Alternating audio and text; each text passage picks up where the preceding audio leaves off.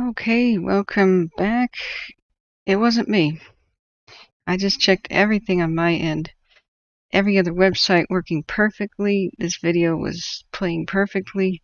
All of a sudden, red connection to YouTube. Please reconnect your streaming software, otherwise your video is about to end. I wish there is a button that would just say, please pause while I fix a technical error, and it didn't kick people, but it ended. I was trying to reconnect. As YouTube was telling me, please reconnect your streaming software. Well, there was nothing wrong with it. So I hit the stop button and start, and it was fine for a second. And then it wasn't. So, whatever. I have a weird feeling this video just isn't meant to be played. I found out that other people are complaining about YouTube. It's been on the fritz all day. That was YouTube that disconnected itself from me. I had no problem on my end. So I'm about frustrated with this. This is the third time we're going to start this video. Well, actually more like the 8th, because it kept starting, stopping, starting, stopping because of Facebook. The connection was an interrupted stream. It's just somebody's, I think it was just a cell phone signal, because they've had, I guess, no Wi-Fi in this school. I don't understand it. So we tried to watch this 8 times earlier. 9th time I just started. This will be the 10th time restarting this. So very sorry if YouTube interrupts the stream again.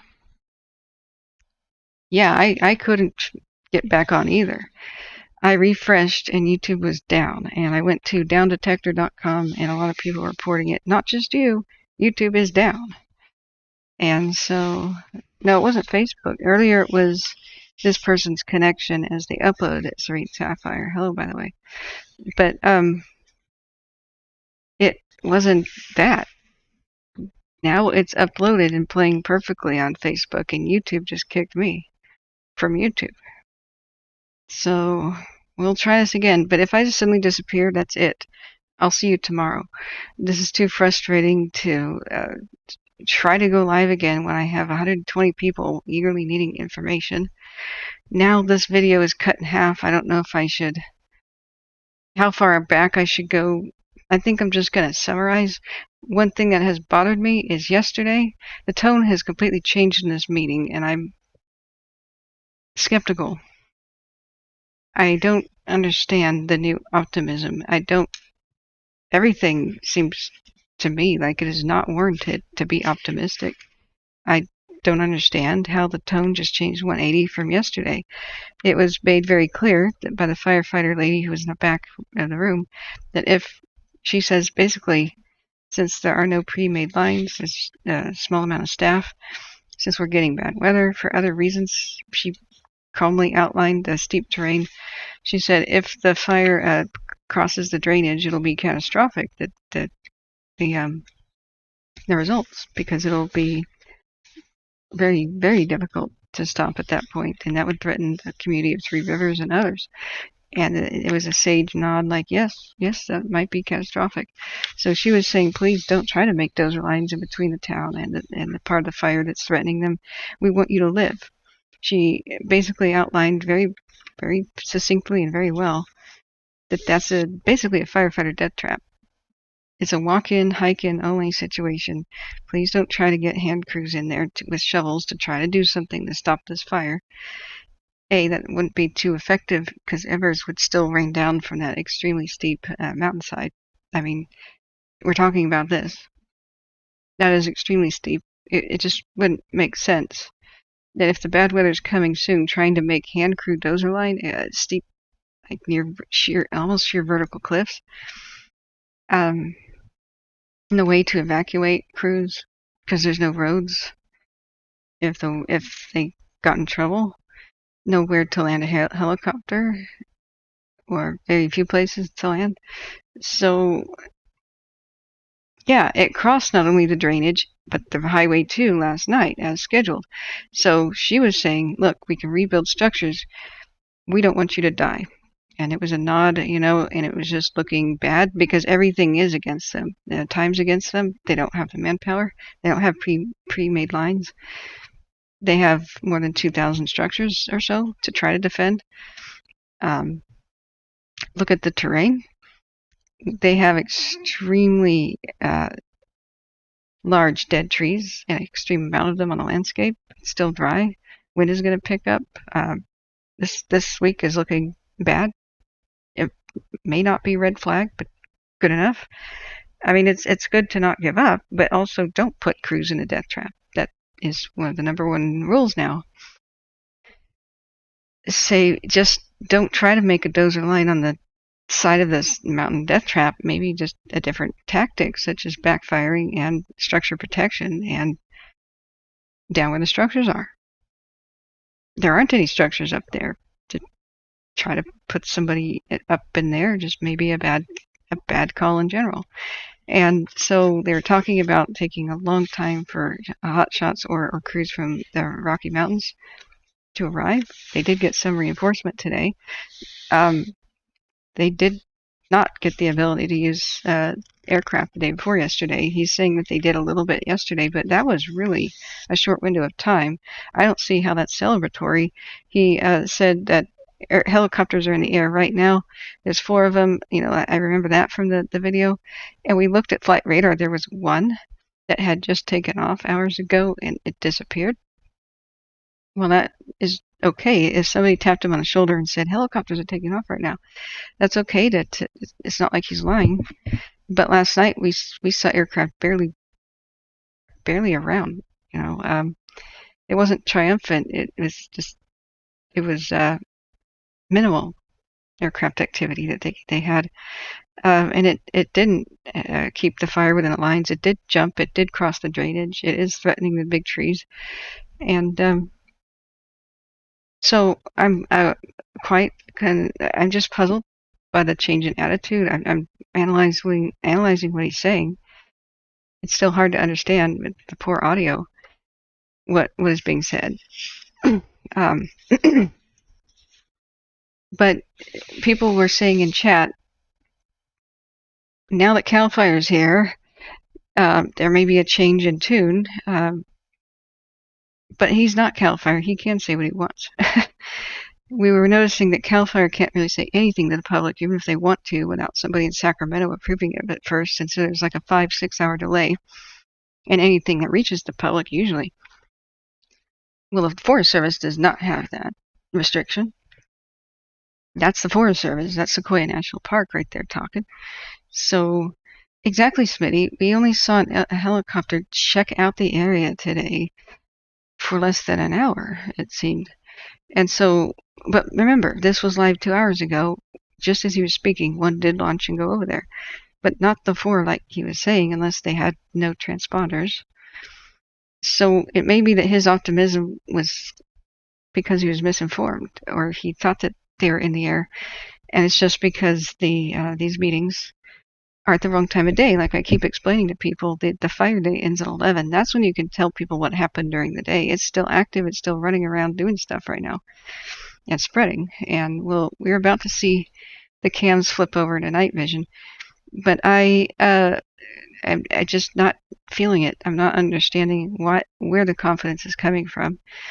There's some good news. He was saying that the communities to the west, like Three Rivers, have some things in their favor, such as the California buckeye, or whatever the colloquial term was for a native plant that is fire resistant. Okay, that's a plus, but it's still bone dry. The fact that usually the winds blow towards the community at night when fires are less active, but we've seen them extremely active at night, like just frighteningly active, unusually active. So that's not a consolation. They're backing towards the community, which means that it's going downhill or against the wind or both.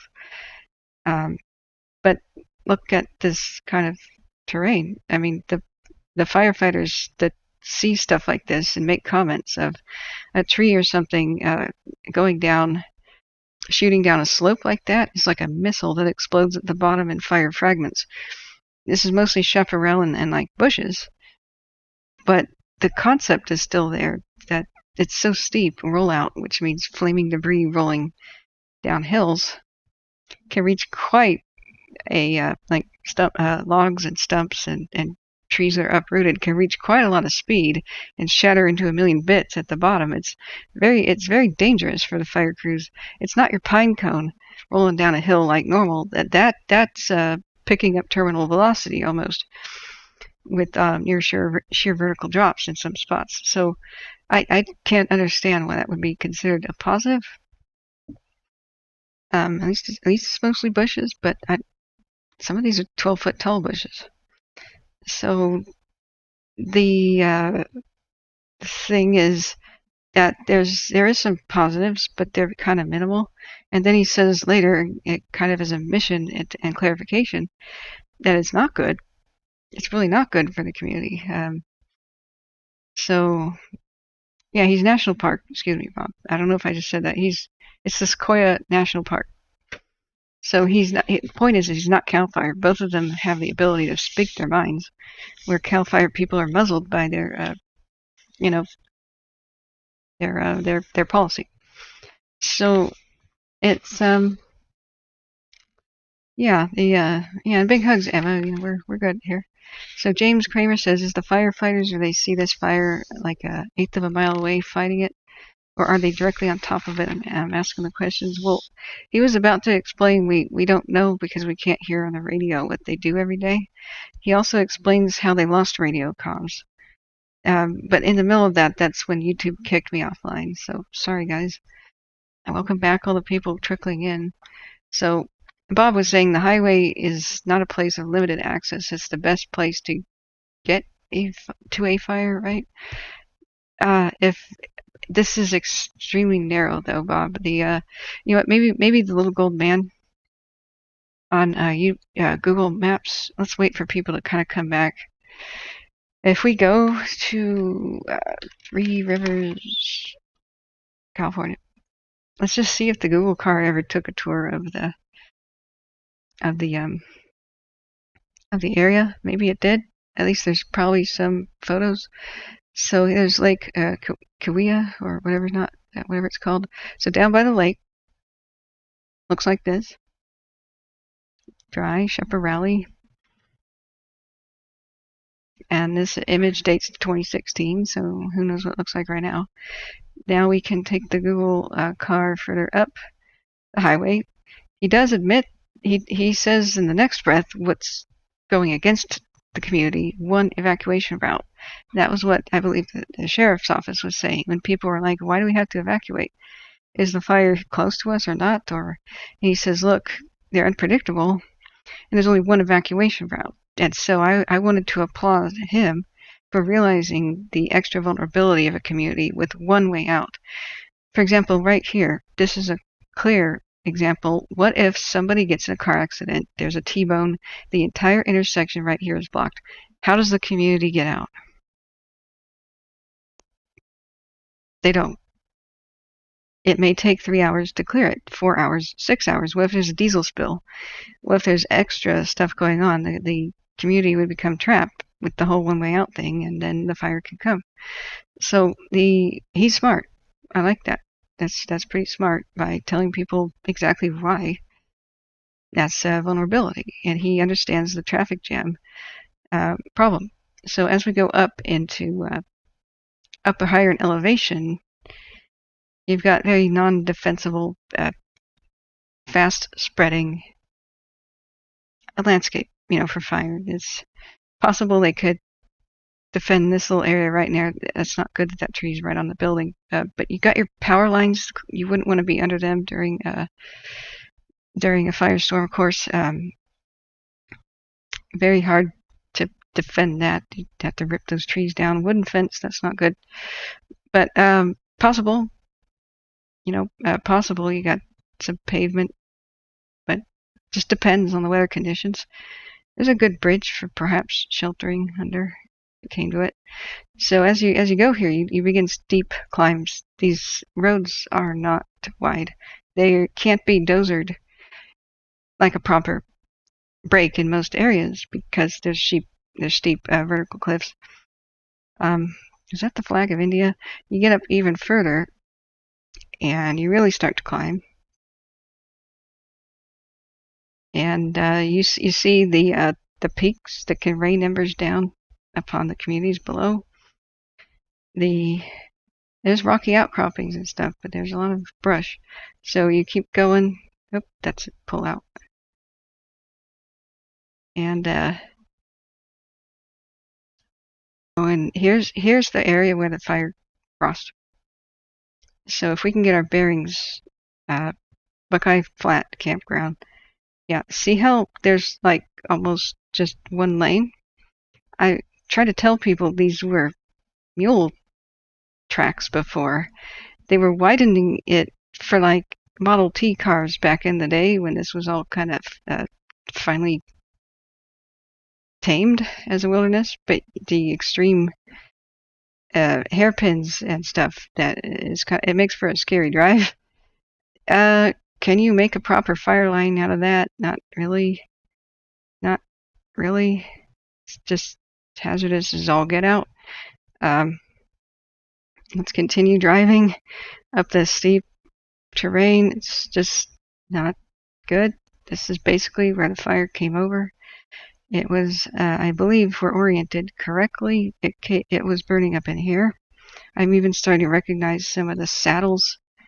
The fire was up here, came down, came up. This all may be ablaze currently as we're speaking, if I'm in the right spot. So, yeah, this is a nightmare. This is a nightmare. New evacuation warning. Just right now.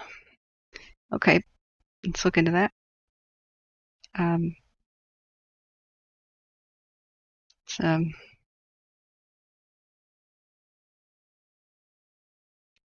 It may not be here. 16 minutes ago. Okay. An evacuation warning, not an order, has been expanded to encompass the rest of Three Rivers from Edison Drive east to Mineral King Road. This includes Cherokee Oaks, North Fork Drive, South Fork Drive, Old Three Rivers Road, and Blossom Drive. Mineral King Road and Highway 198 west of the intersection with Mineral King Road is under an order. Yep, so in the link in the video description is the map if you guys want to know. And so the I don't know what joke was going on here. So yeah, this is the highway. This is it. This is supposed to be the major highway. It's a carriage road. It was for stagecoaches. This is a death trap for crews, frankly, if it got really bad. So this is dry as a bone. So as we continue to, that's in the campground. Maybe I got stuck in a campground. Let's go up where it climbs. All right, we have pavement now. 2 lanes. Still not particularly defensible. How would you get dozers and stuff in this rocky scenario? The terrain is not good for it. Desperate lighting of backfires, perhaps, and running away. They don't have enough crews to safely make that happen. So as you keep climbing the steep switchbacks, you have the occasional turnout. But this is Model T car narrowness. Oops, sorry, I don't know how that happened. It's quite a climb. A lot of people pull over because their engines are overheating. That's a lot of what the turnouts are about. And there's a neat looking peak up there. Anyway, you climb.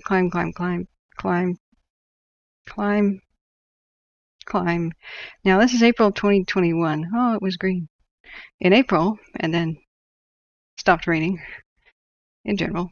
But April is the like 1 or 2 months out of the year California looks green here. I have to tell you that everything by May just is brown and dead looking. That's just discombobulating. Let's just go closer to the top. Remember, this is where the fire climbed already. This is where it already climbed. The fire's up here. It's gone across. So everywhere we are is already ablaze. It's not something they could do to prep it for fire. It's already on fire. So here's your park entrance higher on the steeper elevation. Oh, this is a trail. Oh dear. This is 2013, but you can bet that not much of this was ever thinned. So you got your, see what I mean? Old growth. Those baby trees don't survive. That looked like it was on fire, probably struck by lightning. Yikes. Baby trees don't survive. There's no point in letting them live unless a bigger tree above it is cut down or falls over. It doesn't have the light to survive. They'll struggle into youth, and then they hit this wall where they now need a lot more light to survive. They're bigger trees, and they don't get it. And there's beetles, drought, and everything else. Their roots don't go deep enough to access the deep water from snowmelt, but the sequoias do. So let's go back, look at what could be on fire right now. This is above the Kings. This is just the general landscape, the general fuels. I don't see how they would make dozer lines. You see what I'm saying? So yeah, let's go to Sequoia Kings Park. Now we know that the fire is here. This is the Colony Peak, so the Colony fire is probably larger than now and getting ever closer, kind of spreading this way. And then the trees are here. Here's the trees. And then climbing this way is the Paradise Fire, which he was explaining is the biggest threat to the community. It's the bigger of the two. But by now, they're probably the same fire. Let's just call it K and P. I hate saying the word Paradise Fire. They should have never, ever named it that. Don't know what they were thinking. Have some respect for the dead, you know. Oh, my God.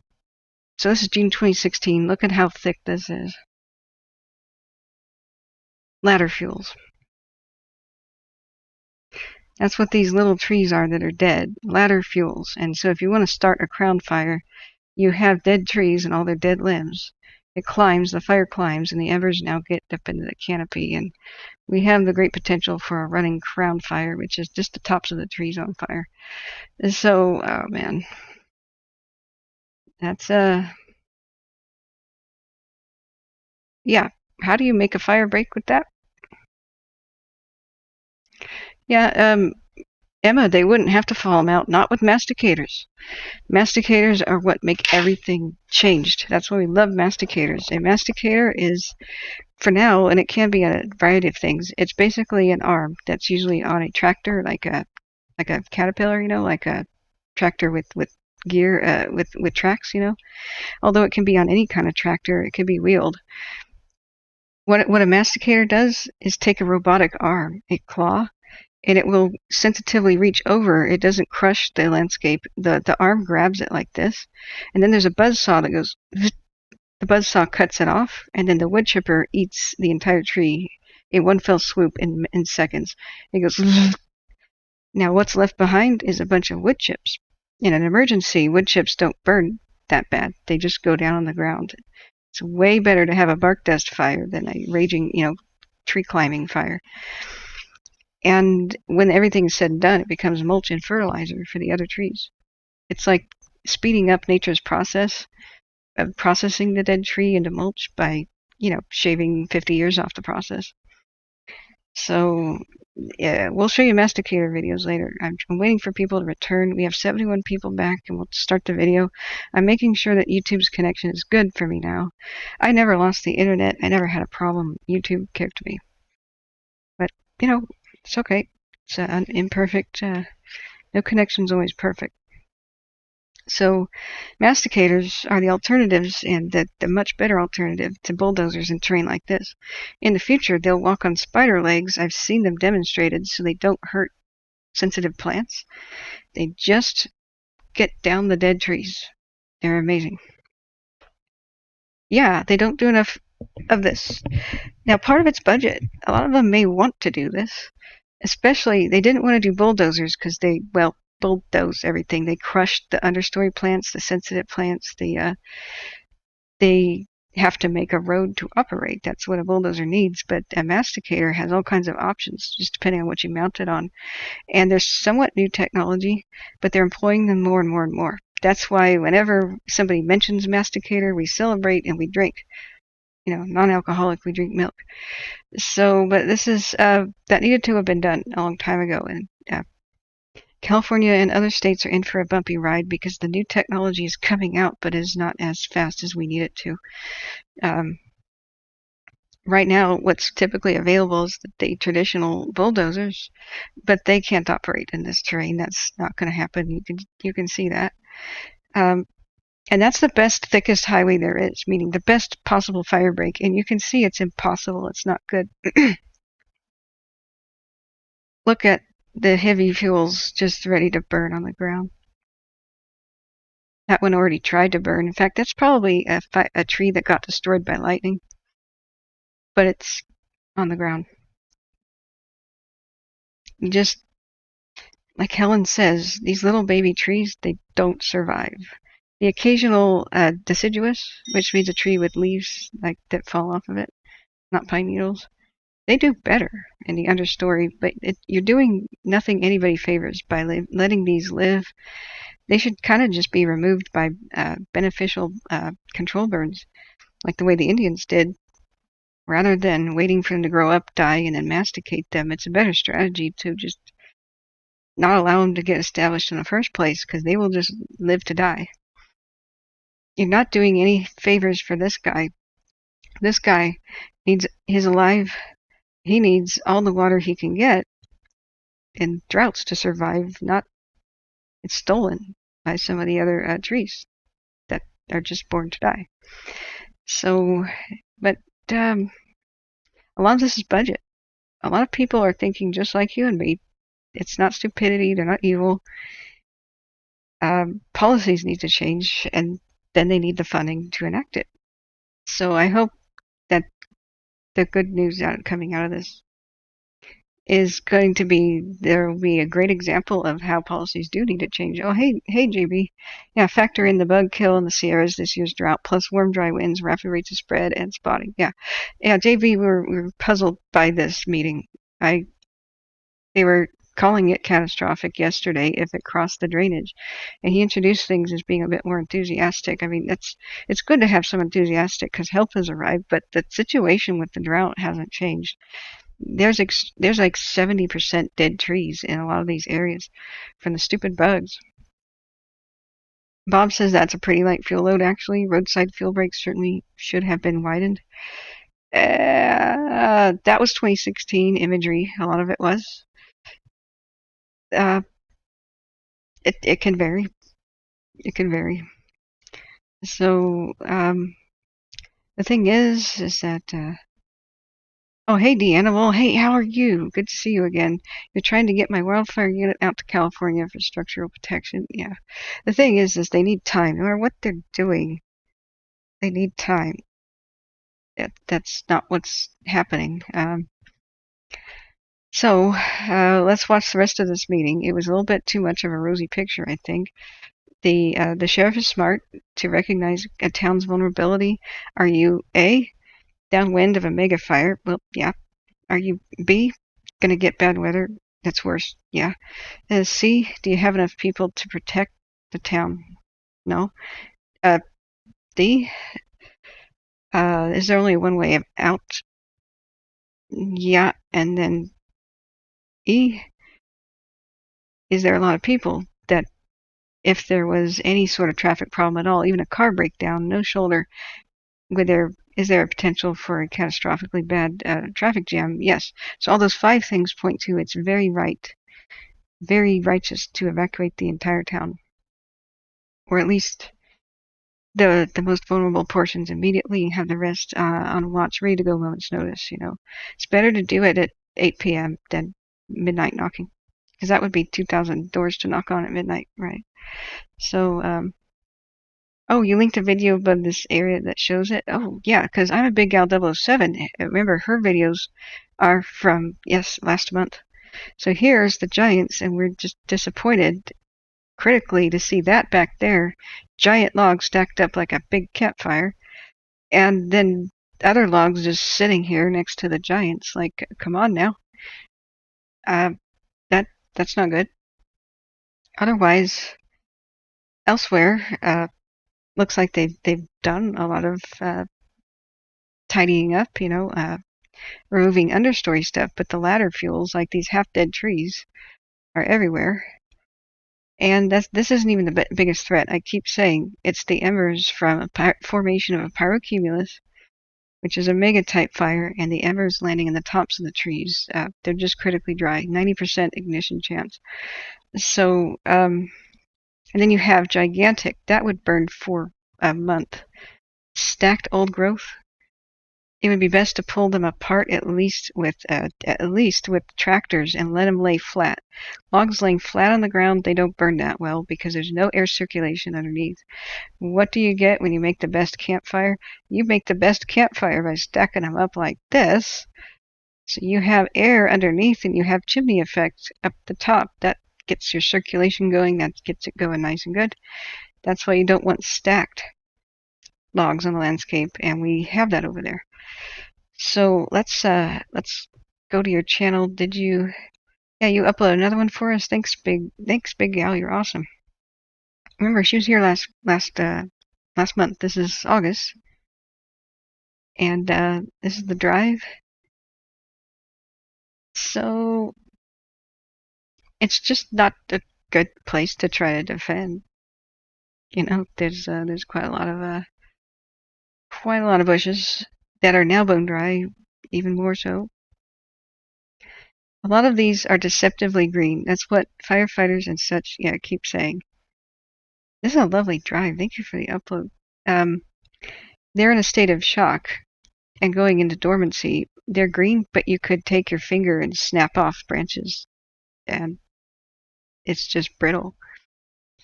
So, man, you've got to enjoy this before the fire. This is why I tell people, no matter how boring your drive is, never delete it, because you may have captured something before a major incident. Look at the snag. Look at that giant snag. That is one of the hazards he just said, that there were snags everywhere. Whoops, I went backwards too far. Let's see here. And Bob, I don't know if you saw the fuel load from earlier. That did look pretty dang intense.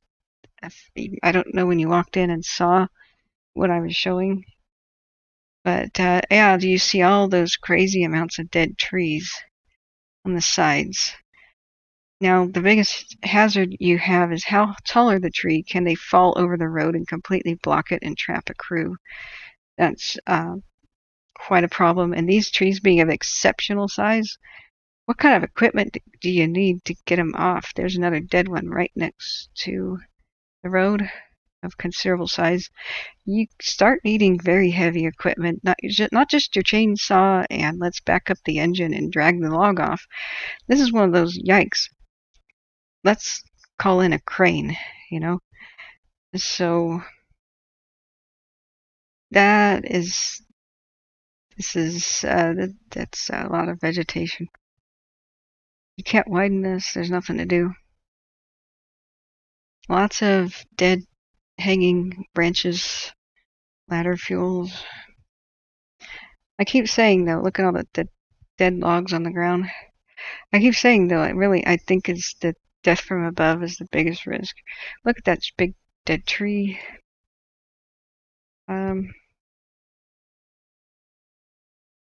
A lot of these trees are in a kind of an advanced state of dying, where they're on life support. They really need rain and moisture and dew really fast, or they're not going to make it. A lot of them are dormant right now. They're skipping all the stages of like going yellow and red and then falling.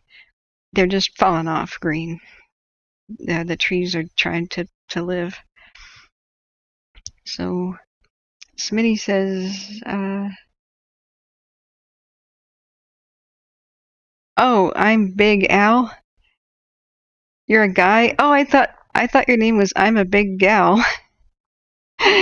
Sorry. I'm sorry. I feel very, very honored. I only screw up the names of the most excellent people. So yeah, thanks for stopping in, JB. We were about to watch. We've been trying 10 times to watch the community meeting on the. I'm about to start it. Some of these sections look much more defensible than others. That's true, but this is just one. There's like one road here. See how it narrows to single lane, and there's really nothing to be done about it. Just rocks, nothing to be done about it. Oh, there's more standing dead trees to the left. Do we continue the drive to a vista? Okay, here's the parking lot where the giants are. I vaguely remember this from childhood, looking out the window going, Daddy! That's huge! That was a good moment. If you're in the state of California, you just have to bring them here at some point. It's just one of the best things in the world. Europeans just marvel at this and they go, what? This stuff just doesn't exist there anymore. The Russians and such have the scraggliest little trees. You would think that Siberia has good trees, and it doesn't. They have scraggliest little thin things. There's just not a long growing season in Russia. They're extremely thin and nothing like this. What is that? The top? Is that just a giant dead tree? What is that black thing? I'm not sure what that is. So, what a treat that you saw this, and thank you for sharing this with us. This is last month. So, this area, a lot of these trees are living on their own water. They're a lot greener than the smaller trees. Remember, the sequoias can store tens of thousands of gallons in their trunks for a rainy day. They can access the really deep sources of water underground. They're doing better, but even they are hurting right now. The mega drought is their kryptonite. Only a couple times in their lives per century are they this vulnerable to fire.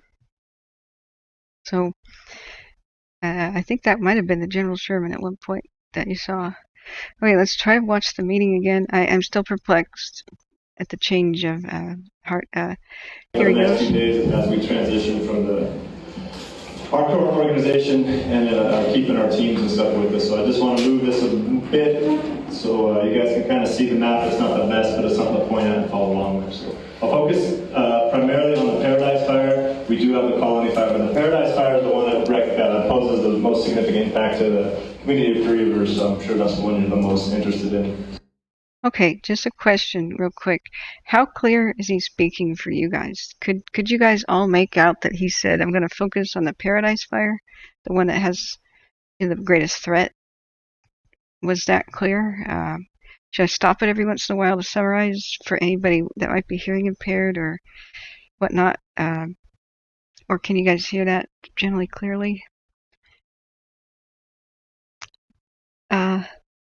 Yeah, Bob, that's funny. So Bob says, I'm really disappointed that he's not a Big Gal intro with James Bond music. That would be cool. I'm so sorry, Big Al. Okay. But I know there's a little bit of stream delay, so this is paused a little bit longer I'm waiting for a response. Is this heard okay in general? I mean, this is terrible audio. Some people pick it up, give her a pass that she's sick. Hey, I'm that goofy. That has nothing to do with me being sick. Let's see. Is he speaking clearly enough? That's my question. How is the audio? Even I'm struggling with it. I have pretty dang good hearing. All right, I'm gonna play it. Let me know if you can type what did he just say. I'll be happy to rewind it. So I'll start last night, yesterday's operations and the last night. So yesterday we had a fair amount of smoke, as you know, kept the fire relatively subdued. Towards the afternoon, the smoke lifted. We were able to get aircraft up. We flew all of our helicopters and fixed wing retardant in efforts to keep the progression out of the park, the western progression of the fire checked up. The smoke settled in.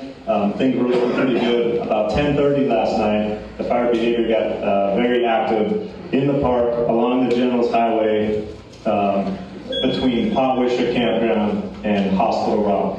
It came down to the east, the Middle Fork, spotted across the Middle Fork, ran up, and then spotted over the General's Highway. So at that time, we had fire on both sides of the highway between, again, Potwisha and Hospital Rock. That fire was burning uphill pretty aggressively at night. Typically, you would assume that the fire will slow down at night, and it wasn't. That's just an indicator of how dry the fuels are, and remarkably light winds on it. So typically, fires are going to move around at night with the winds on it, and there weren't a lot of winds on it. The fire was also very active underneath the Milk Ranch and the Milk Ranch repeater. There's a drainage that doesn't have a name. We just call it no-name drainage. It had a fair amount of fire in there, and it ran up that through most of the night and flanking to the west. Fire settled down a little bit this morning, and then we recognized early on the severity of the situation. At about 8 o'clock, 8:30, the fire had hit Milk Ranch repeater and knocked out our communication system within the park. So our primary command channel is the one we're using to talk on the command to the firefighters across the park was knocked out. So that's a significant event.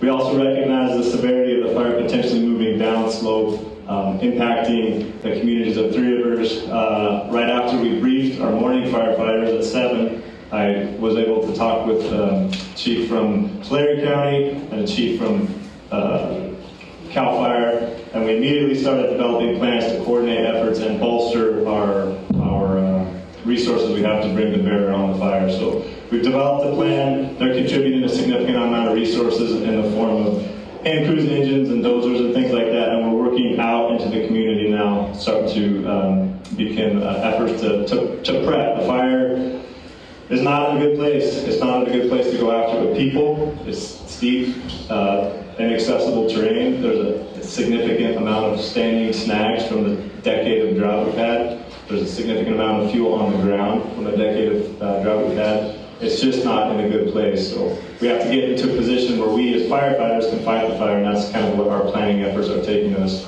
Currently, the fire is on Milk Ranch. It's spilled over the top of Paradise Ridge a little bit, the ridge that separates the Middle Fork from the East Fork.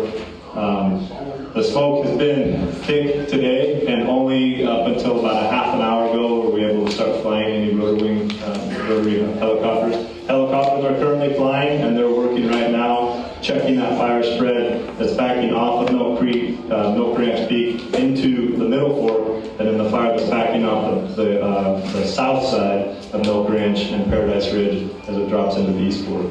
So that's kind of what's going on right now. We're fully engaged in working on the structures as they work down through Ash Mountain and into Hammond. As a function of the fire behavior that we saw today, where it was spreading and where it had the potential to go, we initiated with Tulare County Fire Department and Tulare County Sheriff's Office. We pushed our evacuation orders down. So if you remember from the meeting the other night, we had it at Oak Grove Ridge.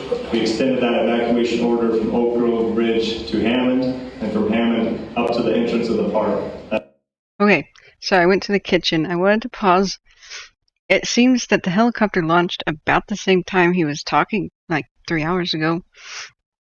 A helicopter launched. He was mentioning earlier that like 4 were working the area, and we could see the transponder of only 1.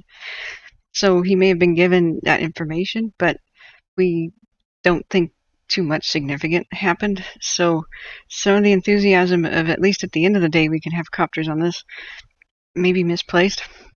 But he did lay it out pretty straight here about the dangers and how, even though last night's barely had any wind, it was active. It broke free of the retardant cage. It did cross the drainage, which is very bad. It did climb the hill. It is going towards the Giants, and it is probably merged with the colony already. And that there's all kinds of bad news. There's it's bad. We can trust him when he says there's a lot of dead trees in the landscape, a lot of heavy fuels, a lot of dry stuff, a lot of dead stuff. Because remember, we can only see from the road, where they have air attack and they have the satellite images that are new. They have the ability to get up there on peaks and look in any direction, and they're walking the land. So, I mean, they know their territory. We just see stuff from the road. So if he says that it's challenging and bad fuels, we just have to trust them. They're straight from the source's mouth, as we would say. So he's talking about the challenges and said that even though there's barely any wind, the fire broke free and ran around. So just imagine what will happen when there is a lot of wind. He also said fires don't usually burn actively through the night, but it did. And we've been seeing that since day one. So these are sobering remarks and very factual. I totally respect this part. That has been put into a mandatory evacuation. The rest of Three Rivers remains in the warning from the previous nights. So we've extended that, anticipating that the fire is going to at some point either impact those areas or firefighters are going to need to get into those areas to do work to work towards suppression of the fire.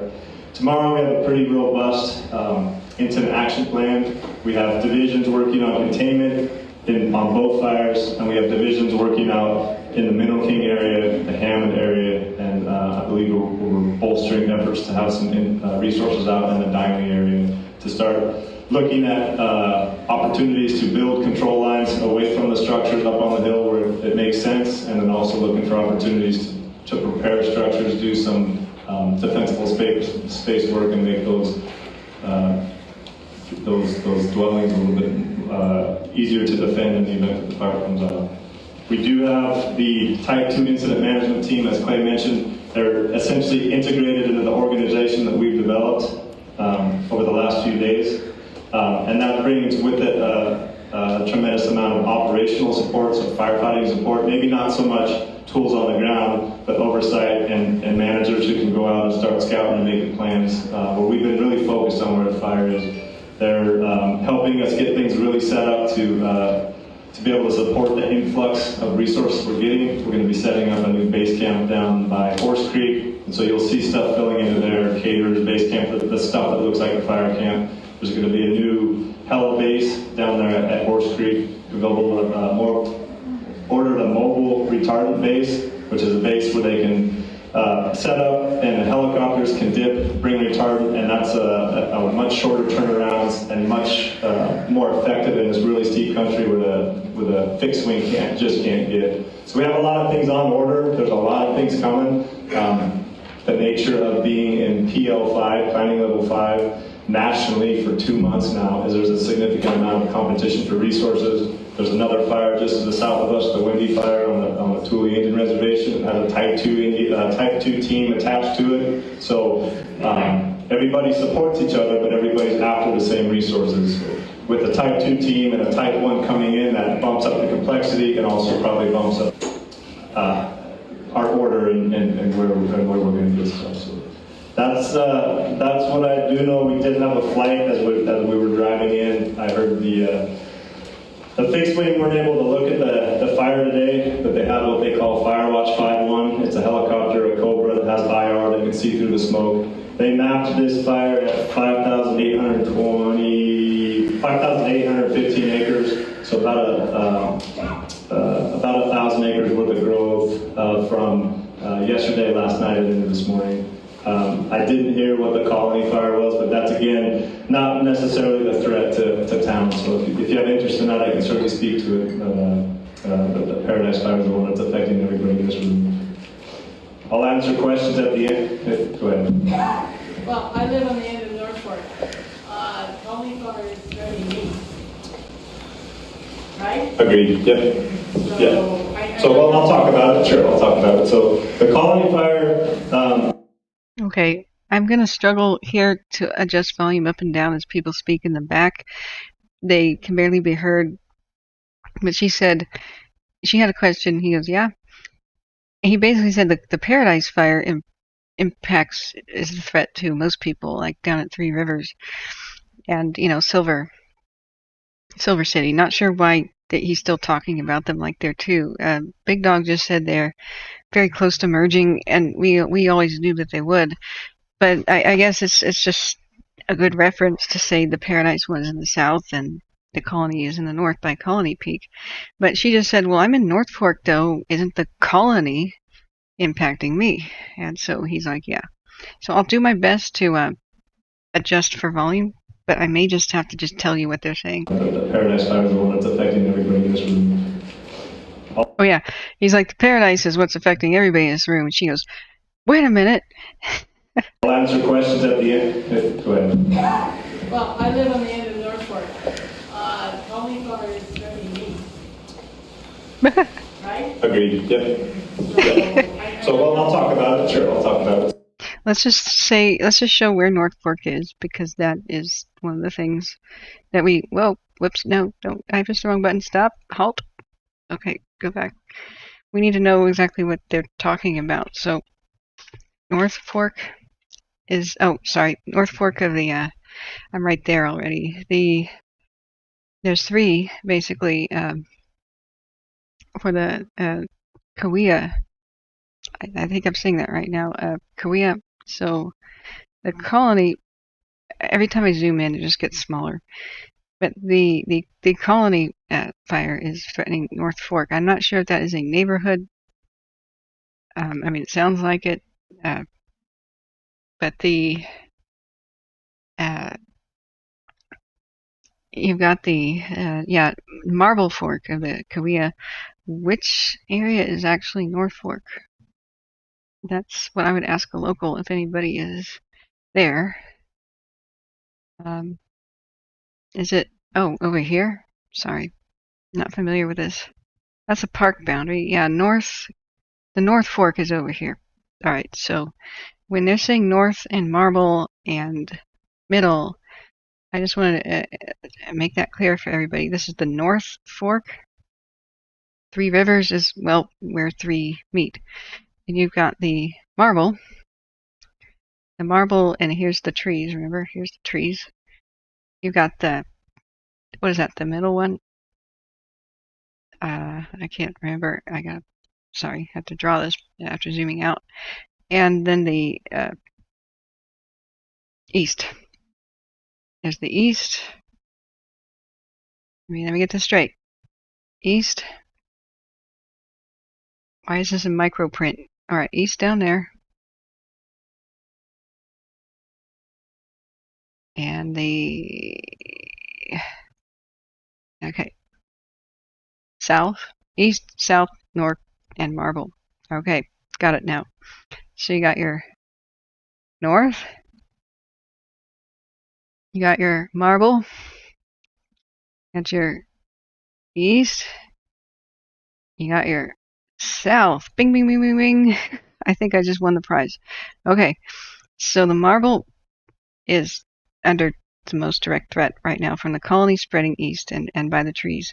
And it's already crossed, the Paradise sitting here is already crossed north, across the East Fork right there. So colony is crossing the Marble. Remember, that's 3 hours old. It probably did. Either that or they're trying to make it not do that. But look at the steepness of the terrain. I don't see how they could keep it from doing so. The highway might be their best line of defense, and yet it's threatened by the fire going up that way. So if we turn on our heat detection, our current heat detection, because it's still actively going right now. We got to check this a lot. Cams may have just switched into black and white. That's the situation.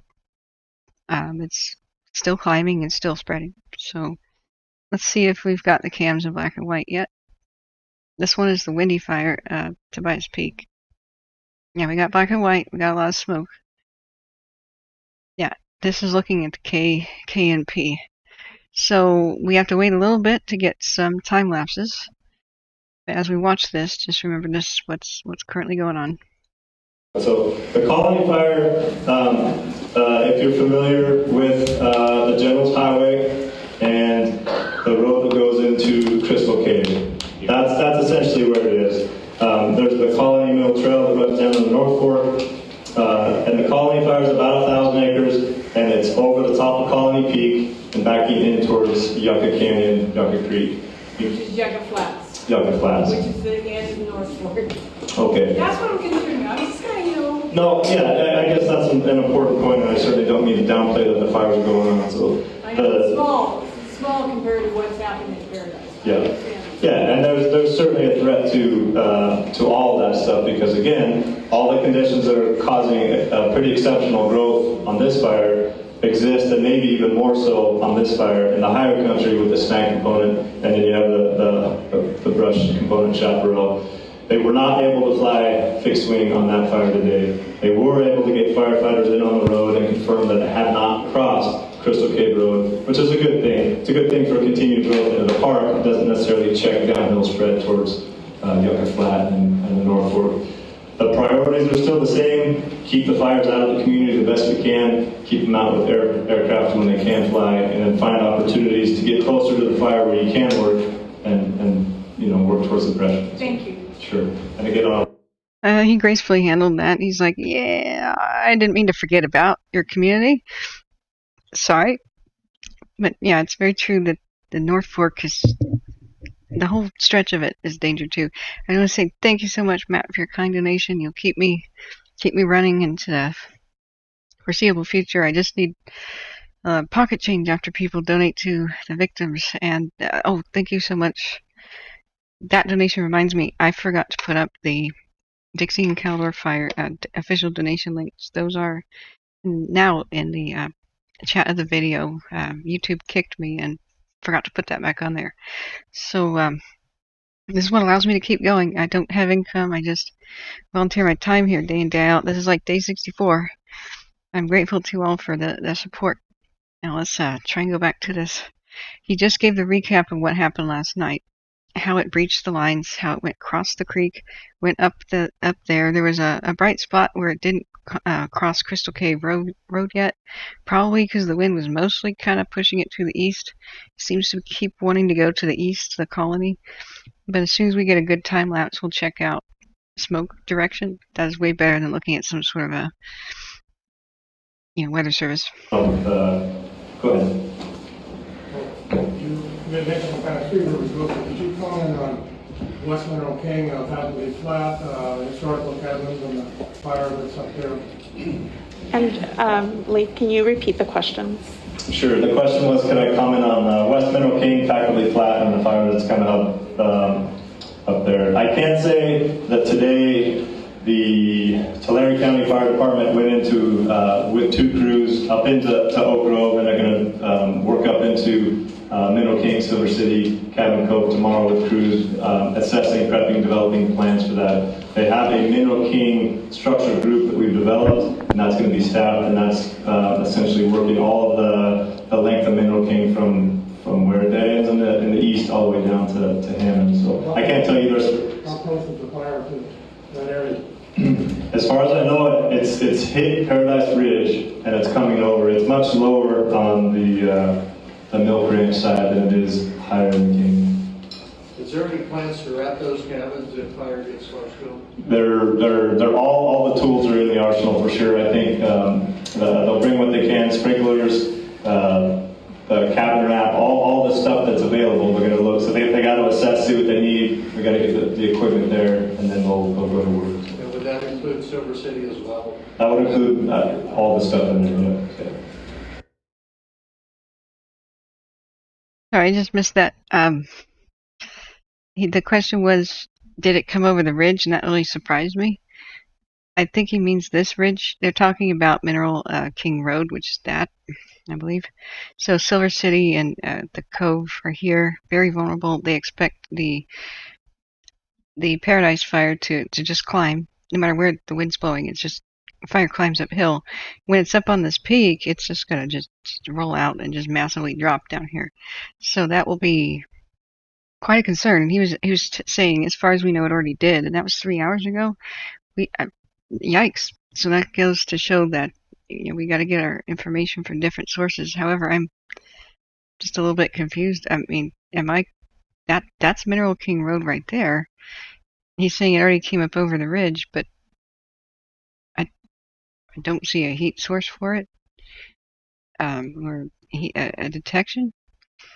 Maybe he was referring to this portion here, but I want to rewind to make sure I know what does he gesture at the map? Let's see. To Oak Grove, and they're going to work up into Minnow King, Silver City, Cabin Cove tomorrow with crews assessing, prepping, developing plans for that. They have a Minnow King structure group that we've developed, and that's going to be staffed, and that's essentially working all of the length of Minnow King from where it ends in the east all the way down to Hammond. So he's first saying we're not there yet, but we developed a structure protection group, which is cool. Those are really historical areas and would be awesome to save Silver City and everything on Mineral King. It's a lot of history and a big tourist draw for the economic importance of the region. But he's saying they'll do that tomorrow. And I think the guy's question is like, but how close is the fire to it already? I can't tell you there's... How close is the fire to that Hey, he says, how close is the fire to it already? area?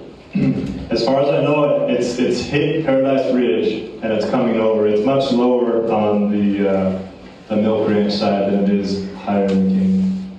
Is there any plans? It hit Paradise Ridge and it's coming over. So this must be the ridge. Let's go into the Forest Service map. Yeah, it says Paradise Ridge underneath it. So that's different than the peak. So he's correct right there. It's on Paradise Ridge, and once it gets on a ridge, I mean, all you would take is some wind. They love to run around on ridge tops. Then it would reach this one. That's the one that would be critically Conifer Ridge. That's the one towering right above Cable Cove and Silver City. And then all the mining history and whatnot, and trails and history. And so that's one heck of a steep thing. I wanted to figure out just how defensible is that. Does Google car, has it been there? I doubt it. I was hoping so. Yeah, it goes to the entrance station and it stops. So we don't have a Google car image. I was hoping we would see that. Just that looks monumentally like one heck of a steep situation there. See that? So the Mineral King all the way to Silver City is like that, and must have been some intrepid miners that built that road. That must be one heck of an experience. And the Google car was not brave enough to do it, it looks like. So let's just go back to the meeting and We're at those cabins if fire gets large go. They're all the tools are in the arsenal for sure. I think they'll bring what they can, sprinklers, the cabin wrap, all the stuff that's available. We're going to look. So they got to assess, see what they need. We got to get the equipment there, and then they'll go to work. And would that include Silver City as well? That would include all the stuff in there. Yeah. Thank you, Lee. Chief, Tulare County Fire, would like to speak, or anyone from the county?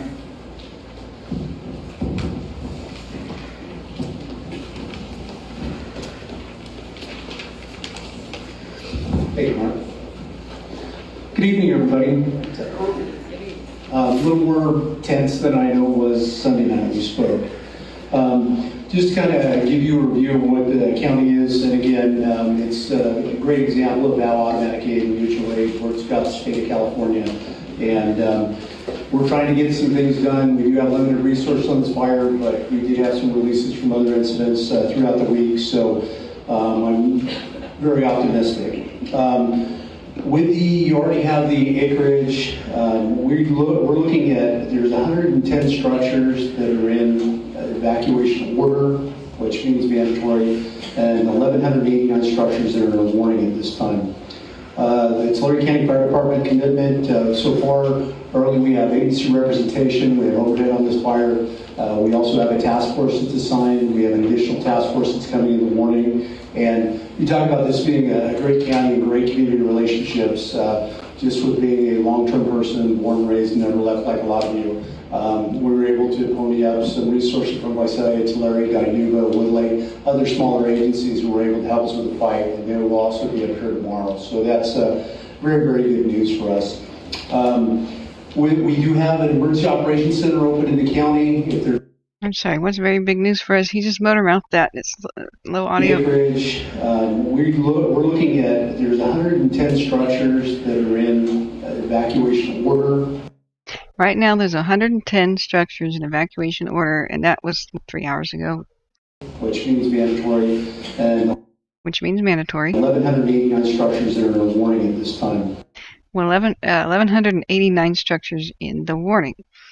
So, The Tulare County Fire Department commitment, so far, early we have agency representation, we have overhead on this fire. We also have a task force that's assigned, we have an additional task force that's coming in the morning. And you talk about this being a great county and great community relationships, just with being a long-term person, born and raised, never left like a lot of you. We were able to pony up some resources from Visalia, Tulare, Guyuga, Woodlake, other. okay. He's talking about because they're a tight-knit community and a good functional county, they reached out to help from other nearby towns, and they're sending aid. And so they're really happy about that. Visalia and other places. So that's good. They arrive tomorrow, and so is the task force and the cavalry. Other smaller agencies who were able to help us with the fight, and they will also be up here tomorrow. So that's very, very good news for us. We do have an emergency operations center open in the county. If there's any issues, please call 211. I understand we had some issues with Alert TC. They weren't sent out to North Fork. Wow, yeah, this is what we're talking about. He says, call 211 if you have any questions or concerns, which is great that they have a hotline for that. He says, we understand that there were some problems with TC alerts, which was, they were not sent to the people of North Fork. So the evacuation info failed to alert people at North Fork that only some of the population was alerted with their emergency alert system. And we see that time and time again here. That's part of the reason why it's a good idea to evacuate before you're told. Don't count on these systems working. They failed. Reverse 911 and such failed at the Caldor, failed at the east side of the Dixie, failed at Paradise. They're hit and miss. If there's issues, by all means, talk to me afterwards. I remember I got a nasty email from you. Thank you. I think he just made a joke about how she keeps piping up saying, what about North Fork? But that's okay. I mean, and I want to hear that. What's it for me? It's early. But yeah, talk to me after, we'll get it squared away. It's in the stage of technology, by all means, we'll get you taken care of. And we also have the hotline, 565-3704. We'll put maps and sandwich boards, daily change at Station 14 and 3 Rivers. So, yes. Just so you know, it's not just North Fork. There's a bunch of people up here not getting alerts. That's why I'm here tonight. So Okay. do we all need to come talk to you, or can we just tell all alerts and stuff? Okay, anybody have a problem with Alert DC, raise your hand.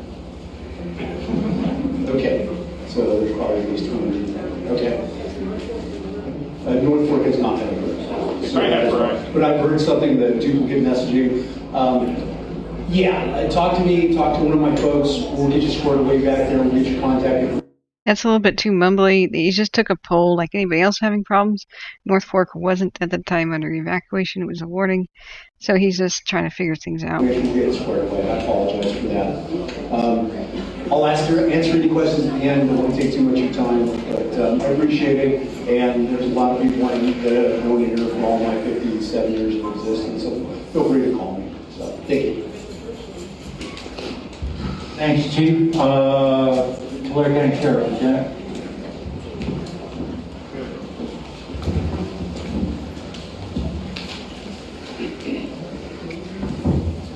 Good evening, everyone. My name is Lieutenant Gary Marks with the Tulare County Sheriff's Office. As pretty much everyone in here knows, Sheriff Woodrow ordered evacuations to Silver City and Cabin Cove as of yesterday. Based on information we received from Park Services and Tulare County Fire, we had to issue additional evacuation notices. There have been some confusion as far as where the evacuation line is. And today I hope I can clear a lot of that up. Okay, he was talking about the link, which is in the description of this video, that says, K&P complex evacuation map. It's right in the description of the video near the top. And that's pretty cool. They put out to the community. It's It's the link that has almost everything you need to know about if you're down with this fire or near it. And that's really cool that they put that out there. Basically, long story short, what the evacuation line is going to be is Highway 198 all the way from the park down to Mineral King on both sides. Remember, this is 3 hours ago.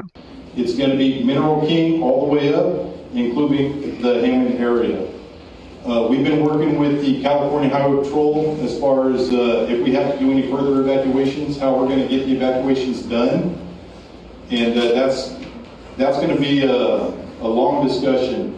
As of now, we haven't identified any additional management points. Those are going to be done tomorrow morning and throughout tonight. So what I want to make sure everyone logs on now is the website so you can actually see the live map.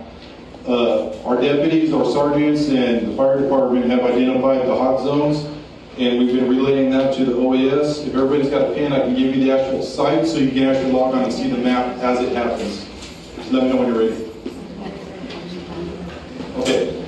All right. It's going to be tulare.ca.gov and then / emergencies. Say that again. No problem. It's tularecounty.ca.gov / emergencies. This way you can actually see the map as it's happening. We've also added that link to our Sheriff's Facebook account. So if you want to, you can log on to that and just click on it and it'll take you right to the map. Yes, sir. Trigger point for this building. At what point would you close this building down? Can you repeat the question? Okay, the question was at what point are we going to close this building down? It was said earlier the word crystal ball. I wish I could say when we're going to close that down. It's really the fire's going to dictate what's going to happen there, and we're working with close proximity with Tulare County Fire and Park Services to identify what management points we're going to add now.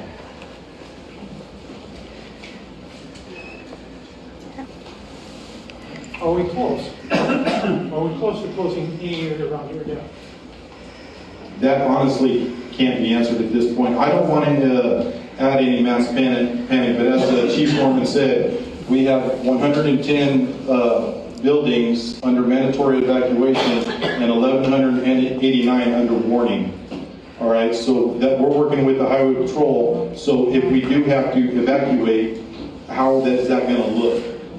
And the way I was trying to describe that to someone earlier, this is a beautiful community, but it's only got one way in and one way out. That's Highway 198. Would it be similar to last year? The fire is really going to dictate that.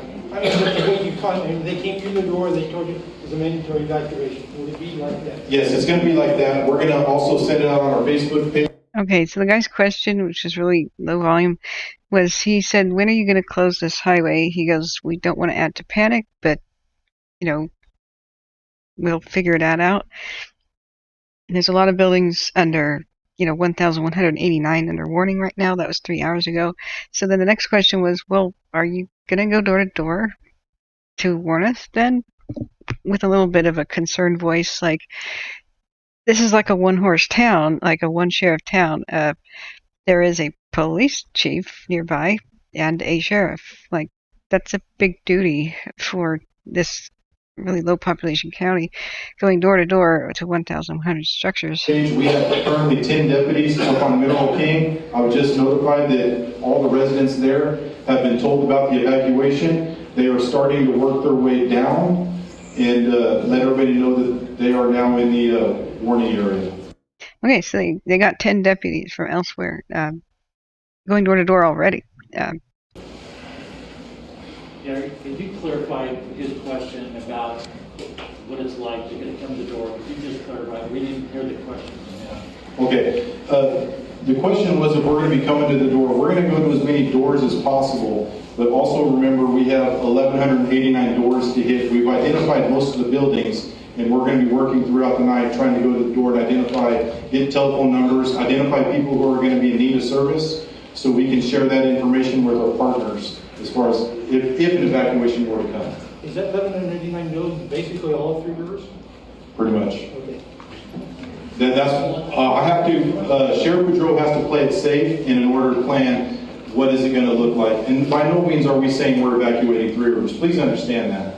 What we're saying is we have all these buildings that we have to look at and identify how we're going to get to and how to get notification to the entire community. Because we're here just to protect everybody's life. That's what we're at right now. We have a question. If someone's out of town and they go into evacuation order, how much time will they have to access their house? That's a pretty good question, and I wish I could tell them. It's really going to depend on where the fire is. We're trying to stay ahead of the fire. That way we can get everybody out here safely if need be, if that were to happen.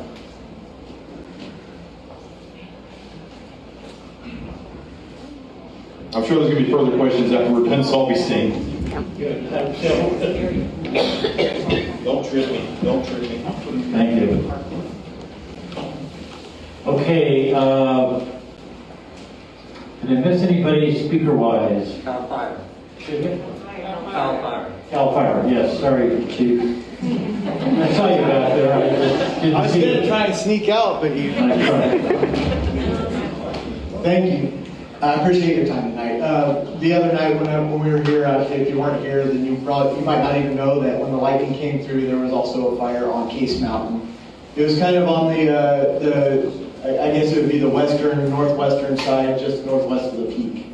And we were running around up there all night trying to figure out where it was, and finally got to it on Friday morning. And we poured all of our resources onto it and brought some additional from out of town.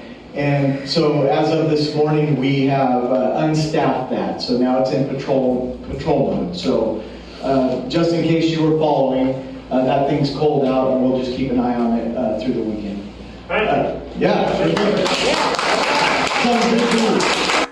I'm sorry, what did he just say? I was typing. Sorry. And we were through, there was also a fire on Case Mountain. It was kind of on I guess it would be the northwestern. Sorry. Then you might not even know that when the lightning came through, there was also a fire on Case Mountain. It was kind of on I guess it would be the northwestern side, just northwest of the peak. And we were running around up there all night trying to figure out where it was, and finally got to it on Friday morning. And we poured all of our resources onto it and brought some additional from out of town. And so as of this morning, we have unstaffed that. So now it's in patrol mode. So just in case you were following, that thing's cold out, and we'll just keep an eye on it through the weekend.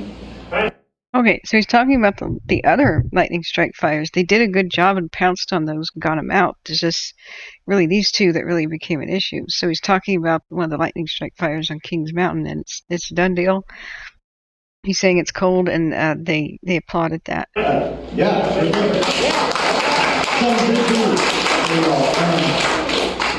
message I gave the other night, and I'll give it again tonight, is that whenever we have any little initial attack fire, anybody calls 911 for any bit of smoke anywhere in the Clear River drainage down here in the community of Three Rivers, the park is responding, the county fire department is responding, and Cal Fire is responding. And so this is no different than that. We're all in this together. We're doing the same thing, whether it's on their side of the line or our side of the line or a structure fire that the county is responsible for. We're here. We're going to stay here until the end. I think that you might, it's important to know that it's probably going to get a little worse before it gets better. But what you have going for you is that as the fire comes down, it's coming into more favorable fuels. It's having to go against the slope, so it's coming down slope as opposed to having the convection of running up. It's coming into the grass and oak woodland and the buckeye, and buckeye doesn't like to burn, in case you don't know. So you have that going for you. That fire is going to end up coming against the wind, against the slope, into more favorable conditions down here, and we're going to be here to meet it. We're not going anywhere. We're currently looking at dozer lines off of Case Mountain down so we can protect South Fork. We're going to be looking at Shepherd Peak Fire Control Road to connect kind of from 198 across to North Fork. Yeah. And then we just got to figure out the pinch point off of Mill Branch, where the two forks come together. And so that's where we're at. We have a bunch of bulldozers coming, and nobody mentioned BLM tonight, but BLM has been very receptive to our ideas. They're cooperating. They're allowing us to put bulldozers through their land, which usually that's not an option. And so they recognize the need to protect the community, and they're allowing us to do so. And the park is also very receptive to us being able to put some bulldozer lines through. So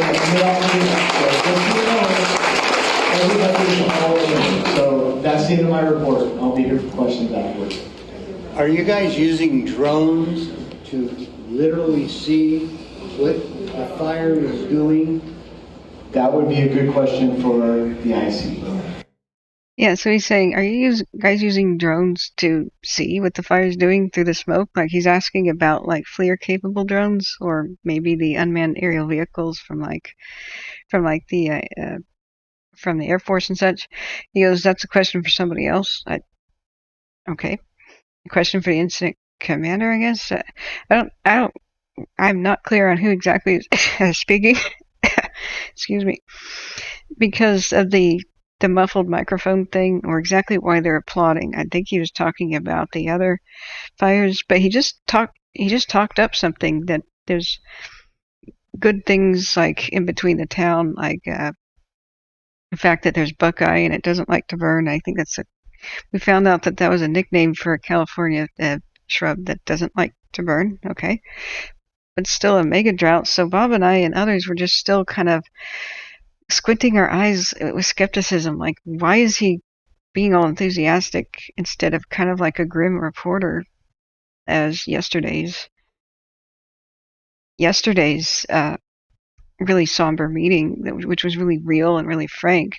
I think they should be telling the public that they're in danger. This is not a good situation. The fire is now spreading around, and it's critically dry fuels. Bad weather's coming. It's just like the tamarack. It was somewhat of a non-issue, somewhat small, somewhat staying somewhere, caused by lightning. And then when the wind hit it, it exploded. And nobody thought the tamarack would be a big city-swallowing disaster that would go all the way to Nevada. There's a whole lot of flack about how they let it go too long and failed to underestimate its power once wind hit it. I mean, it was really making hard pushes. It was really difficult to protect communities, and many of them were not protected, and it got out of control and went to Nevada. So I don't understand the whole let's tell the public everything's not everything is great, but I think there should be a somber mood. We're just, maybe if I understood what they're saying more, if they're talking about conquering the other little fires and about what good news is for everybody. I mean, that is good news, but I don't get it. No, wind's not going to show up all of a sudden. If you read InsaWeb, it's just dire. I read it word for word. The InsaWeb, which is the official incident information system. Here's what alarms me, and I'm going to refresh it. So let's make sure that this is completely refreshed, completely fresh information. So let me go right here to the KNP. Nothing is really that good to report. They still tonight only have 130 people on the fire. It just changed to 300 that rolled out earlier this evening, but they just arrived. They are getting briefed, oriented, and sleeping, and tomorrow they'll do something. They've only had 130 people on this fire, which is barely enough to have a day and night shift. The size is now 5,861 acres. It's really been actively burning out through the night, and that's with almost no wind.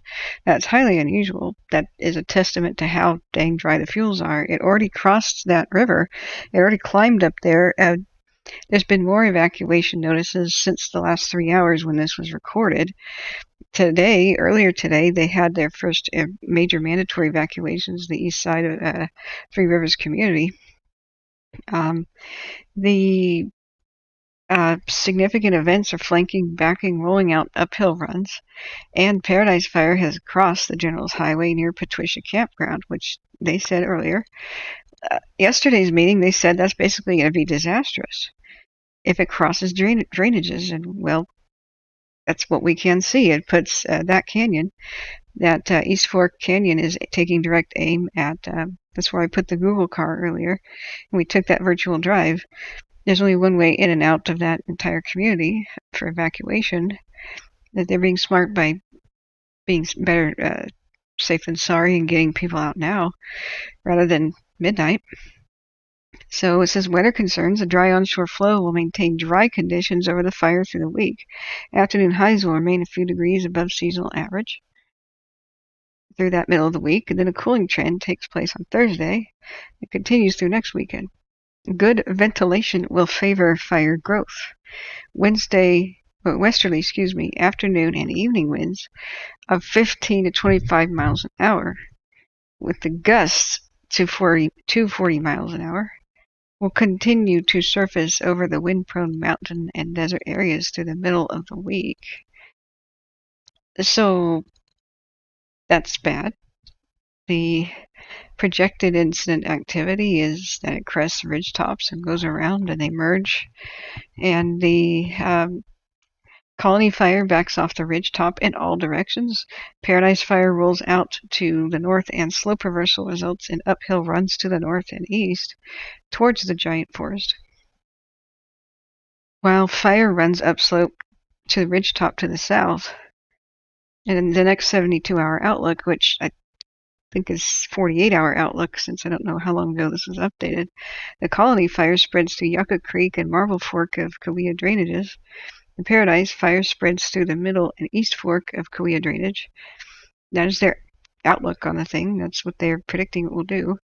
Anticipated after the next 72 hours is more and more spread through Yucca Creek and Marble Fork drainages, and Paradise spreading through the middle and east fork Cahuilla drainages. East Fork is over that ridge, and just not good. So let's look and see if we've got a time lapse or two to look at.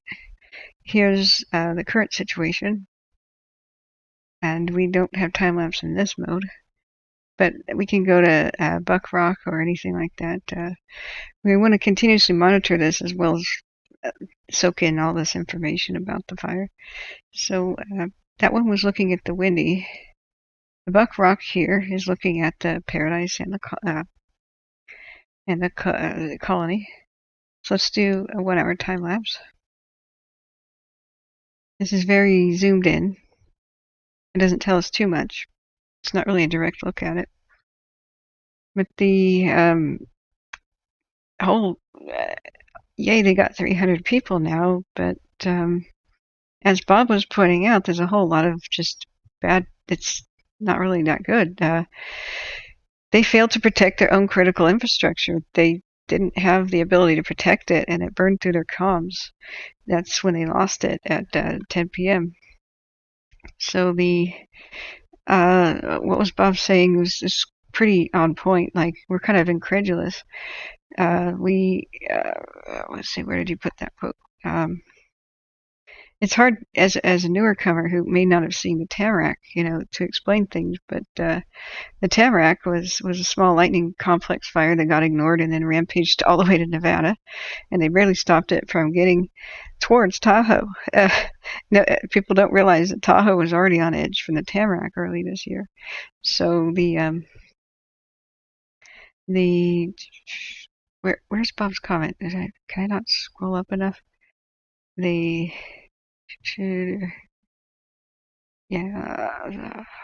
Sorry guys, just give me a moment. Yeah, here it is. So we are 3 days into this. Actually, it started on the 9th.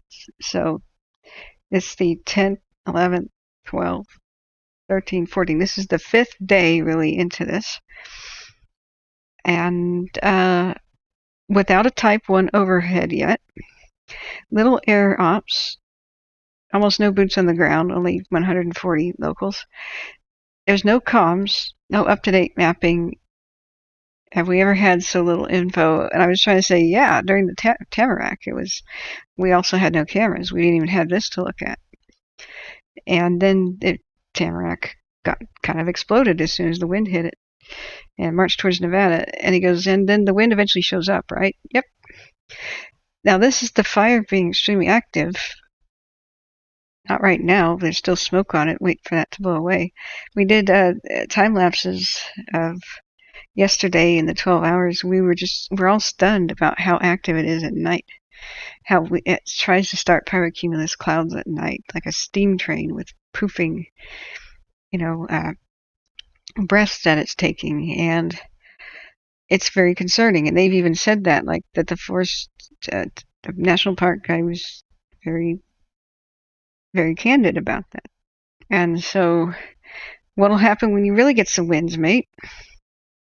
So here's just the last activity visible from Colville, which is pretty far away. It's got a smoke blanket on right now.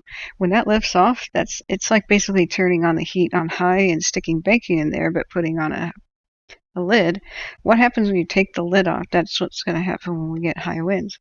And so it's a race against time to do their lines and drop a lot of retardant to do their prep. Mostly, I think they just are going to protect structures. I don't know what else they're going to be able to do, and just hope that the fire kind of goes past those areas, and they'll probably just be helpless as it goes into the middle of the forest, and winter will stop the fire. I have no idea how they might contain this. It'll be the weather that has the deciding factor. The thing is that winter comes sooner in the mountains. There's not that much of a autumn to speak of. So let's see if the other cams can show us a time lapse right now. Visible from this Fresno cam, but that's very far away. Blue Ridge 1 maybe. There's a lot of smoke still, but we'll continue to look at it. The smoke is the only thing really dampening the effects. Night is kind of cold too. But the windy is Tobias Peak, and that's further south, and that was looking explosively volcanic even at 6 in the morning. That is what really concerned us, and that's down by the Tule Indian Reservation. It's the same kind of weather. Yeah, they've had some good success mapping, but for 2 days they were unable to map it, and that's why it seemed to double in size. Well, they flew over it at night and during the day, and they failed twice on mapping missions. So they reported some triumph today because they had a Black Hawk running around doing it, which had the special thing. And so the guy's last question was, "Do you have drones that can do that?" And he goes, "That's a good question for somebody else." So let's continue. And before Lee gets going, we're going to go into a question break. Larry McCarty, anything from you tonight? Thank you. Yeah, I want to thank Nancy Brunson, too, for her coordination on this center. You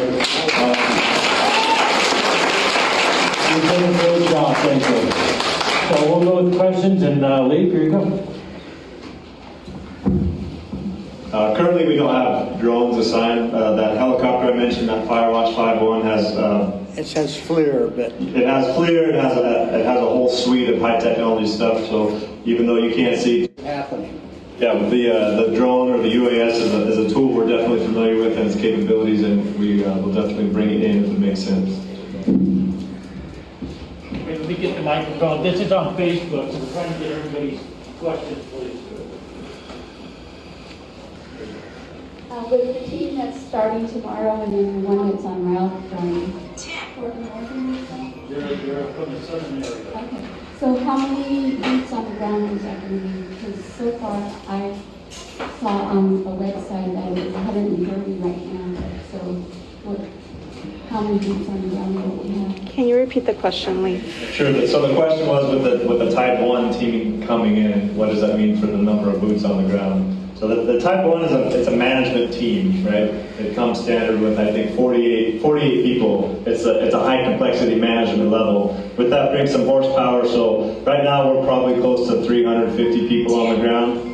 With the orders we have placed for more resources, with the stuff that CAL FIRE has, with the stuff that Tulare County is bringing into the table, we're probably looking at 400 to 450 people probably on the line tomorrow. When we talk about complexity, it's not just how complex the fire is, it's the number of people that are there. And the organization that we currently have, the Type 3 organization, the one that I'm running, we don't have the capacity to support 500 people with meals and showers and all those things. So that's what another thing that a Type 1 team brings to bear is they bring the capacity to support the organization. So that's an important thing. I hope I answered your question. This is probably for CalFire. Do you know if they have alerted the South Fork yet? Just a warning? Cherokee. Yeah, I know, Cherokee is on one end. South Fork is also.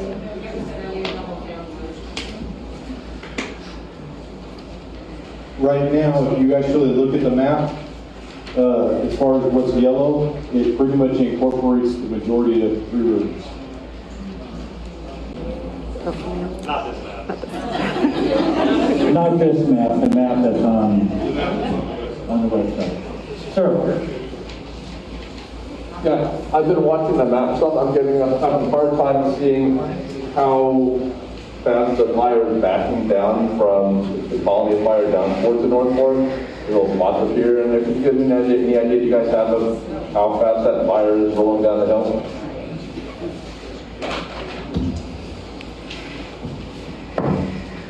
So, I guess one thing, I think it's been mentioned a couple times by Chief Turner here when he was just up here, is that fire's in a backing alignment. So it is backing slow. I can't say, I don't know how many chains per hour or the distance per hour, but it's backing slow, relatively slow in the lighter fuels.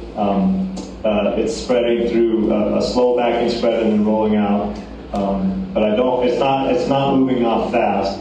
And one thing that we haven't had is we haven't had wind. And so wind would be something, typically we don't get the big strong down slope winds like that. So it's in a backing alignment, but I don't have a good answer for you for how fast. Thank you. And that is a positive for the community, that generally they don't have winds that go down fast or fiercely through the canyon. I think he should have said asterisk until Santa Ana wind season, which is October, November, December, January. But last year, September 6th, we had a very similar wind event, the one that was fatal and caused the mass chaos.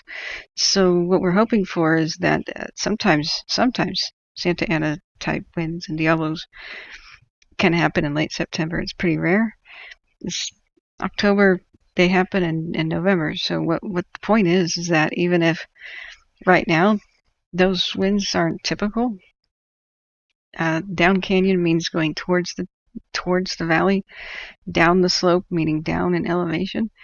Usually during the day, the diurnal winds go to the northeast, and during the night they reverse direction, go down the slope. He's saying that's usually pretty easy going at night, but we're still concerned, so that is a bonus for the town. But long term, big picture, what if that fire is up there during the Santa Anas, which can be 101 mile an hour wind gusts and like 65 mile an hour sustained winds? That's of grave concern. Forrest Jones, Silver City, long-time community member. Phenomenal work, and it looks like everything might tie together.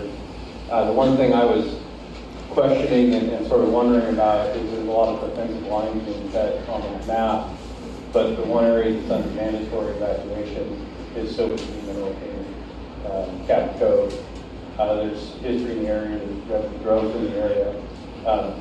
What defensive lines are being cut on the park property to include to suppress this? Can you repeat the question, Lee? So the question was a little bit more specific to Mineral King, Cabin Cove, but it was what defensive lines are being cut on the parkland to defend the in-holdings in there. So today was the first day that we started to staff a group in there. They were sent up there with 2 crews and a division supervisor, and their mission was to develop a plan. And once they have that plan in place, which I haven't seen, then I can't tell you what lines they're cutting, but as mentioned, is structure wrap, our sprinklers, line construction, all those things are available, but right now it's not in place.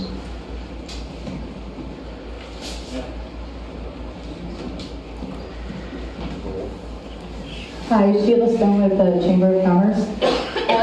Couple of things. Would it benefit the Sheriff's Department if you were provided addresses of vacant homes to alleviate the door-to-door knocking in an empty home?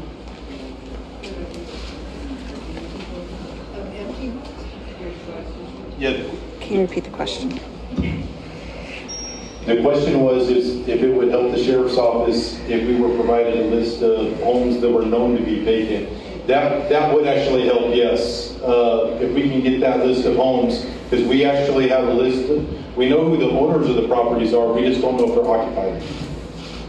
Okay, that's question one. Question number two, you have a swimming pool in your backyard. I'm assuming you guys already know about it, but you want us to let you know we have a swimming pool to provide water for bucket drops. Anybody? I don't think that's something you need to let the sheriff's department know. No, I wasn't necessarily speaking to the sheriff's department. I'm just talking to the fire personnel in general. Yeah. You guys have a list of that type of. No, but that's one of those things that they're going to recognize when they get there. No, I just didn't know if you needed distilled water from my house to get it to another house. I have a big swimming pool, and if your neighbor doesn't, you can have my water. I mean, do you guys have that type of thing? Or I'm sure when the helicopters come over the top with their buckets, if they see a pool and it's closed, they're going to take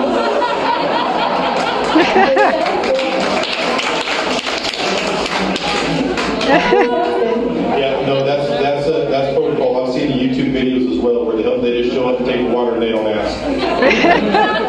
Is that on TikTok? I don't use that. I'm too old. Oh, that was classic. So she's like, should we come up with a list of homes and that have swimming pools so that I could donate the water to saving my neighbor's house if there's a helicopter? And they're like, no, we don't think we need a list like that. She goes, oh, I know, but I mean, it would give permission, so like you can help my neighbor. And he basically said, well, first of all, that the helicopters are going to know you have a swimming pool because they're going to see it. Secondly, they'll just go dip their bucket in the swimming pool. They're not going to ask. And then she's like, did you see a video doing that on TikTok? And he goes, I don't do that. I'm too old. That is classical. Well, if you have any further questions for me to eliminate the back and forth? Okay. No, I have two more questions. But not to you. Hold on a second. Oh, I see what you're saying. Go ahead and ask your question. The other question was, as the crow flies, how far is the fire from Ash Mountain headquarters? I'd say it's within a mile from Milk Ranch Peak. As the crow flies, it has to come up a slope, but it's within a mile from the parking lot in the back of Ash Mountain headquarters. You can see it backing off the top. Not on the river, but up on Milk Ranch. Okay, and we're notorious for downslope winds at a certain time of the day. Is that section notorious for downslope winds at a certain time of the day? Because I really don't remember the lay of the land over there. Yeah, I think we've been getting I mentioned it last week or whenever we had this meeting previously, but we're getting our normal diurnal winds, so nothing excessively strong, but you are getting a down slope, down canyon wind at night. The one thing that is inhibiting a lot of that the wind, which is typically driven by the heating, the solar heating on the slopes, is the smoke. The smoke is keeping things cool, which keeps the winds low, both up canyon and down canyon. So it's kind of a double-edged thing. The smoke doesn't let us fly, but it doesn't let the fire get influenced by the stronger winds. So. And then earlier today I saw a map which appeared to have spots on it. How's the spotting situation going on? So there are a bunch of products out there, some IR products or different things that show kind of a shotgun smattering of dots, little heat signatures, and those may be a little bit misleading. We have been getting some short range spotting, and like I mentioned, as it's backing off the slope from rollout, but we haven't at this time seen or experienced long range spotting. The long range stuff that is excessively problematic. What kind of resources do you guys have for rehab and stuff for the fire? Could you repeat that? I'm sorry. What kind of resources do you have for rehab and stuff for the fire guys?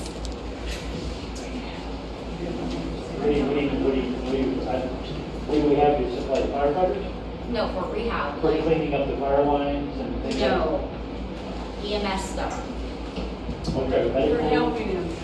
Yeah, so we have, as we get resources in, we have lining EMTs and there's safety officers, and most of the resources have some way to deal with medical aid on the incidents. And that's another thing that the teams bring with them. They bring a medical unit leader and medical unit, and that's the stuff that are able to sort of the care of the firefighters. So right now it's pretty swimming. Yes, sir. Come on that way. Could you review Donnelly? You mentioned earlier about the status of Donnelly Road. Oh, I'm sorry, Dineley Road. I just know that we are putting a group of resources on Dineley, a Dineley group tomorrow to start working in there to assess structures, to do start defensible space work, to come up with a plan. So those are kind of the three parallel areas, Dineley 198 and Mineral King. So those are the areas we're focusing on initially with our resources to do the work of looking at the structures.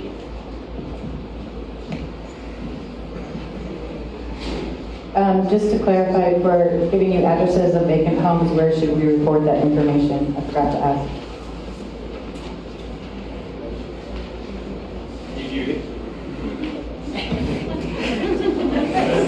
Said to me, if you have that information, we can. That was funny. I think what he did was he turned his own mic off and he looked down at it, looked up, like, what's this? And he looked at the other guy across the room. He goes, "You set me up." He switched his mic back on and spoke. Is that what just happened?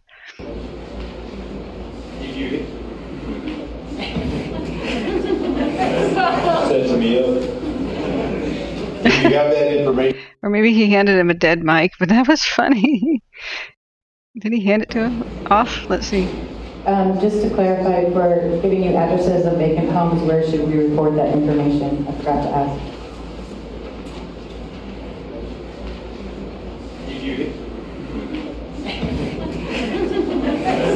Said to me, if you have that information, we can take it from you now. If you don't, we're going to be setting up. We'll have deputies here near the scene with Sergeant Armstrong, so we can link up. Yes, ma'am. If we evacuate, should we leave a note on the door that we're gone so that we can come to the door and check in with them? What we're going to do is we're going to be going door to door. We're going to knock on the door. If there's no answer, we're going to actually be hanging a notice on the door notifying of the evacuation. If an evacuation occurs, like the one that's up on Mineral King, we're keeping deputies up there that are roving around, making sure that nothing gets looted. Okay, so we do have staff on scene. That's what we're doing right now, is coming up with all those contingency plans for a worst case scenario. And again, I don't want to cause mass panic, but my job is to come up with a worst case scenario and what can we do with the sheriff's office. Hold on, I got a question back there. I'm sorry. I was typing. What was the answer? Should you leave a sign saying evacuated or not? Come to the door and check in with them?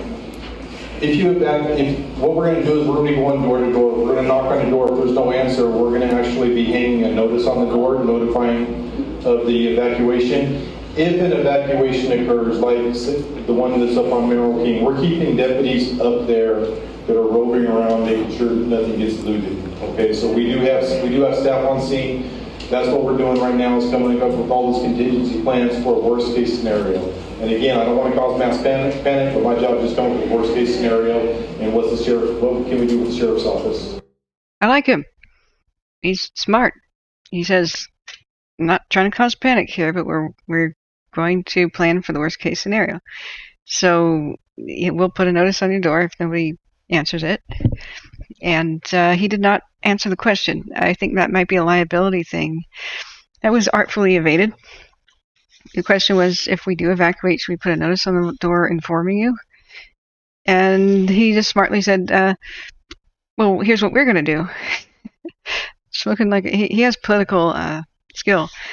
But he's speaking it real. He's saying we have deputies up there to make sure that things aren't going to get looted, but we are going door to door, informing people of evacuations, and we're preparing for the worst case scenario.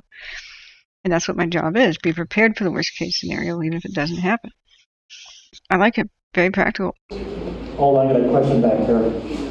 Has the fire crested over into the Atwell Road? I'll hand that one off. The Atwell Grove, is that what I heard you ask if the fire crested over the Atwell Grove? I'm not familiar where Atwell Grove is on the map, but I do know that the fire is still pretty high up on Paradise Ridge. So if Atwell Grove is lower towards the middle of the road, then I would say no.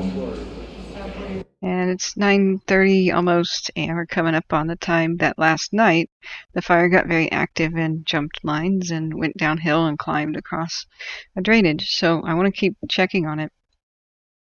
What's the latest in the activity and all that? So it doesn't look like there's too much movement, just a lot of activity around there, and the margin of error is so great that we can't tell where it is spreading, but the red indicates it's chugging away at fuel. These are very recent heat detections as of 6 minutes ago. So we can keep checking our cams, see if any of them are showing increased activity, and keep going on with the meeting. The thing is I was watching these a couple of days ago until 2 in the morning, because expecting, as they were so active, it was alarming to see this happen after 11, after midnight. And only at 2 in the morning did they calm down under a smoke blanket. But that was 2 days ago. Last night, it happened at 10. We got real active and jumped the drainage. So they're very close to merging if they haven't already. That's one thing to remember is this was recorded 3 hours ago, almost 4. This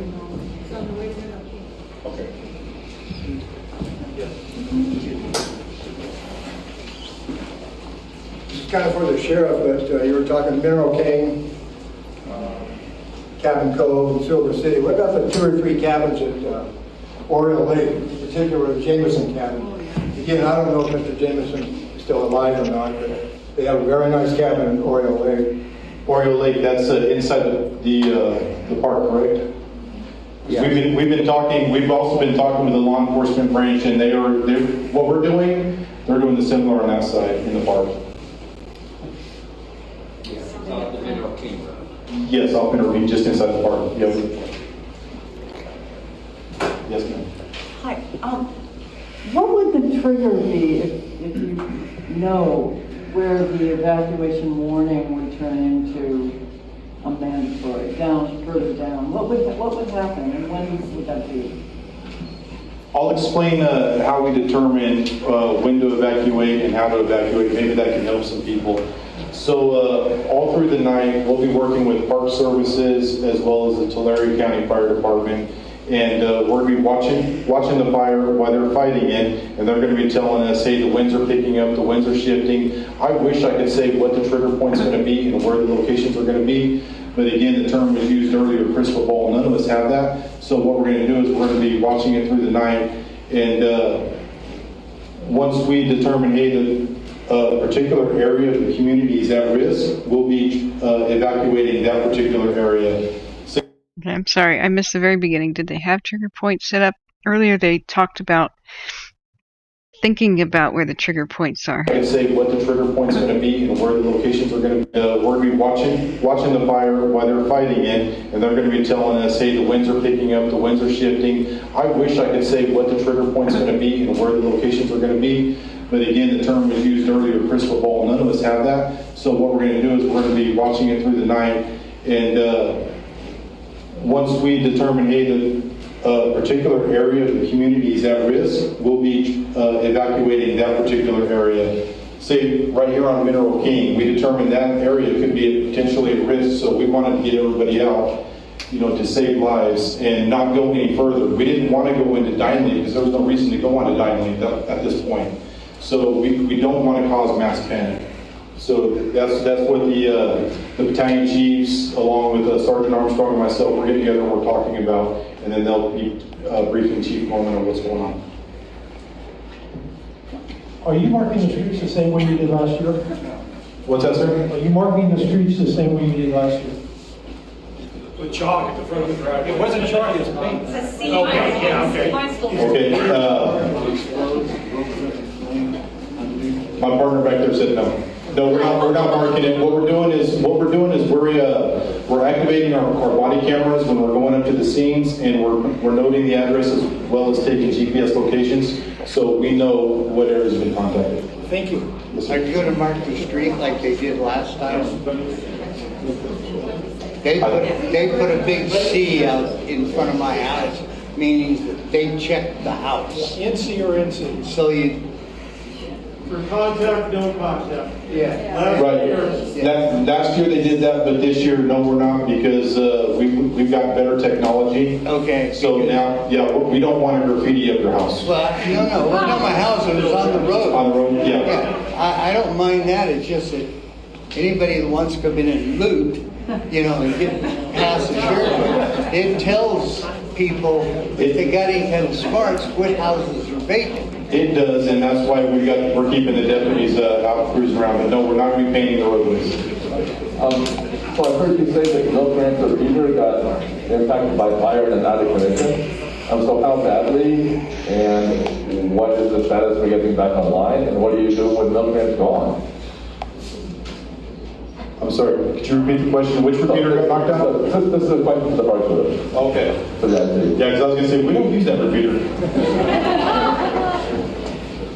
So it was impacted enough to put it out of service. I don't know the damage. We haven't gone up there to look at it, and then it's a significant repeater for the park, so we'll have to rebuild it. In the interim, we'll have to put a temporary repeater site so we can continue communication, mainly with the fire, but then also day-to-day park stuff further down the road. We haven't gone up to assess it. We just know it's not working, and it's not a battery thing. It took fire. Yikes. I think about. So that was confirmation that the fire overwhelmed their comms tower and destroyed it. Around 10 after the fire moved, crossed the lines and went over the drainage that they said yesterday would be ultimately catastrophic. Much more nightmarish, to try to contain this. So they lost one of their most important pieces of infrastructure, their own radio tower where they could talk to each other. So they said they were going to bring in a mobile comms unit, meaning like a van type thing that will have antennas, kind of like a news van, that will be parked somewhere up on the mountain, and or maybe something they unload, it'll be like a little refrigerator-sized apparatus with an antenna sort of thing. They can vary what they want to have on it, but they use that repeater system. The more they have, the better, the clearer the comms will be on different peaks. But it's just a bad sign that they know what their critical infrastructure is, and they couldn't protect it before. And the winds were pretty mild, so everybody's just wondering what's going to happen when the winds are not mild. What are you doing in the meantime? What's his follow-up? So in the meantime, again, our park radio shop has put together a mobile portable repeater, and we're looking to put that up on Morro Rock, and that'll take us through the fire in the meantime.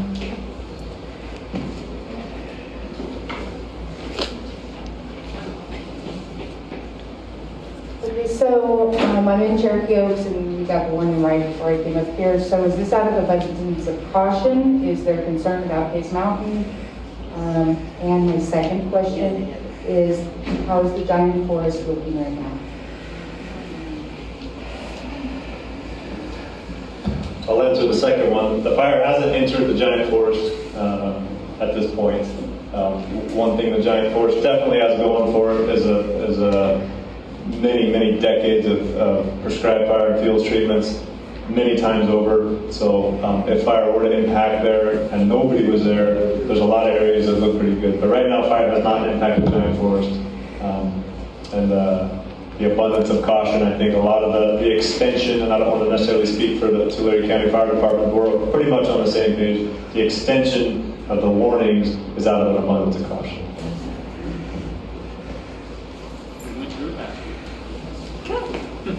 Answer the Cherokee Oaks question. I think that's what I did.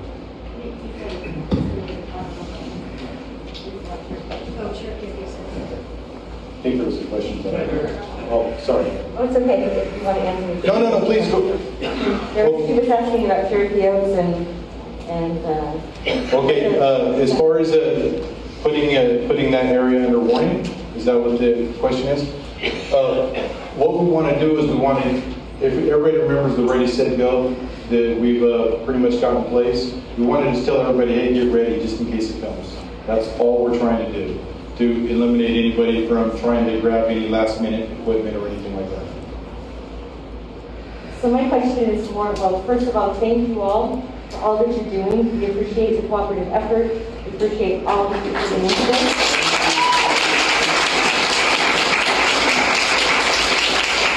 So how can we as a community support all of you? Besides, getting out when you tell us to get out and getting out of your way, what can we be doing to support you? What do you need from us? That is actually a very good question. The best way we can get your assistance is if you have social media, share the information that's going out. Accurate information, yes, please. That's what we do here. That's what we do. You could say I'm social media.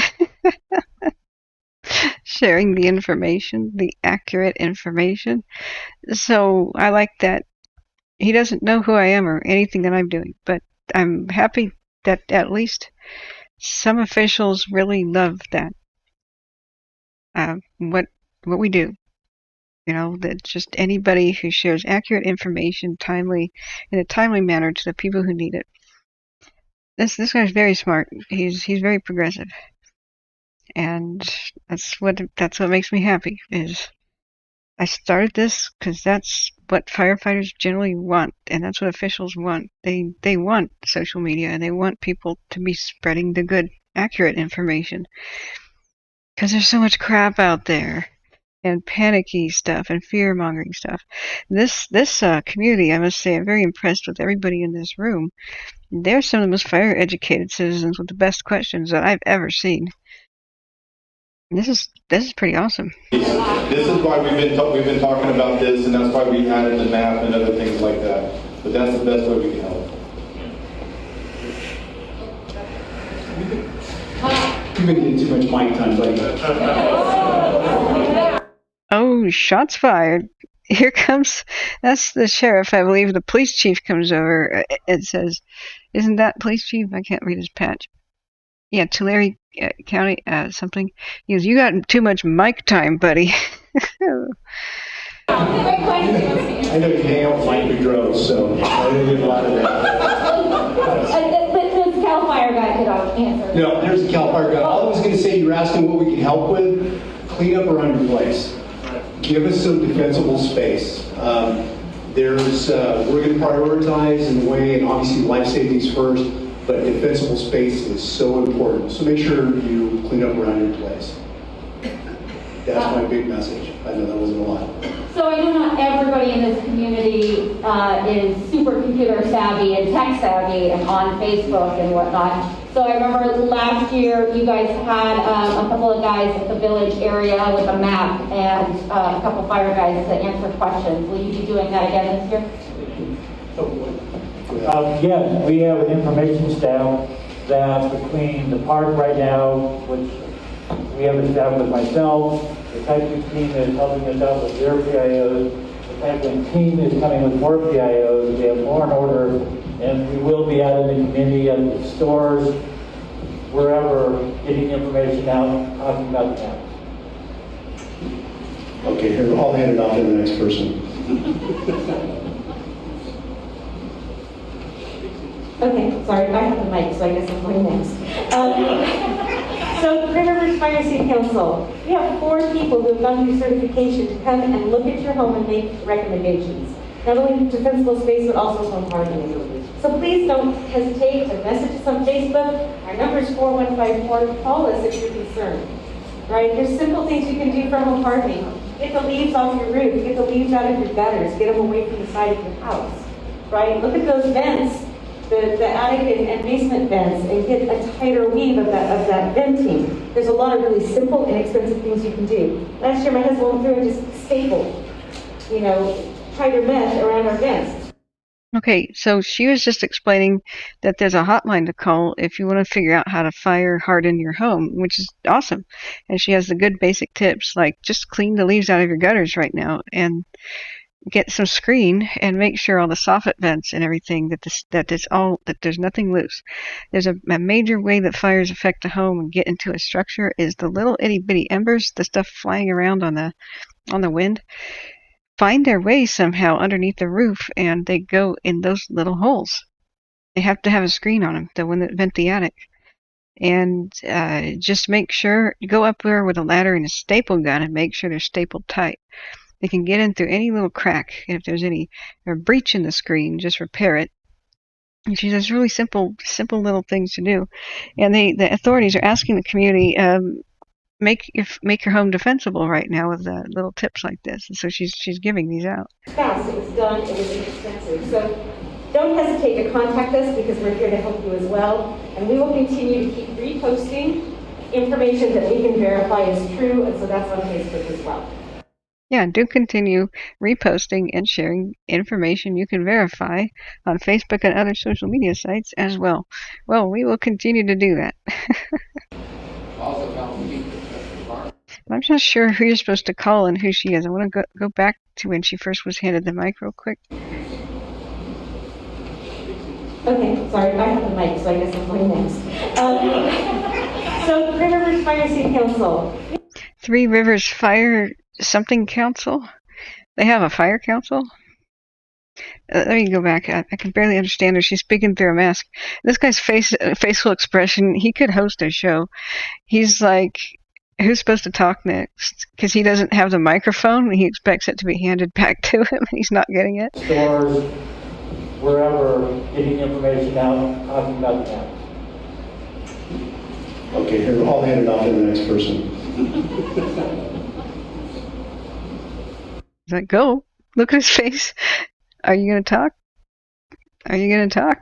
I'm sorry, guys. I want to zoom in on this. He's got a face for the camera. Let's zoom. Hey, I can't do it. What? Let's do it. He's like, really? You gonna talk? Okay, sorry, I have the mic, so I guess I'm going next.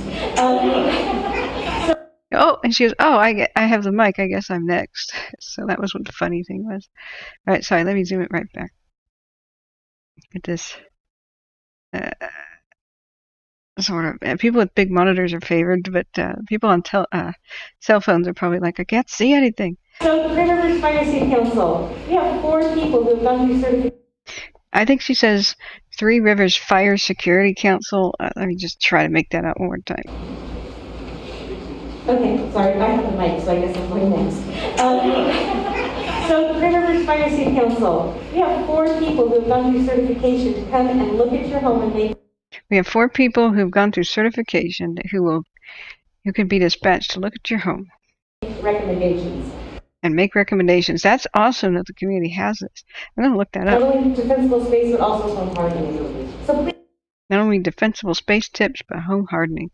That's probably why this community is so dang fire educated. That's awesome. That is really applaudable. You have a question about that? Now you got the eye. Thank you again, Oriole Lake. I have a friend in the Jamesons. I also know the Stiles and the Brewers and the Jensens are concerned about their cabins, which are actually private ground up there. Going back to my question, when those lines are established in the area, because the area is a small community and most of the private ground or the inholdings don't have area for a defensible space line, and that will obviously be determined on the part. Will those lines be established quickly when they're identified?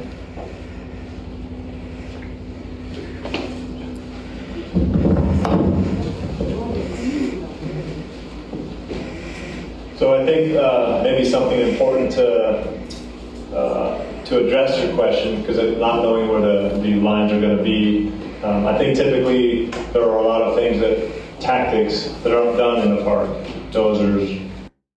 Okay, so she was saying Fire Safe Council. the Three Rivers branch of it. That's something I definitely have to look into and see what this is about. This is great. So they were asking about tactics, and he was saying there's some that aren't used in the forest. So let's see. That's your question, because not knowing where the lines are going to be, I think typically there are a lot of things tactics that aren't done in the park. Dozers, retardants, maybe some line construction, because it's a park, and they're trying to protect the values in there. Those tactics are being applied to this fire. Okay, good. I like the fact he's clearing that up.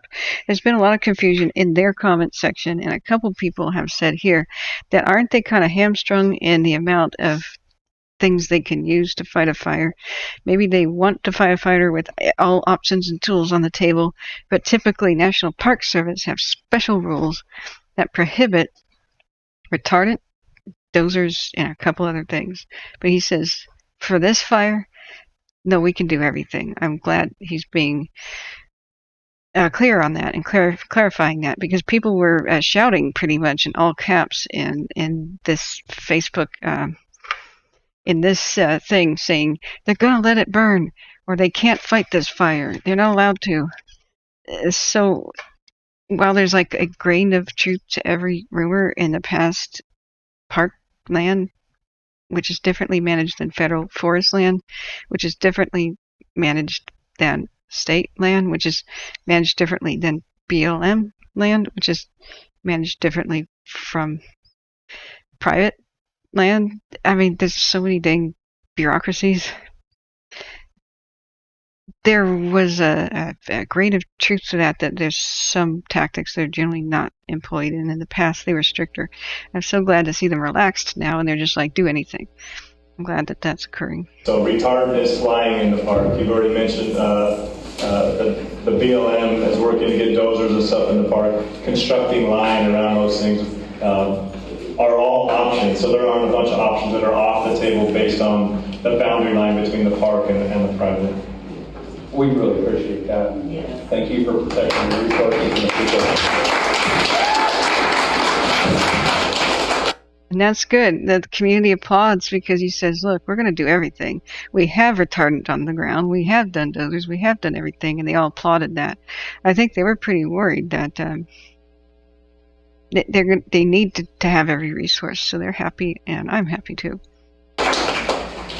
You can't protect a park if it's destroyed by fire.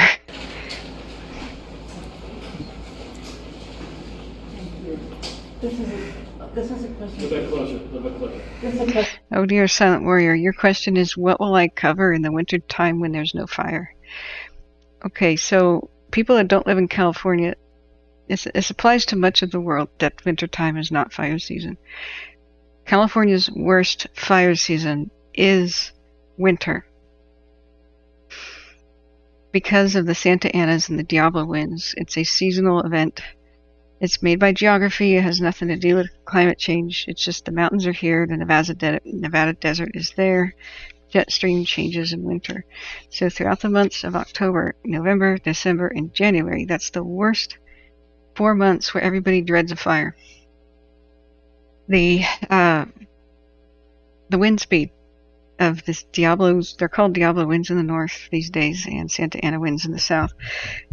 They come out of the desert in certain circumstances, and then they clock like 101 miles an hour sometimes in the canyons and ridges of the Sierras. It's a wind that comes up over them and plunges down. So Paradise Fire was November 8th last year.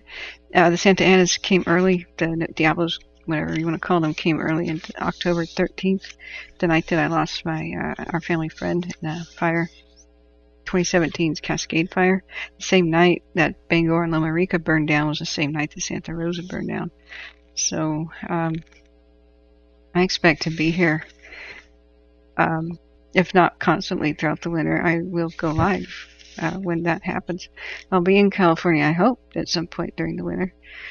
But I do fully expect in a mega drought that there might be fires. Many of them, including most of the ones that were the deadliest in California history were started by downed power lines during these winds by PG&E. So last year when I was doing things, we saw the power lines go down and start them. PG&E is supposed to turn off the power during red flag conditions, but they don't always. They've been ordered by the state to do that. A probation judge just took them to task today for an inquiry into the Dixie fire's origin, and the situation is the same. Rickety power lines, but now it's a mega drought. We could have even worse fires than last year or the years before. So there's a 70% chance of another dry winter for California. So this is in between fires, though. Let's put it this way: in between fires, I want to go live pretty frequently. Now that I have people that want to view my other content, I would have rather have become popular because I made boring history videos and stories about random topics for my variety show, and not ghost towns with paranormal, but I was supposed to begin my video production career by filming them and making history videos, but people have suggested I do other things like read books and spooky stories and bedtime stories and whatever. So I'll be live now that I know people want that content, hopefully pretty frequently, but I gotta spare my voice and figure out how to do that. So let's go back to their meeting. This is 3 minutes away from ending. For those of us in lodging, and we're talking to travelers that are already planned to come here, obviously this is a major operation we're looking at, and I'd love to have more authority than just myself to tell people it looks like a while before this park. I mean, is it weeks or perhaps months that the park might be closed?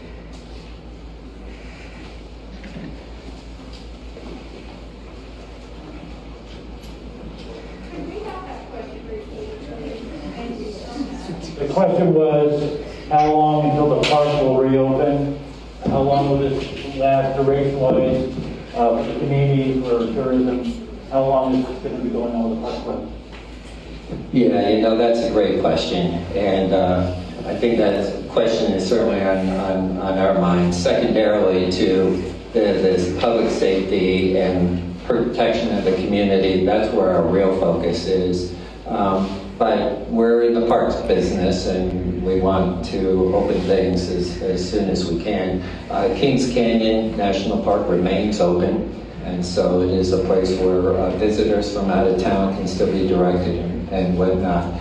Beyond that, how long the park would be closed is really hard to say, because it depends where the fire goes. It could be that sections of the park, then the fire moves through that area, and then some sections of the park may not be that damaged, and we may be able to open things up sooner.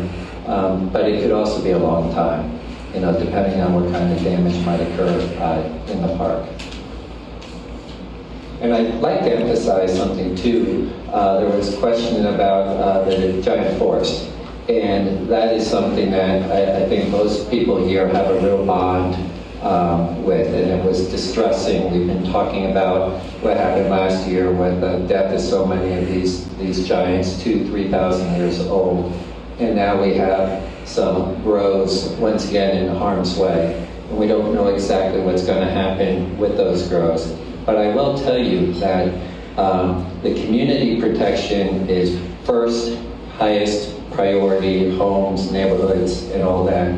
But within the park, some of those trees are more important than some of our buildings. And, because the trees, people come from around the world to see the General Sherman tree. And that's been here for almost 3,000 years. And so we want people to come 200-300 years from now to enjoy those trees. Some of the buildings we have will be falling apart in 30 years, right? So on the scale of things, it's a little unusual. We really care about, those trees. Public safety, community protection, but those trees are really important to us. And I also want to emphasize that we've had some great discussion tonight, and you can see how all the different agencies have been working together and rolling up their sleeves. And I love the offers from the neighborhood. How can you help? I've got a swimming pool. We've got other resources. This all demonstrates, just how tight this community that I'm learning, is about, and that's real inspirational to me. I'll also point out that when I talk about the cavalry and lots of assistance coming in, we have a couple of folks from the National Park Service, my bosses, from the regional office. One of them is a name many of you know. Woody Smeck was my predecessor, and he was superintendent, I think, 8 years here. He cares a great deal about this community, and he's here. He's hiding in the back, that man behind the mask.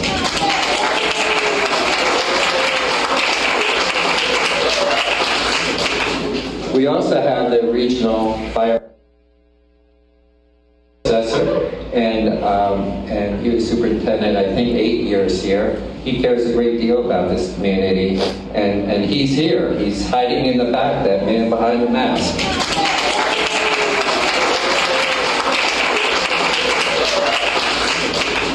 We also have the regional fire management officers responsible for wildland fire for the whole Pacific West region of the National Park Service, and he used to work in this park, and that's Robin Wills in the back corner.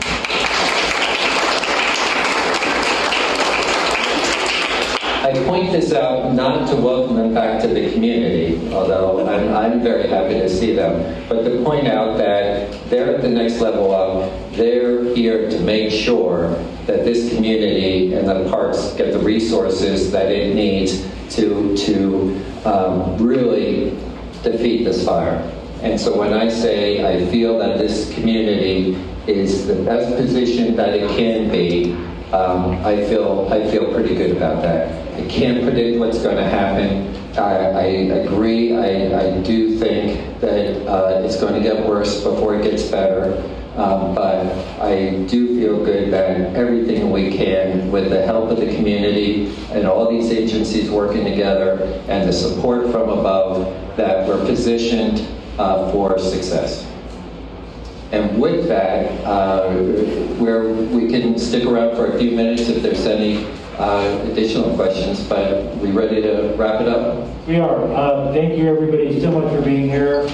We will continue to hold these meetings as we transition with a new team, depending on where the fire is, what's going on here or other locations, but we'll make this a point. Please remember that the InstaWeb is a place to get current information on the fire. We try to update it as quickly as we can as things change. Sorry. And also, please call our fire information line when needed for information. Tulare County TC Alerts, all the tools that we have to keep in touch with what's going on with the fire. Communication is very important, and we'll have PIOs out in the community here and helping out. And thanks very much. Any other comments from the speakers? County CDF? Tulare County, I'm sorry, Caldor. And okay, thanks very much. Any press here, any questions or concerns, come to us up front. And thank you very much.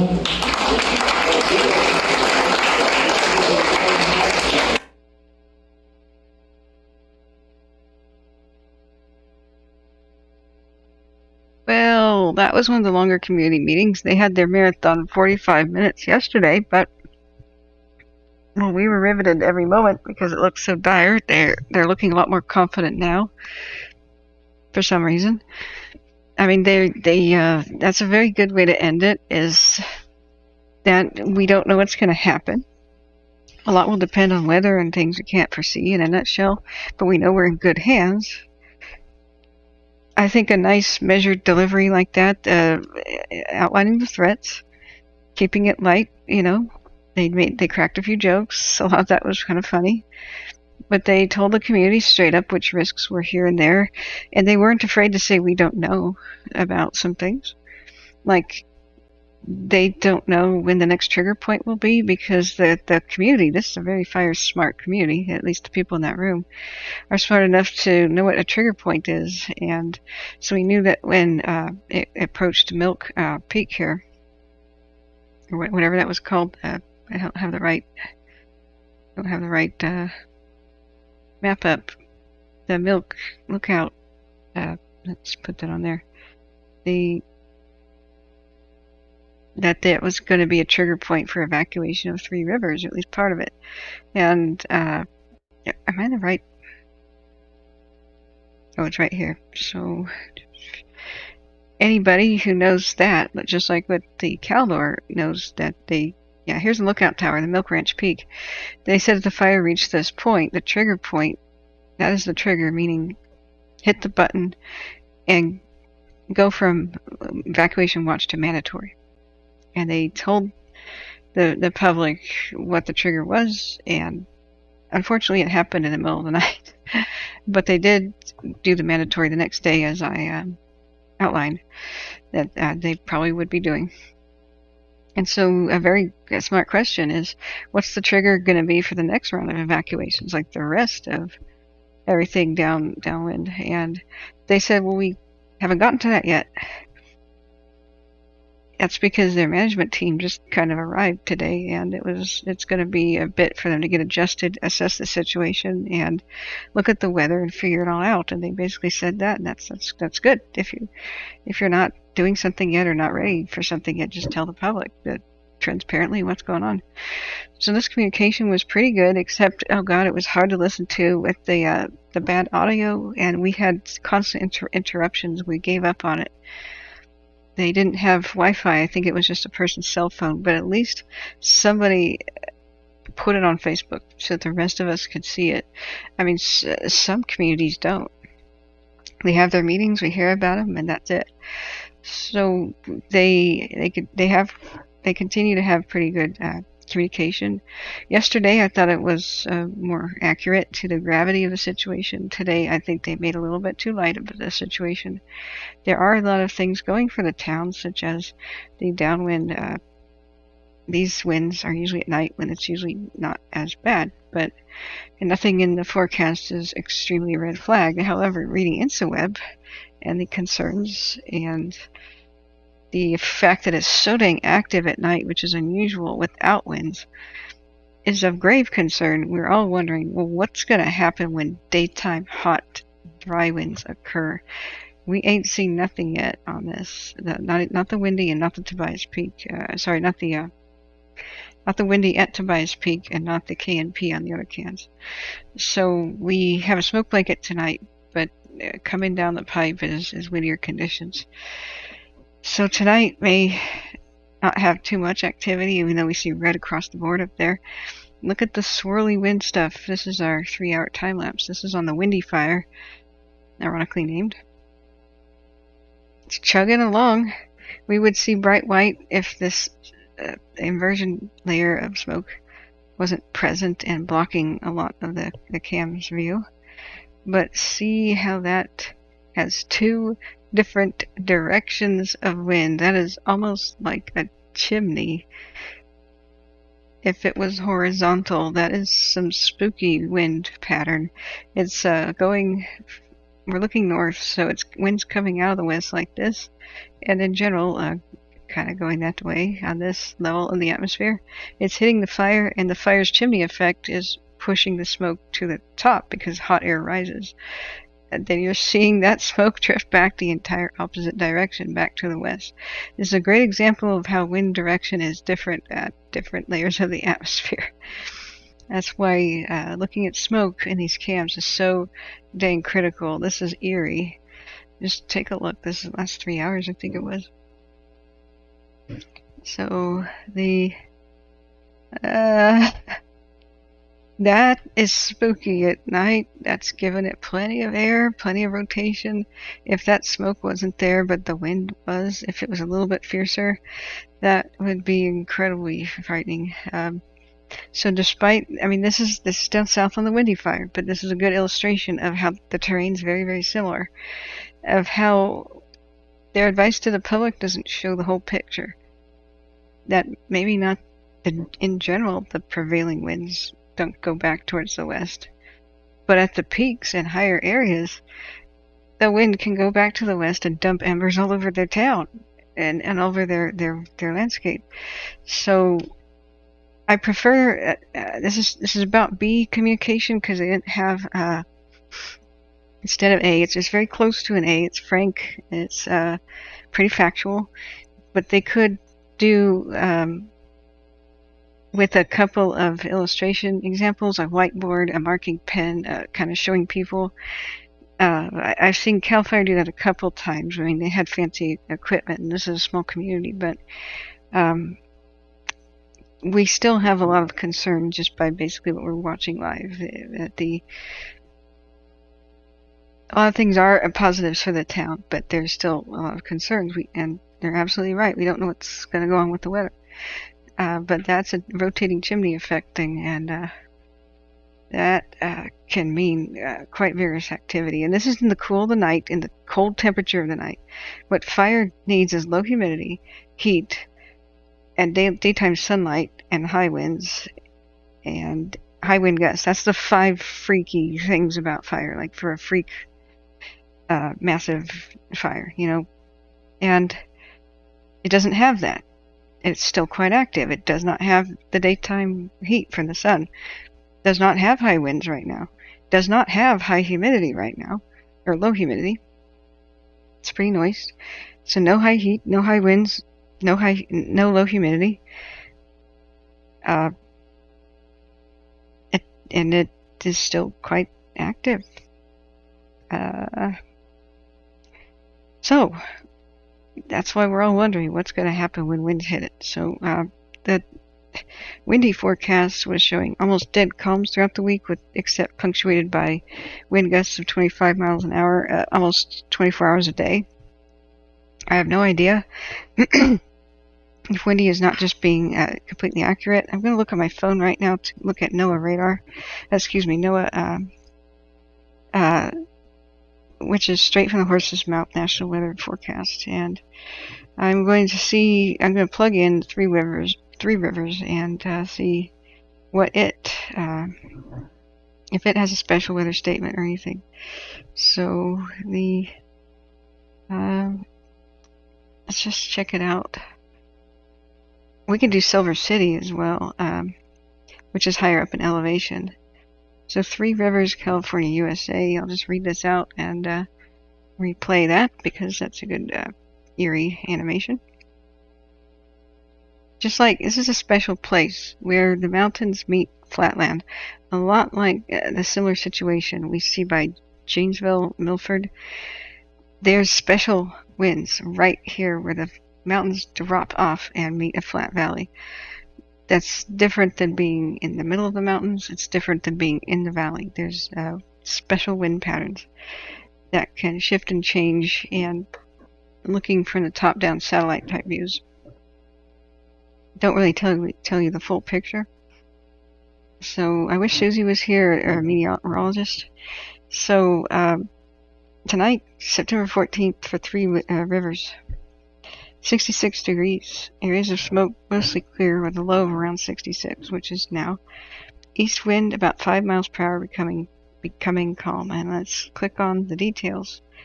So the dew point is 44 degrees, which is not going to happen. So cloud cover, percentages, blah, blah. Humidity is around 37% tonight by 2 a.m. It'll be 40 and 42% by 7 in the morning. So that's really good humidity recovery considering what we've been served up most of this year at night. Wind speeds east-northeast, east winds 2 miles an hour with no gusts is what it's saying. It's saying it's basically a dead calm. NOAA Weather, National Oceanic Atmospheric Administration. But that surprises me. We look at windy, and the possible wind gusts are like 17 miles an hour. So that's the hourly forecast. Let's look at Wednesday is... Am I on the right town? I went to the Wood Lake, California. Is that nearby? That can't be right. I may have accidentally selected the wrong town. That would make more sense. Where's Wood Lake, California? Remember, I have a fever here. So, Wood Lake, California.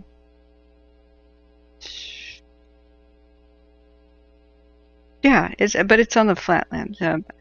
It's better that I plug in Silver City, I think. So let's go back to the Erie time lapse. And let's plug in Silver City.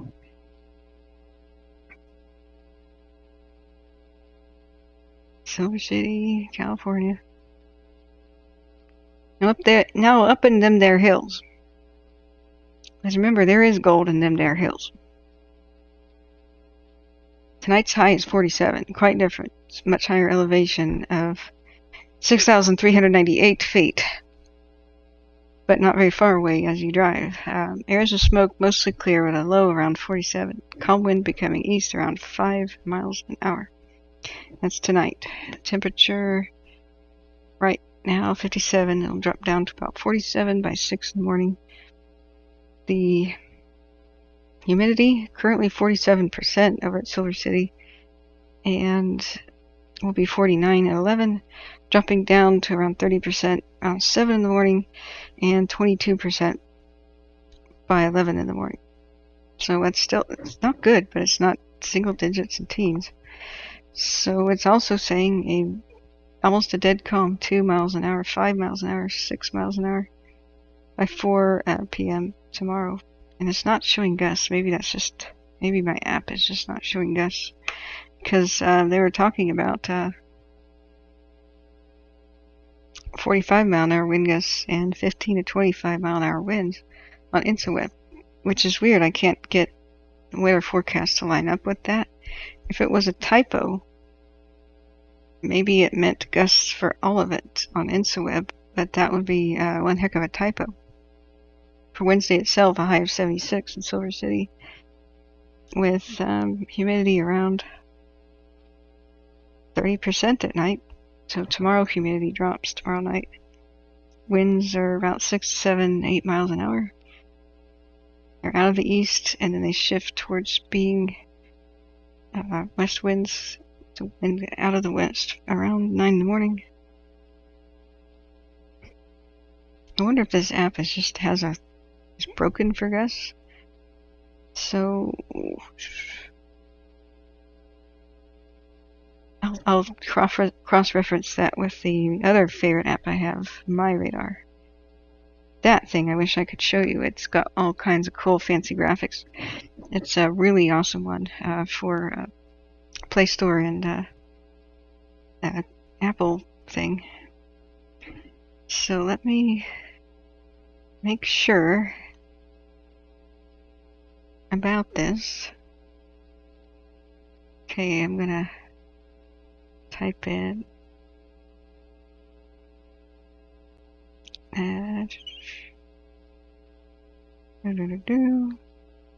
let's go put the little crosshair. The nice thing about an app with a screen like this is I can put the crosshair for the wind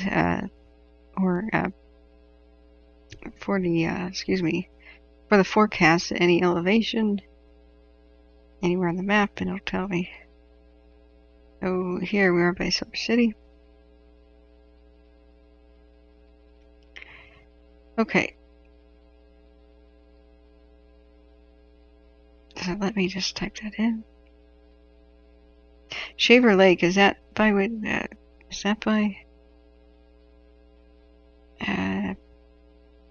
Silver City? It doesn't. I gotta turn my screen brightness up. There we go. Okay. Sequoia National Forest.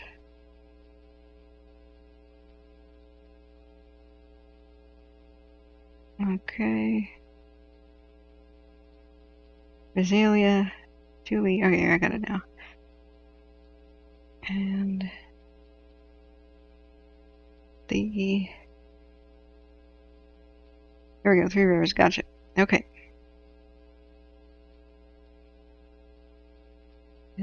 over to the right.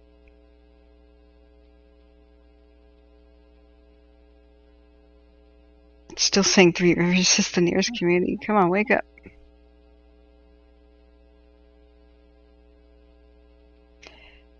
And wind, precipitation. Now let's look at wind. Speed, miles per hour with gusts. Yeah, this one's talking about 12-mile-an-hour wind gusts, 12 over by Three Rivers. So that must have been a bug with my app that I should update or something. Let's go look at the general area where the giants are.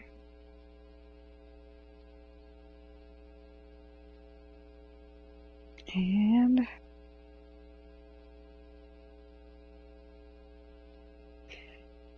yeah, 12, 13, 17-mile-an-hour wind gusts are possible throughout the night. So that's kind of odd. And there you have it. I like to have many different sources of weather. You'll be startled by how different some of the apps are. So Dusty is saying National Weather Service forecast 64 to 70 degrees. There you go, Dusty. That was the next thing I was going to look up. Winds 5 to 10 miles an hour from the southwest, pretty much the same the next 3 days. Oh yeah, lodgepole. That would have been a good one. So let's put it in the lodgepole. But Dusty, did you see InstaWeb how they were talking about the weather concerns? The much higher wind gusts possible on the peaks. That's something that alarmed me. If we don't have those, we dodge a bullet. But if we do, okay, lodge pole. Not Nebraska. Not Oregon. California. It's not even showing up as a town. Maybe I should just say Sequoia.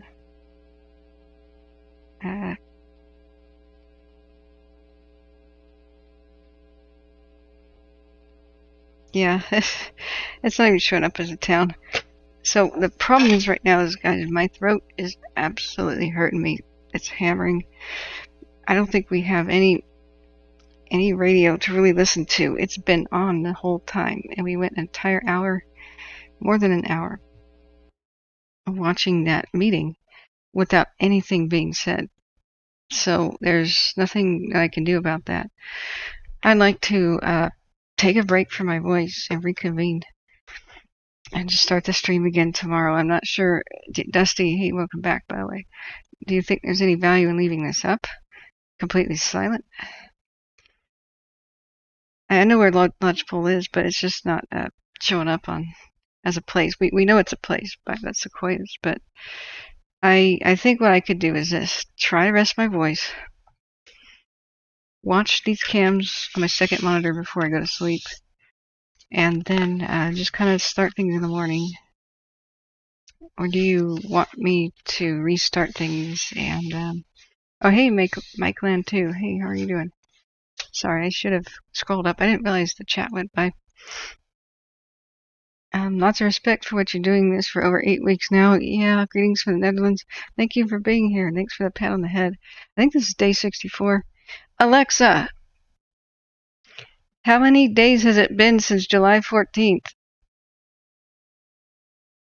July 14th, 2022 is in 303 days.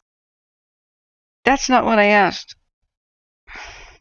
Alexa, how long ago was July 14th? July 14th was 1 month, 4 weeks, and 2 days ago.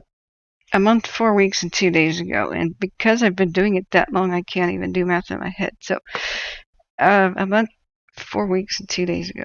So, I've had 5 days off. I'm asking a question, not hanging up on you guys. I hate that. The moment I say, what should we do? Sometimes I'm offering to keep it going, and 20 people leave immediately and go to bed. It's like, oh, wait. I'm asking a question. Do you guys want me to reconvene? or do you want the chat to stay open? I just don't know that we'll see anything valuable or hear anything valuable. So, oh, Chris says the fire is telling you about burnt 59,500 acres, trapped thousands on the peninsula. Whoa, was that the one at? Was that the? I have to scroll up. What was that? Tasmania. Oh dear, yeah. Denali, Tasmania was erased off the map. I was heavily involved with that fire. Oh dear. Yeah, that was incredible. I've tuned in with Scanner Radio and listened to some of what went on in Australia, and it was just heartbreaking. There's so much of a deja vu. It was just like what happens to California over there. Let's see here, and yeah, go ahead. I'm Big Al. Go ahead and email me things. That'll be good. If you guys wanted, and there is some sort of an active radio, I could put that on, but I just feel like it's what we run into is almost nothing at night, almost no chatter at night on any radio for any fire. So most of the fires, they used to be, like the Dixie, used to be closer to these ham radio operators. And as the fire spread out to the more remote areas, we got scratchier and scratchier communications and fewer of them at all. Oh, you were a student at the time, Opus? Well, all of us. I appreciate the pineapple you genetically engineered. I actually am very for that, as long as it makes things more nutritious and beneficial. I'm just against the whole patenting living things or genetically engineering for evil, like, you know, it's shady if plants can no longer make their own seeds and then you have to buy all your seeds from the company. Like, that's bad. I hear they're doing that to India. But the golden rice thing, and I think that'll make a new era of nutrition and health for people that faced malnutrition before. Oh yeah, the Timbuktu story.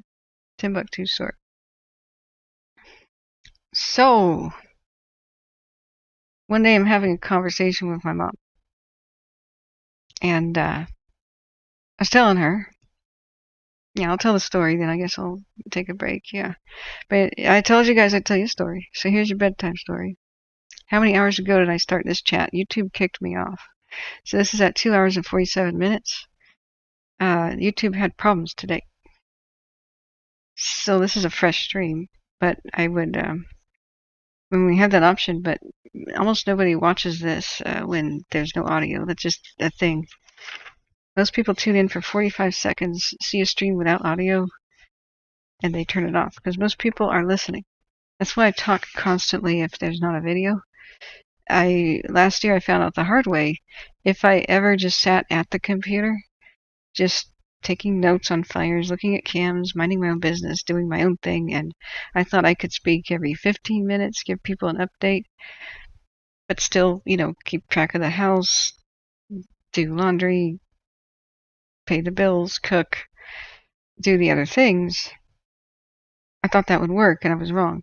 What happens is most people are listening, and I got the feedback that they can't look at a screen for 12 hours to get fire info. They just keep it running while they cook, clean, keep after the housework, and they're dependent on me to keep them informed, like if something happens. And so they can't even tell if their phones are still working. They screen off, they put the phone on the desk, and they listen. And if there's no sound, they tune out, So I decided that I said, guys, should I just randomly talk about random Kathryne's World subjects? Do you mind? And they're like, yeah. It turned out I had a big audience for the things I wanted to talk about, the variety show and history and such. So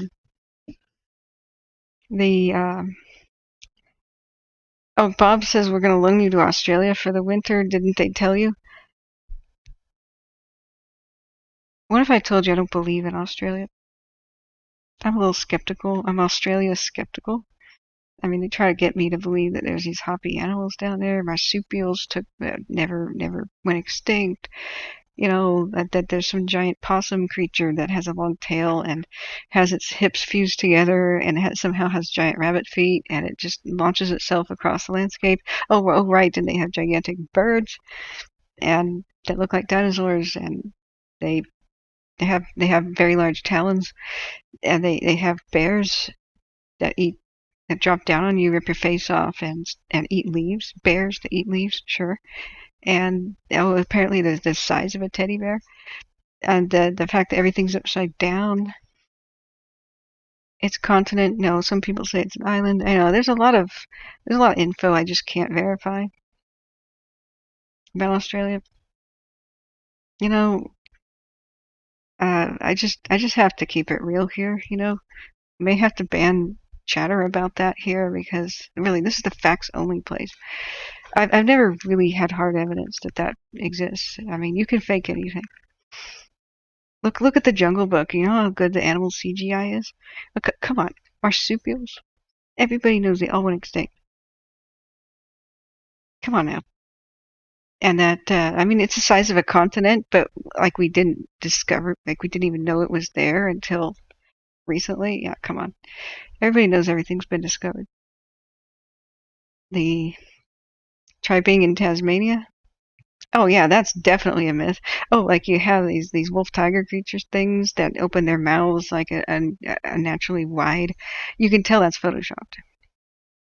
You can tell that was photoshopped. And you know the whole and crocodiles that like to be in the ocean. Come on. Yeah, that Crocodile Dundee was a fantasy, guys. It was a fantasy movie, and I'm so disappointed that people believe in it. And I mean, even the purported speech patterns that they have, you can just tell it's English people who are drunk. Obviously, you know. And besides, it's supposed to be that close to Antarctica, and yet it's kind of like toasty and warm. Oh, and everything is poisonous and kills you. And they have a huge variety of poisonous snakes, but you don't hear about anybody dying, do you? I mean, like, everybody would die every single day. Because everybody knows that that's supposed to have snakes on the ground everywhere. Snakes on planes, snakes in engines, snakes in computers. And, you know, then also, they have camels. I'm sure camels are not native. I'm sure that those outback pictures are just really they're just really Arabia, you know. And you see every image, purported image of it looks right side up to me. You know, but I'll keep an open mind about it. You know, I'll keep an open mind. But now, isn't that one of those most fantastic places that you wouldn't believe if it was described to you? I bet a bunch of people thought when Australia was discovered that it was just like, whatever. The tales people tell. You know, the earliest reports of California was that it was a giant island that was ruled by Amazon women called the Caliph tribe, and that they were cannibals, and whenever men were shipwrecked, they ate them. That's legit the story of early California. There's actually the seal of California has the Amazon chick with a warrior helmet. You can't make this stuff up. Seal of California, but legit maps. I'm not making this up. Legit maps of the early days. See, here's the Amazon chick. She used to have one breast bare, but then they got all conservative. That was reported as fact. I have no idea where that came from. But there you go. So then people are like, yeah, sure. And then there's even more fantastic reports about Australia. They're probably like, uh-huh. So, but you know what? I do believe in Australia. You know why? You know why? Sometimes I get dislikes on my videos. There's a perfectly good explanation for this. Everything there's upside down. They think it's the thumbs up button. Just, yeah, dude. That's what really convinced me. Yeah, Khalifa, that's supposed to be their tribes. That's what California means, the kingdom of a mythical Amazon cannibal lady. God, I would love to go to Australia. Man, I've got mates there. And they've explained to me, we had this contest, like, is California bigger than their provinces? Because it's hard to get the scale on the map. And they finally convinced me that it actually is kind of, they have provinces that are the size of California. I thought, nah, man. Nah, bro. California's the size of Italy. And they go, dude, we're big. And I'm like, oh, okay. So I actually got out the little measuring stick on Caltopo, and I was like, what? I'll take on that challenge. And so I was like, this is extremely informal and almost intoxicated kind of like thing you do in the middle of the night. I was like, dude, I have a way of measuring. So I was like, here's California. That's like 750 miles, man. And she goes, we're bigger. I went, no, you're going to see. And she's like, no, we really are. I'm like, no, you're not. And we then found a border of something, and I was like, yeah, sure. So was it New South Wales I was trying to measure? What map would have it? What kind of map would have New South Wales like on there? I did. I loaded it though, and I went, okay, whatever. Let's. And it was like gigantic and bigger. I'm like, shut up. And she goes, you owe me something. I'm like, shut up. So it's true. They have province county things bigger than California. Oh yeah, we're very similar in the climate. And your ancestral charlatan people came over and sold eucalyptus to California. That was a terrible, terrible thing. But I mean, we like eucalyptus. It smells nice and it's medicinal, just, flammable. But I listened to Australia's fires. I didn't know if I should ever go live about them because I have no idea about much of the terrain history or where anything is or even how to say anything. We had a funny intoxicated night where my friend wanted me to just pronounce everything on the map in Australia, and I just got everything wrong in a pretty hysterical manner. And I do know it's Canberra because I'm cool now. But I was like, Wollongong. Can you imagine me covering Australia fires? There's been a fire in Wollongong. What is this?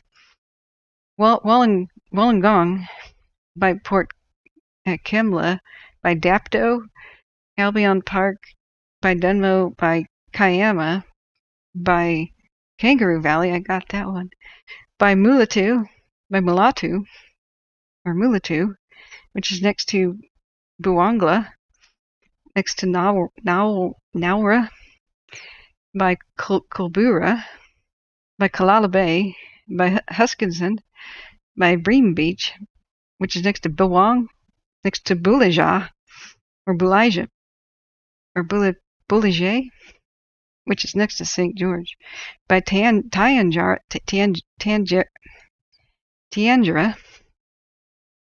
Porter's Creek. I like that one. That's better. But it's next to Conjola, by Yatiyata. I'm just going to call it Yada Yada. That's really how it is. Yatteyah. It's Yada Yada, obviously.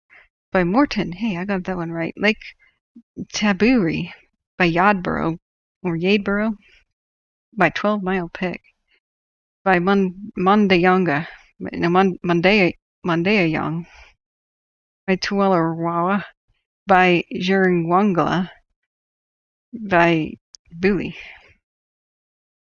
and at Trima. And oh wait, there's a report of a smoke over by Bundandanoon, next to Exeter, by Maryland. No, wait, there's a new fire reported by Matongagong, which is near Barima. Oh, look out, it's headed towards Bargo. by Tahamur. Oh, no, it's coming to Bicky Vale and Wedderburn. And let's see what else. Which is by the Geltward Hills and Liverpool. That's got to be an error. Everybody knows Liverpool is not here.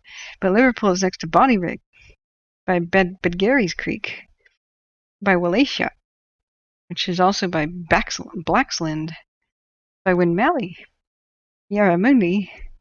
Oh, no, look out. There's been a smoke over by Katoomba, which is next to Kanimbla, next to Genbenang, next to Hampton, next to Oberon, which is by Tirana, which is adjacent to Sodwells, next to Rydal and Mount Lambie, by Lithgow and Hassanwells, and Mount Victoria, and Oberon, Titania Park Estate. Now that's a nice one.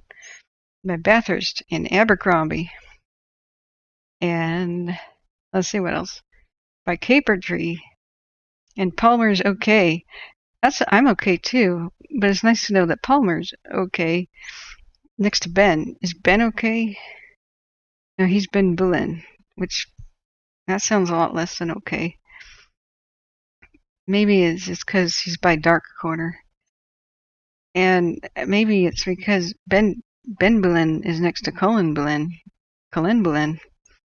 Hey, there's Portland. Hi. And then Sunny Corner, yeah. But Marengaroo, gotta watch that one. By Wallarling, by Yathomle, by Brewongle. I like that town, Brewongle. Next to Perthville and The Lagoon, Wimbledon, and Forest Grove. And let's see what else is here. Goyong, Victoria, Blaney, Blaney,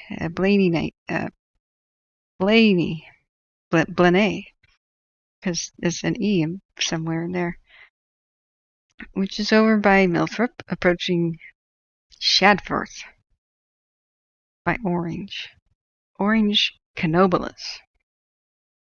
I don't know what an orange canobula is, but that sounds like a treat that I would order right now.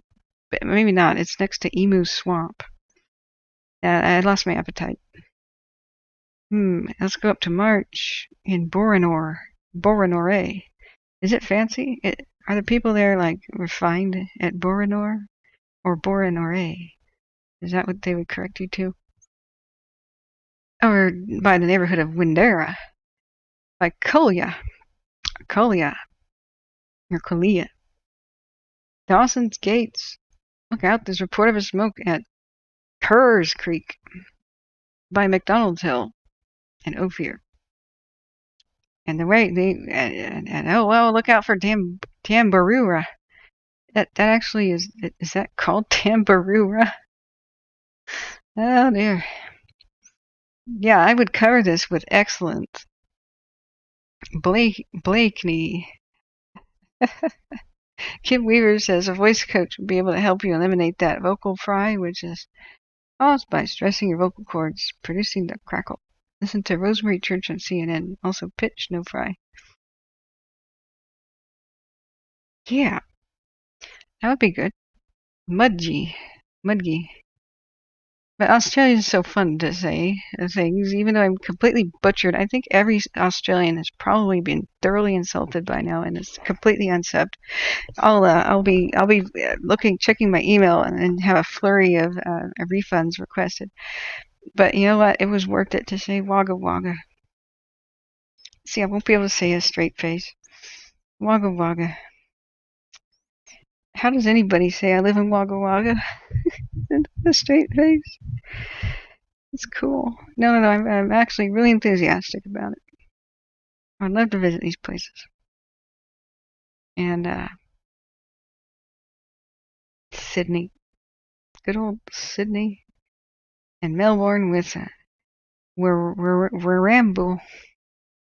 It's now a life goal to go to Warrambul by Geelong and Ballarat and Bendigo. because I want to see a dingo. Can that be arranged, Chris? That would be a life goal too. I want to see a dingo. Same as the people from Woi Woi.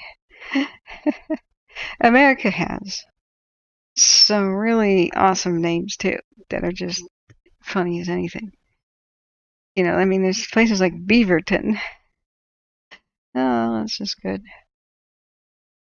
Beaverton, that's the most Oregon name for an Oregon town ever. Oregon has some really good ghost town names, such as Idiotville. And it's proof that people in the past had meme humor as well. I mean, the word okay is meme. It was a meme, a running gag. It started out in a newspaper, made a funny joke, and it just spread. But Idiotville, I'll tell you, I'll finish the Timbuktu story. I will. Then I'll go to bed, because I think the consensus is I should just go to bed. And I'll watch the cams for a little bit as I kind of wind down. But Idiotville purportedly was a logging camp out in Oregon in the Coast Range before the Great Fire, the Great Tillamook burn. And at first it was only accessible by kind of like stagecoach, mule back kind of thing. Coast Range had very few roads, except for a toll road to the coast, which I wanted to find if it still really exists. It's an ancient road that some people say you could still go. Some say you need a horse. Some say if you had a good Jeep you could traverse it, but it hasn't been maintained in decades. That was the southwest of Portland somewhere. The Trask House Road. And the Trask House was a stagecoach stop where the horses struggled up during the day. They had to be rested and people had to be housed for the night. So it was a boarding house, is kind of a stage stop. And the next day they go downhill to Tillamook or something.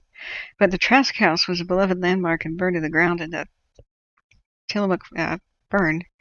And they figured out that part of the reason that mega fire happened was they didn't have any road access to quickly respond to it by vehicle. They had firefighters hiking in with shovels and mules and stuff, and that cost them precious time to round up a huge army's worth of mules.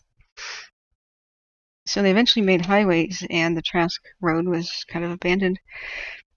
But Idiotville was somewhere around there. It's still on maps as Idiotville. Even though you go there, it's just a waterfall because it burned to the ground at the Tillamook burn as well. It never really got established again. But when it was first starting, it was going to be a company town or a logging town of some sort. And a company exec, I believe it was, I have to go look at my notes, comes out on the bumpiest stage he's ever been in and basically has a sore behind and jumped off cranky and kind of rubbing it, looks around and everybody looked at him like, that's the big wig. And he kind of limps around and people start to snigger, about, yeah. He can't even walk straight. And there wasn't good suspension back then on carriages, I don't think he was very respected because he should have just gotten on a horse. Instead, he's like, I'm going to ride like a dignified person. But he gets out in front of all these loggers and ruffians, and he goes, oh my God, where are we? And they kind of looked at each other, and I think some of them had, practiced. They all had their idea of the name of the town that they would pitch to him, because it needed to be named. And so a bunch of them were ready to speak and looking at each other like, so we thought, and he goes, never mind, only an idiot would live here. Because of the road conditions, and it was just rainy and sopping wet and just middle of nowhere. And so spontaneously, all of them decided on a unanimous vote to call it Idiotville. That just proves people in the past were not that different. And pretty recently, there might have been people who remembered that in living memory, or my dad remembers that, But it was like 15, turn of the century, something like that.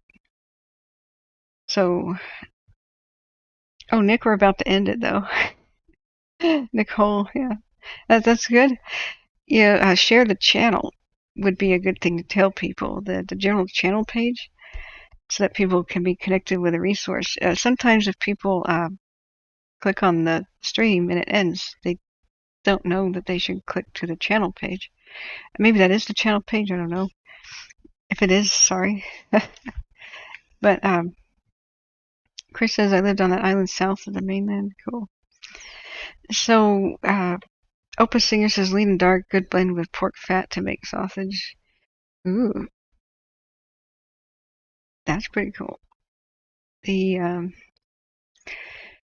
let's see here. I guess you guys were talking about food. I'm into fat. I think fat's part of the diet that's good. So I don't know if I missed any chat. Somebody have any questions for me? Looks like they turned the Caldor fire back into itself. Should be a done deal soon. Don't ever say that, knock on wood. Any info you should know? Turning my prayers to the other fires. Yeah, it was looking really good for many fires when suddenly winds picked up in the autumn winds. The just remain even keeled about it is good progress. But should we have a major wind event and it just goes west or something towards previously unburned areas, it could get cooking again. The Friday, Saturday, Sunday is not good. Wind gust wise, it's critical fire danger again. So everything's a race against time. How much prep can they do before the next wind event? So there's still significant heat. There's still aircraft out there. It's still not 100%. So we're still in the mega drought. I'm not secure. I'm not feeling secure about anything until heavy wetting rains and snows. The nightmare scenario is anything hot, any little thing hot that has fuels to the west of it or southwest of it could run like the devil and make something incredible happen if Santa Ana winds or the Diablo winds happen. Last year, I mean, at September 6th, they saw higher and higher containment numbers and got complacent. At the Bucks Lake up here had that little fire, the Bear Fire and some other complexes. The residences downhill at Brush-and-Berry Creek were warned. Sorry, here. Were warned that the fire was up there, but it seemed so far away. But they were downwind and down canyon. This is a wind tunnel. Remember 70, and these other canyons are wind tunnels. Everything like that. And they were packing up, getting ready to evacuate. And some of the last texts before people died were, I saw the containment jump up to 68%. We have our car packed, but we're not going to evacuate. Well, we'll see how it is in the morning. And they went to sleep downwind of a fire during Santa Ana and Diablo wind season, and it hit. It jumped the lines, and it made the fastest run towards the valley that one of the fires have ever moved. It was just incredible. And then it even jumped over Orville, and all of a sudden I have relatives and family members just running for their lives too. And they fought to save Orville. The fire just ran down there. I don't know, Opus Singer, if you've seen the sobering YouTube video that I keep showing people. They had almost gotten a handle on it, almost, and it all went to hell, and it rampaged down there faster than they could even knock on doors and warn people. People just woke up with their roofs on fire, and those people ran outside and their car was already on fire. And it's spread. The North Complex fire spread was astonishing. And it's something that may have broken records. There are horrible alert wildfire cam time lapses. That was about when I was covering these fires, and we were watching that live, horrified. Like it's getting huge. It's getting huge. It's getting huge. So I don't want to end on that kind of a note. But check it out. That's any fire in these mountains. The worst case scenario is they're still burning. And if we have the Santa Ana winds again, they'll run for the valleys at record speed and try to eat major towns. I mean, we must remember the Paradise Fire just went past the highway. They evacuated parts of Chico. Like it started to damage the outside of Chico. It was pretty astonishing. And so year after year after year, that's what's happening. So I just have to caution people that September is not like, oh, fire season's over. It looks better and better for the higher regions of the mountains. It looks worse and worse for anybody to the west. As Santa Ana and Diablo wind season arrives. My friend perished in 2017, October 13th,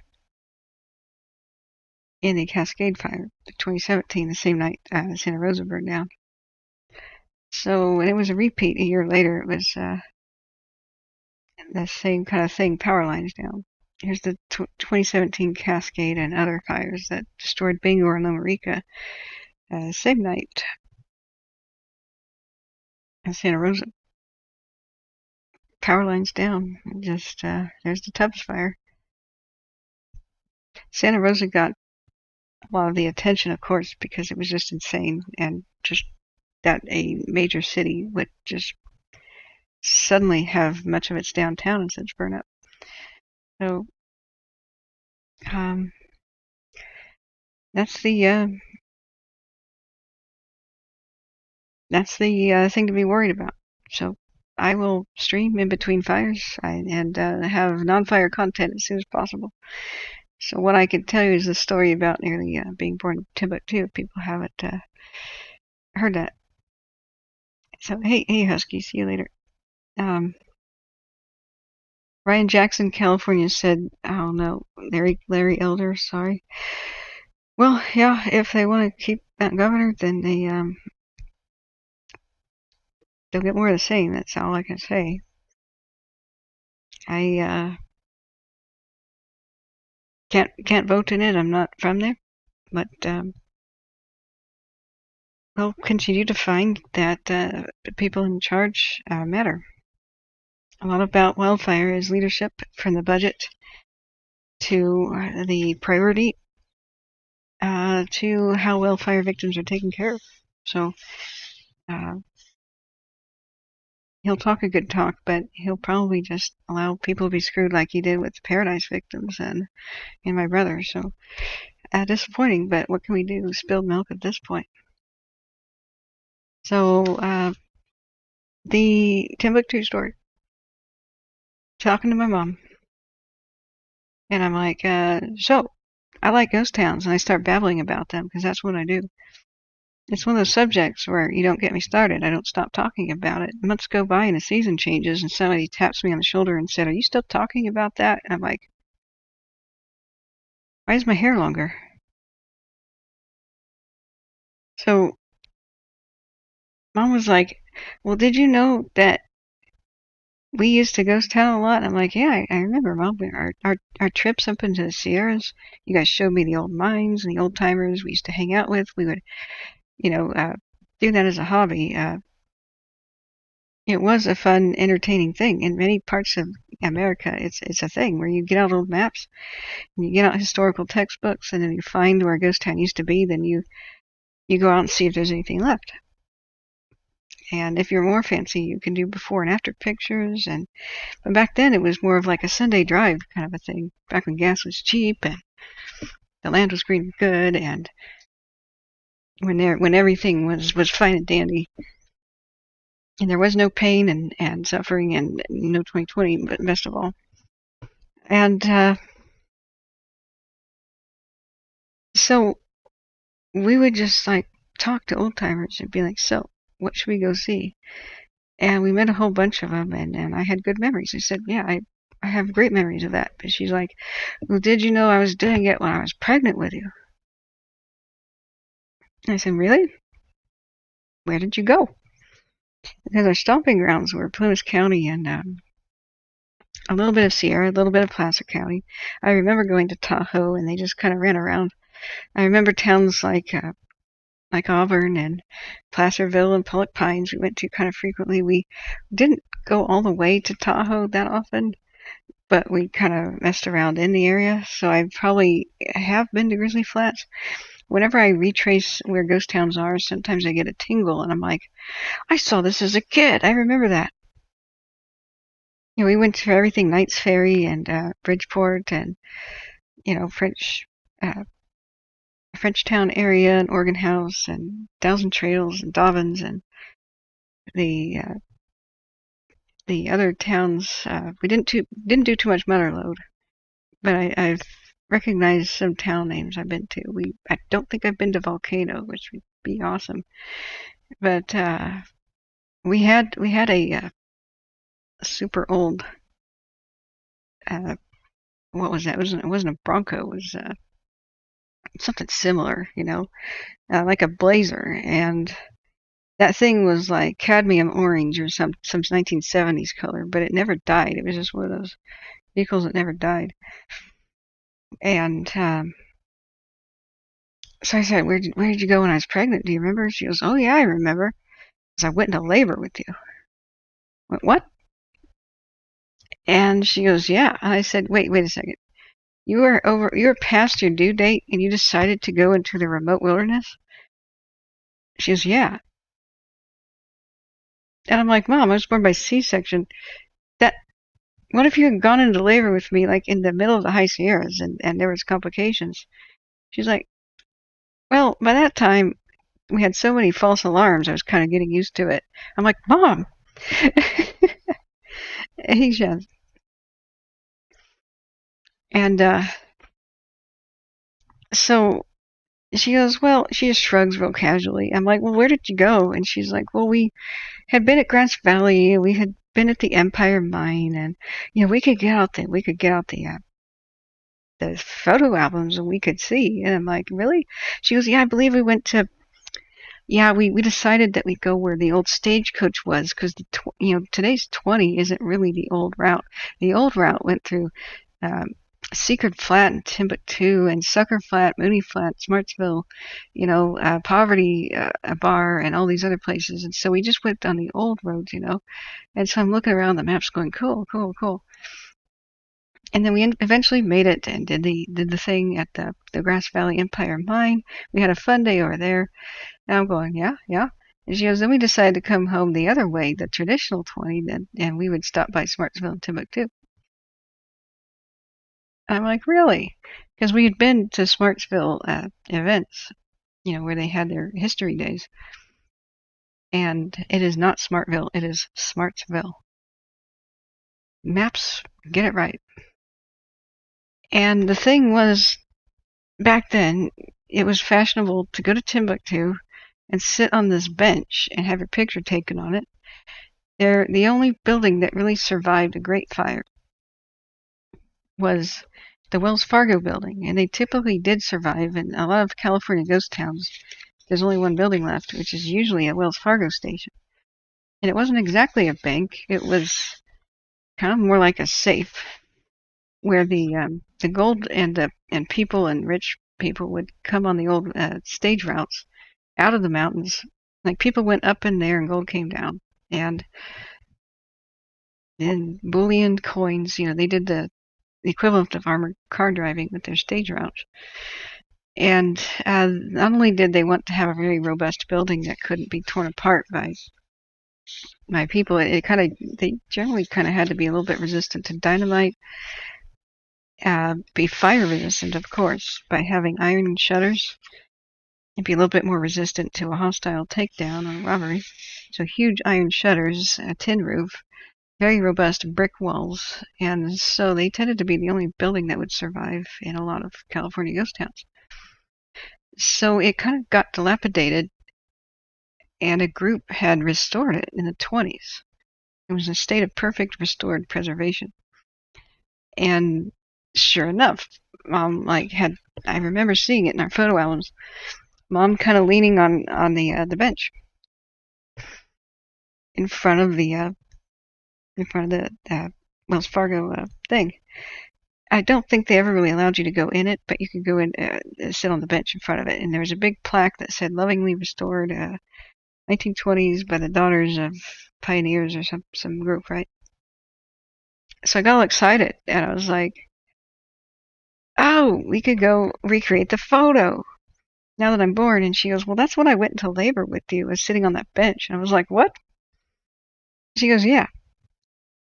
So I said, "So I was almost born in a ghost town." Yeah. I was ghost towning before I was born. Yeah. And I coincidentally decided that that would be my kind of life's work, to be an author of ghost towns. Yeah. I was born doing this. I guess you could say that. Wow. And wait a second, I was almost born in Timbuktu? Yeah. You can't make this up. You just can't make this up. Unfortunately, the building is destroyed now. I've been there somewhat recently, a couple of times. It is now a pile of rubble with a tin roof on it. The rumor has it, these stupid books, they came out in the 70s, and all of them were about, unfortunately, my parents and all the other old timers had the right way to think about it. Take nothing but pictures, leave nothing but footprints. You know, the code of no destruction, just observation. Same thing like the hikers. You know, you enjoy the environment, you don't disturb it, you don't trash it. But enter the era of metal detectors and people wanting to market them to people. Unfortunately, they were first marketed as go find treasure, which, well, you can. There's nuggets everywhere in almost every stream bed of the Sierras. Just even the dry areas and the deserts. Go do that. Go make a claim and go get rich. You possibly can make good money that way. But unfortunately, what they said was use metal detectors at ghost towns because they have treasure, which is ridiculously stupid. Nobody is going to bury a golden treasure in a place that's like marked on the map. You'd go in the middle of nowhere to do that. The pioneers and such that left the ghost towns and moved away, they didn't leave gold treasure behind. That doesn't happen. And the only thing you're going to do is dig up things that archaeologists could value, you know, rusty things in the soil, and mostly just doesn't even work because metal detectors will take tin roof flakes and be completely confused.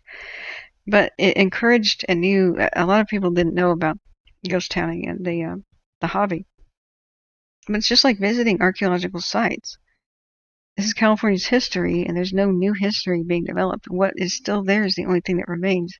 It dwindles and disappears more and more as time eats it, and as vandals trash it, and as fires destroy them, and as they're not maintained, and just tragic accidents. There's not much California history that's left or preserved compared to what there once was. So, unfortunately, the looter culture was just accelerated. A lot of people's first introduction to ghost towns is take your metal detector and dig up stuff and take it home. And so, there's almost no protection. These places don't have armed guards, but ever since that, it worsens. People have stripped everything they can take from the ghost towns, every doorknob, every window, every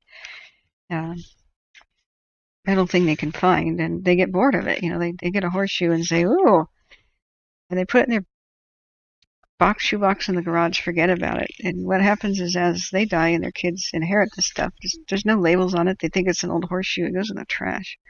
But that would be valuable to archaeologists. You know, tell the story of places. And unfortunately, this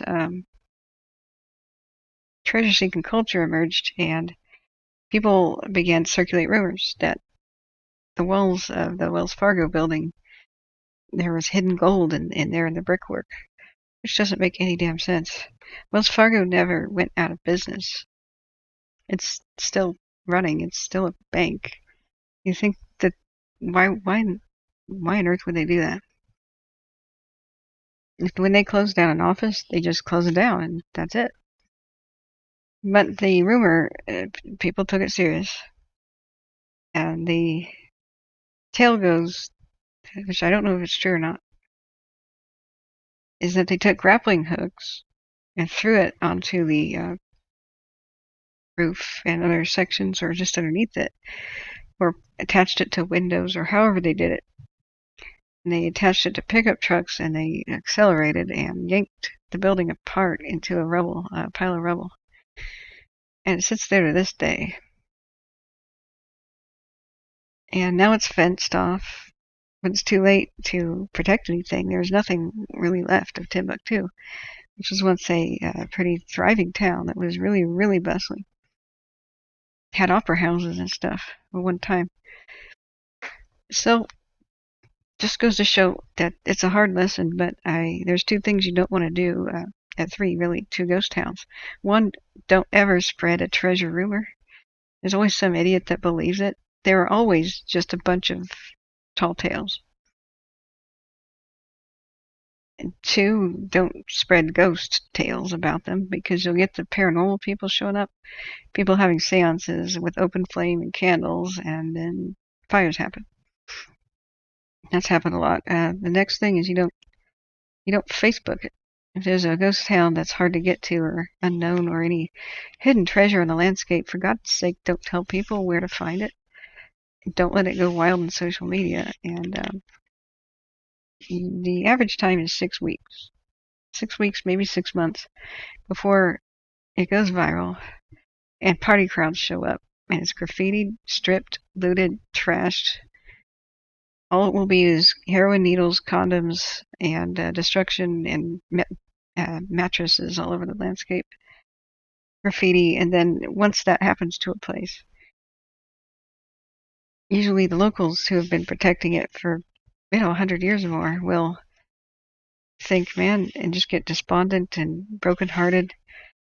And sometimes they resort to tearing down the history just to keep the party crowd away and the meth heads and the druggies that show up with the parties and the raves and stuff. So, it's no longer with us. Will it ever be recreated? I don't know. But it's a good story. I like that. I was almost born in Timbuktu. That's one of those fun things to say at a bar or a party. Is true or false? You have to buy me a drink or whatever, and I don't drink, but you know what I mean. I was almost born in Timbuktu, and you say that with a straight face. And everybody thinks, Mally. No, California. And then they go, dang it, and they have to buy me something. Usually a Pepsi. But the reason that Timbuktu is named such is, the rumor is that 49ers showed up, or 48ers actually. The 48ers were here. They were the ones already in California when gold was discovered at Sutter's Mill. And they quickly figured out that the Yuba was easy pickings, such a shallow, knee-deep river all the time, pretty much. And they started working the lowlands, and they followed the easier gold higher and higher up into the hills. And they arrived with pick, pan, and shovels from Sacramento, also known as Sutter's Fort. And they find it's already being worked by an African American. He's out there whistling Dixie, and he's making bank. He had piles of gold all around him, and they said, whoa, dude. So it's a rich bar here, and he goes, yep. And they said, well, what do you call it? The first person there, I guess, got the naming rights, and he goes, I want to name it after my home country in Timbuktu, in Mali. So I would love to know if anybody knew who this individual was, because that's pretty fascinating. Somebody actually from Africa shows up in California mining gold and knows everything about how to placer mine and get it. Mali and Timbuktu is a gold-rich area. There's tons of stories of the king, was it Mansa Musa, they had so much gold that they didn't even value it as a currency, and they heard that Europe and the Middle East did, so they made a great caravan across the Sahara Desert, and they bought books, mostly books, you know, in what 1500s or something like that earlier. Can't remember. Maybe it was medieval times, and they brought many books which are completely extinct and gone now. Ancient knowledge, Roman, Muslim era copies, and in Arabic mostly, of classical literature that now is lost because no copies survived the Dark Ages. And he brought all that back to Timbuktu in Mali. And it became a center of advanced learning, and distinguished Islamic scholars, you know, studied university there. It's one of the great libraries of the world. And there still is a lot of those, books there that have never been translated. That could be the lost works of people from Cicero and, you know, all kinds of classical authors. Lost Plato and Aristotle and Socrates, and maybe Hannibal of Carthage. He kept a journal, had a scribe. We only know the Roman point of view, but if we could only know the Carthaginian point of view, man, I would read that. So 2 places in the world might have hidden books that we thought were lost that we could retrieve, ancient knowledge. One place is the library in Pompeii with the charcoal briquette scrolls that we can't open without destroying. One day AI could decipher them. And the second place is in Mali. Unfortunately, Mali was invaded recently by, after the instability in Libya, by the Tuareg people, very fierce warriors, and they tried to resettle in Mali and invaded, and they had a different kind of Muslim disposition, a different kind of sect and belief system, and they thought that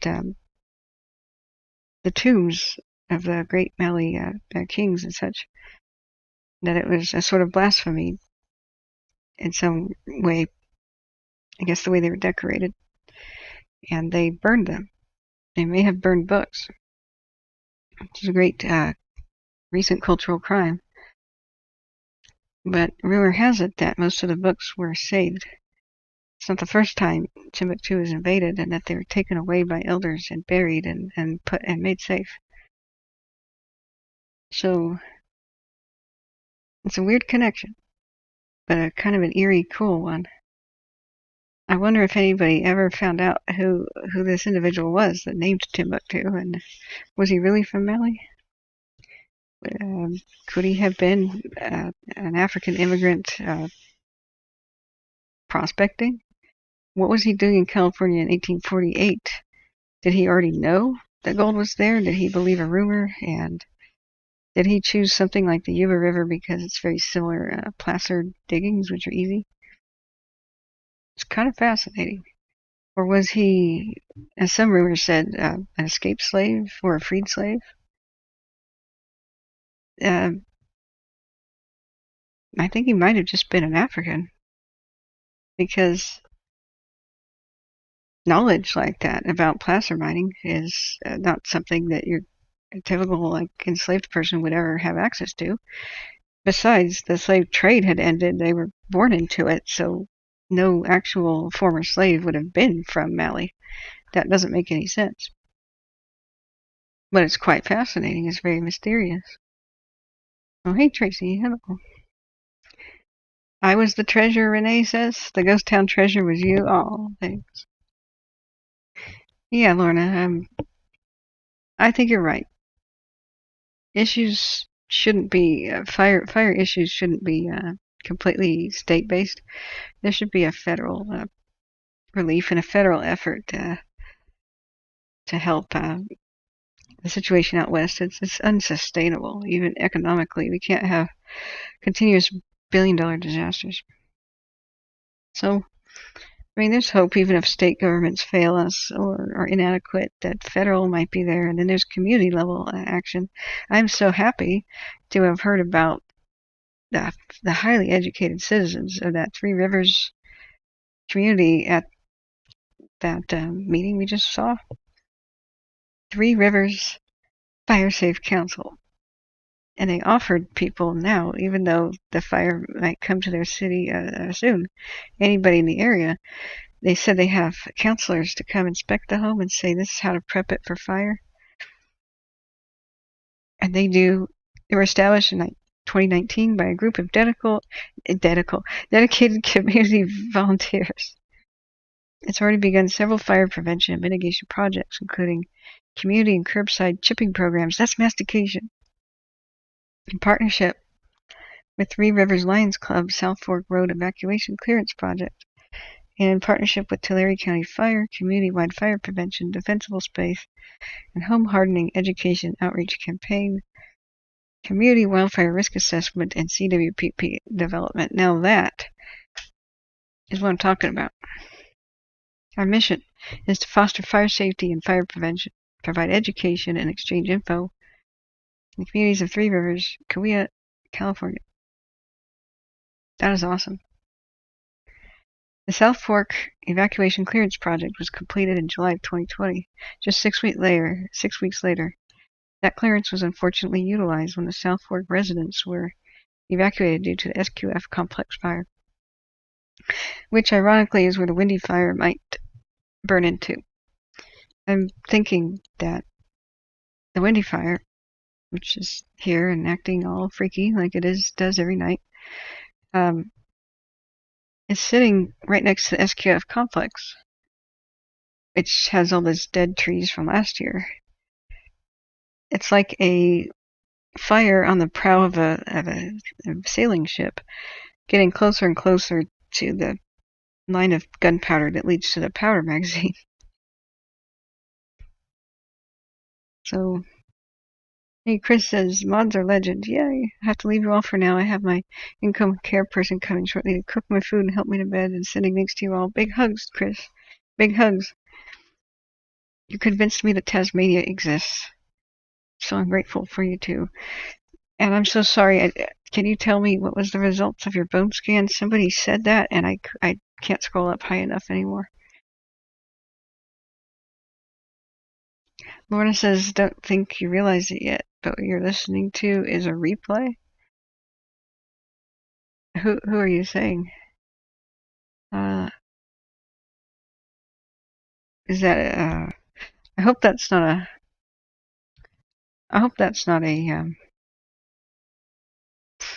sad, kind of a grim prediction that I unfortunately am right sometimes. Or, oh, are you talking about this link? I'm sorry, Josh. Hey, Batman, how are you? I was about to go to bed. Wow, MCSO, the Hopkins fire declared arson and suspect arrested. A suspect was photographed watching the fire. That's what I said last year.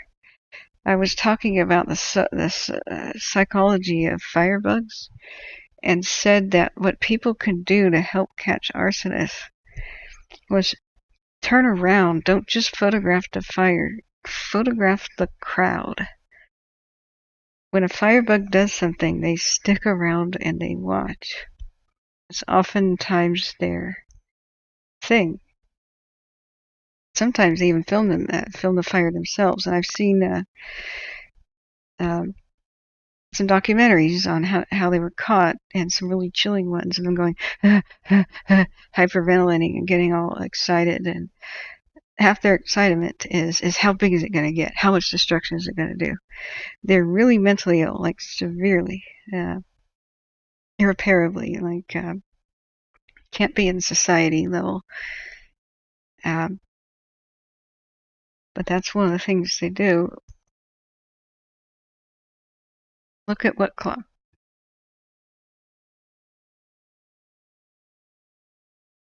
What clock, Lorna? Are you talking about me? I'm live right now. I just clicked on Josh's link. This is Pacific time. It actually is 11:19. Oh, Lorna, you know what? I bet you're behind in my broadcast. So, Lorna, hit the live button. You have to put it in chat. You can't tell people, I can't tell people verbally that they're behind in my broadcast. It's by volume area. If you bump your phone or anything, you can get behind several hours or something. She's probably talking about when we were watching the, hey, big hugs, Chris. Just take care. Come back and see us. Yeah, Josh, you're right. We shouldn't reveal what police methods are and such, but I'm talking about the way the community can help. Whenever you're at a fire, even if it's a house fire or anything, don't just film it. The authorities want you to film it. No longer is it considered a bad taste thing. If you film a fire and you upload it, stay out of their way, of course. Structure fire, whatever, upload it and tell your local fire department that you did. That's now being used as training videos. But it's a good idea to turn around and film the crowd too, because that could be the best way that law enforcement can analyze that and try to figure out somebody. So, yeah. We tried to, Lorna. We tried to watch the meetings earlier in the evening, and they were not stable. The feed cut in and out because of the cell phone coverage of the person who was live streaming it. But I made that clear several times. Remember, see down here this, and I forgot to change it. See the bottom static message? When the meeting was going, I said K&P community meeting recorded 3 hours ago, which I now need to erase because we're not watching it. Thanks for that kind of unintentional reminder. So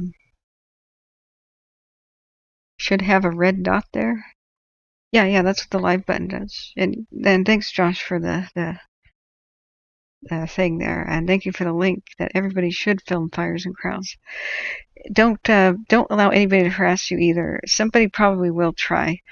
A lot of the people that film and they're trying to help the situation, they get tapped on the shoulder by some sneering, jeering idiot, the kind that invades my channel every once in a while and says, "Why are you doing that? Don't you know it's rude? You shouldn't be doing that. And they'll start calling you names." And I actually have like a card, like a business card type thing, that I don't respond to these people. If I'm filming, I'm not talking and ruining it. The card says it's no longer a thing that,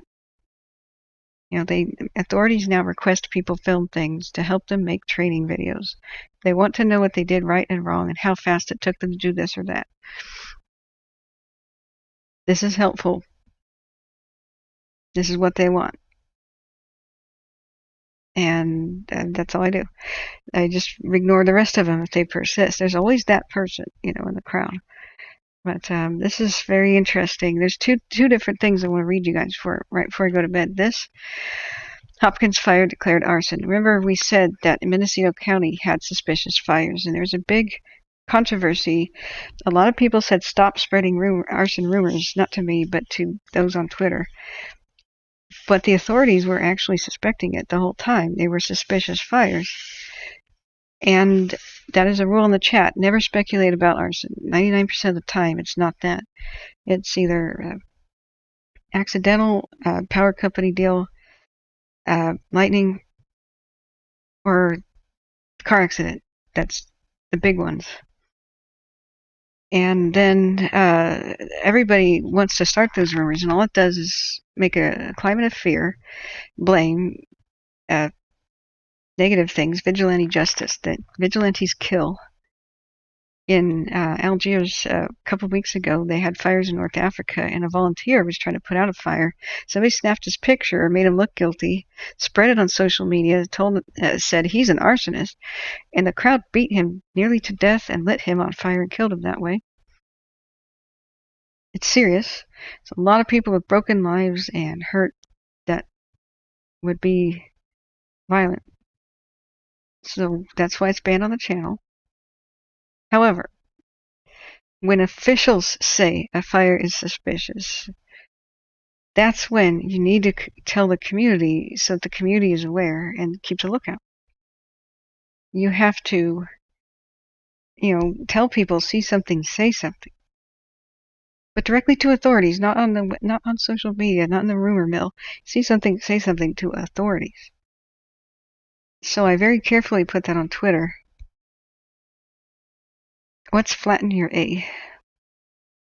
And it was the person who announced that it was suspicious, that the series of fires that they had, not just this, but the series of fires that were earlier in Mendocino County. Remember how we were going, that's a lot of interesting fires in Mendocino County. That was when a local, I can't remember his name, one of the representatives, either senator or House member of California, he announced it on his Twitter that it's suspicious in origin. Same thing for the down there, Isabella Lake, the French fire is suspicious. If you know anything, please contact the Sheriff's Office of Kern County and of they asked that for Mendocino County. So 3 hours ago, we have a video to watch about it. Let's just watch it. And the next thing I'm going to read you is about PG&E. Judge digs deeper into PG&E's suspected role in Dixie fire. The judge says the utility poses a safety hazard, to the public. PG&E is a convicted felon, the judge overseeing its probation says. PG&E is a convicted felon that poses a safety hazard to California, U.S. District Judge William Alsup told the utilities lawyers. My job is to rehabilitate you, talking to PG&E, and that's what I'm going to do until the last minute. So that's an interesting article, but let's look at this video. Wow. Hot off the press. Good evening. I'm Mendocino County Sheriff Matt Kendall. We're out here on the Hopkins fire. We're still working on a lot of different things. This evening we have our Assistant CEO, Darcy Antle, who has also been in charge of recovery for Mendocino County for the last several years. We have Unit Chief George Gonzalez for CAL FIRE, our CHP Commander Charlie Leonard from the California Highway Patrol, and my patrol captain Greg Van Patten. We've got some news and some updates for you. We'll start off with Chief Gonzalez. Chief, you want to borrow my mic? Absolutely. Thank you, Sheriff Kendall.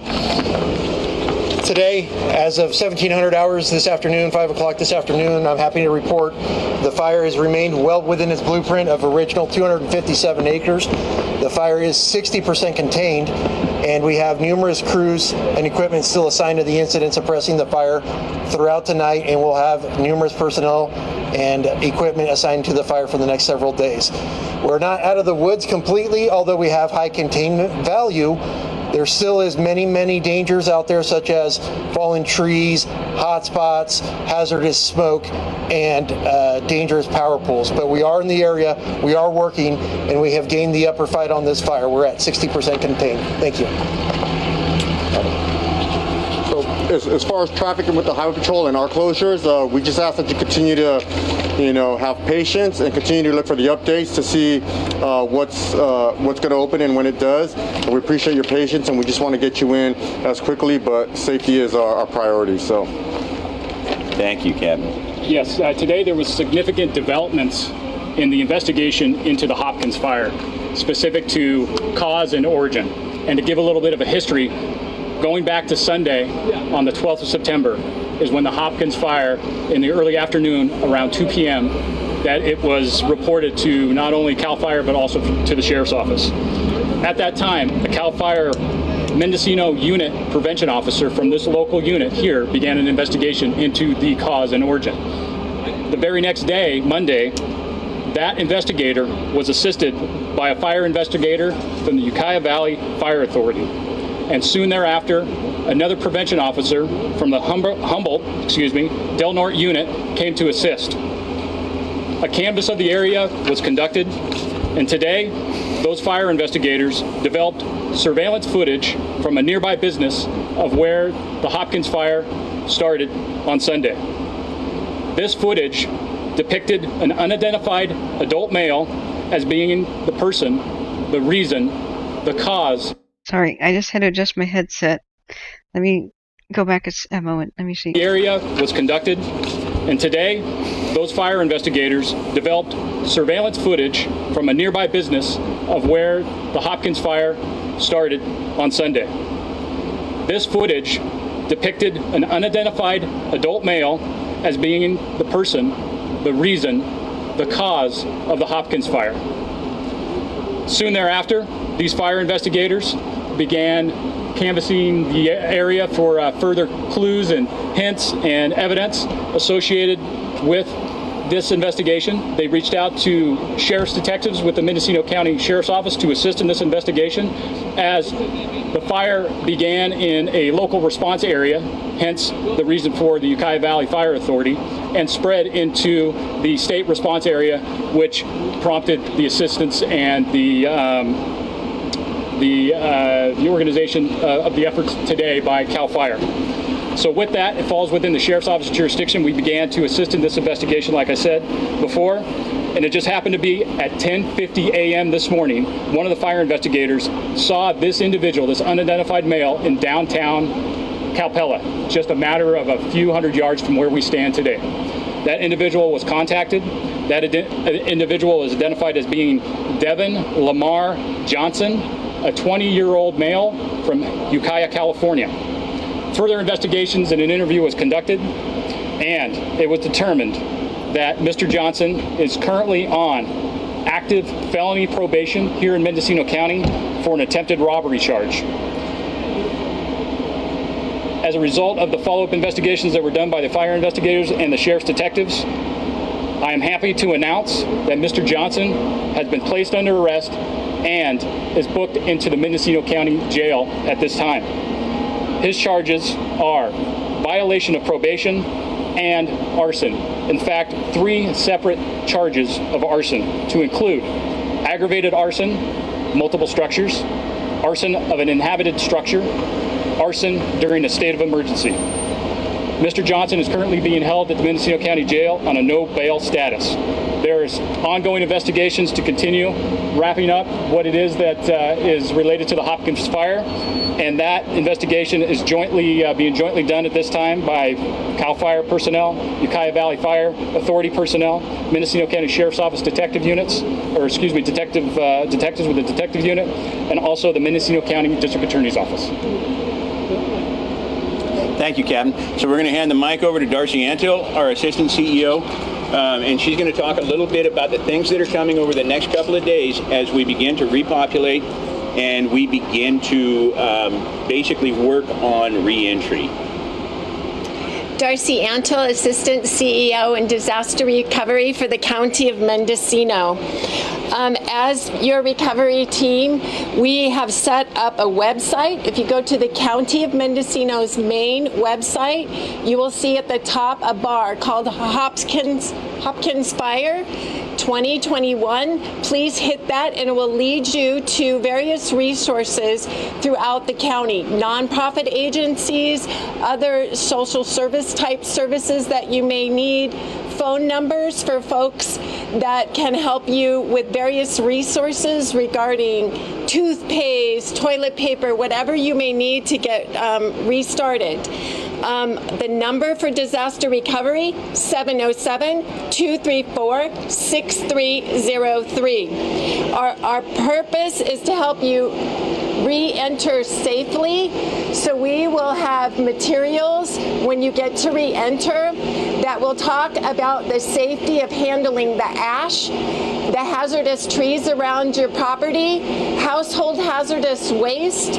As you know, without power, your refrigerator and freezer and your food is probably not edible at this time. So there's lots of things to be considered for a safe re-entry. And please visit our website or give us a call for additional information. Thank you, Darcy.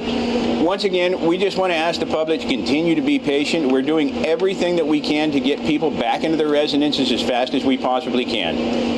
Tomorrow, PG&E is going to be using helicopters and heavy equipment to get some power poles replaced that are still in that very dangerous and fragile condition, so we're extremely concerned. We had timber fallers working out here getting rid of the hazardous trees. We want to make sure that everything is taken care of and we don't miss anything before we repopulate. Again, thank you for your patience. We appreciate it. Hang in there, and we'll be back in the morning. Thank you. Wow. So I speculated a little bit about whether or not he's a firebug. That's a different type. That's a special type of arsonist. They are usually caught young because their profile is they're generally dumb as a box of rocks, low IQ, mental illness, excitement by fire, no ability to really think ahead about how things might affect others, extremely low empathy, oftentimes sociopaths with incapable of empathy. They usually start very, very young, playing with matches and that kind of thing, and continue. Many of them are caught as youngsters, and the most important takeaway is they have to remain in prison. You can't let a sociopath or anybody like that out of prison. They will never care about another human being. They will offend their entire lives. Same thing with a psychopath. Unfortunately, a lot of laws, they need to be changed. I know the whole give kids a second chance thing is a cute idea, not if they have severe problems like that. They need to remain in prison. Catching them young is going to be a blessing on society. The two individuals that started that library fire in which a firefighter was killed just a few years ago, or just maybe last year, they were caught at the ages of 13, and unfortunately there's a mandatory law in California that says that some youth convicted before 18 or something has to have a chance of living on the outside, even if they committed extreme felonies, so they are slated to get out eventually. This completely could have been avoided if this person who's already been arrested for felonious assault, it sounded like, never left prison. The public needs to become aware that some people born like that, psychopaths and sociopaths, there is no cure for that. They cannot see the light of day once they've committed crimes. They cannot feel bad. They cannot feel remorse. They fake it. If they offend the rest of their lives. The thing is, I think a lot of people are just too naive. They just are not psychoeducated enough, and they have what's a kid? Every kid can learn ethics. No, not sociopaths and psychopaths. They cannot.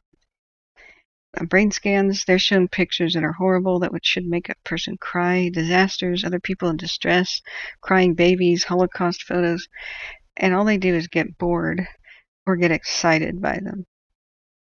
They're the kind of person that could see somebody drowning and throw them both ends of the rope. They're capable of anything, and they should not see the light of day.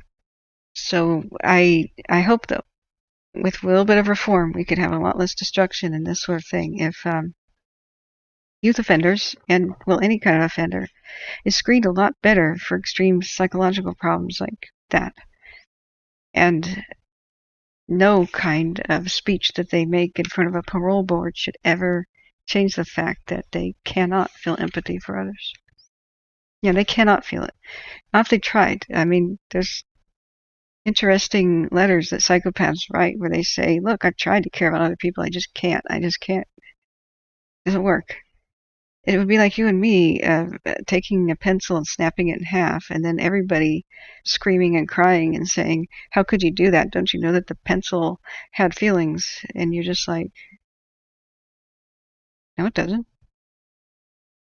No amount of speeches by people claiming to be the pencil's family would make you care about a pencil.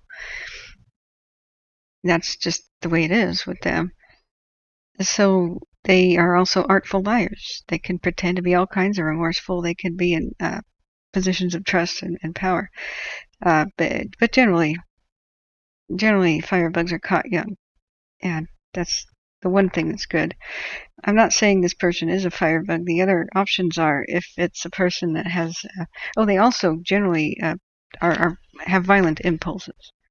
It comes with the prefrontal lobe damage, which might cause sociopathy or prefrontal lobe, what is the correct term? Not exactly brain damage, but what they call it, maldevelopment or something. They don't operate the same. Emotional regulation is inhibited, and that's where empathy kind of is. It's in the front of the brain, and thinking about your future actions and the repercussions and impulse control, all of that is just completely out the window and not there.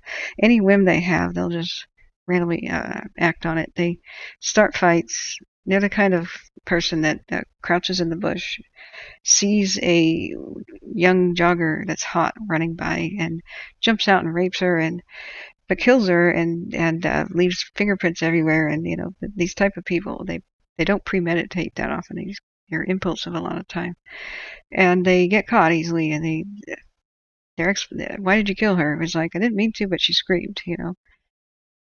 They're like that kind of dumb killer or a person. They share many traits with that type of criminal. So there's a second type, though, the type that's a insurance job kind of person, and they premeditate and they think about it. And sometimes it's just a person that wants to make money off the insurance, but there's career, criminals that do that. Like, that's their thing. There's also the kind of arson where it covers up a crime, like killing after raping a jogger, right? And then lighting a fire thinking that'll cover up evidence. That's a lot. I mean, there's many different types. But in this case, I mean, I'll be very interested in what profile he comes out with, or what they release to the press, or what his defense will be. It's one of those sad things. But what we need to know about, the public needs to know, is that law needs to be immediately changed. If 5, 6, 7, 8-year-olds and 13-year-olds are caught, especially the ones that lit that library on fire, and the firefighter died inside when the roof collapsed. That was in California, I believe. I can't remember where. They will never be able to regret what they did. That's just not remorse is not a feeling that they have. They will go to bed sleeping like a baby every night if they truly have that kind of disorder. So there isn't a hope for them. That's why they need a careful examination from many different professionals. And it just goes to show that they'll always be out there. There'll always be at least some percentage of the society that seems to be born that way, or become psychopaths. It's kind of a controversy, or anybody in this general class of no empathy, right? The other types are like, a kid that just plays with matches and things got out of hand. There's that too. But they really have to carefully examine this. The fact that he was in prison and got out is just such a tragedy. And we'll figure out. I'll be watching this and trying to learn everything I can. Right now I'm restraining myself from anything, the human impulse of trying to figure it out with such little information. I know about the typical types of arsonists. This person is innocent until proven guilty and should have a fair day in trial. But sounds like that's a very strong case that they have him on surveillance. So that's a tragedy that 50 homes were lost, but I think everybody lived, right? Yeah, they need help. They need professional help. They'll never really get better. Most won't. If they're really like this. But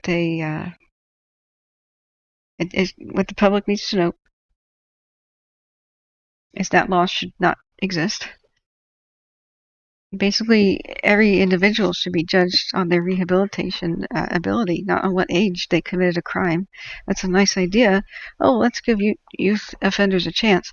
That comes from the naivety of thinking that everybody's born with a conscience, and not everybody is. That's a nice idea, but it has not panned out. And it may be true like brain damage. We know that people's personalities and things change with it, especially with prefrontal lobe damage.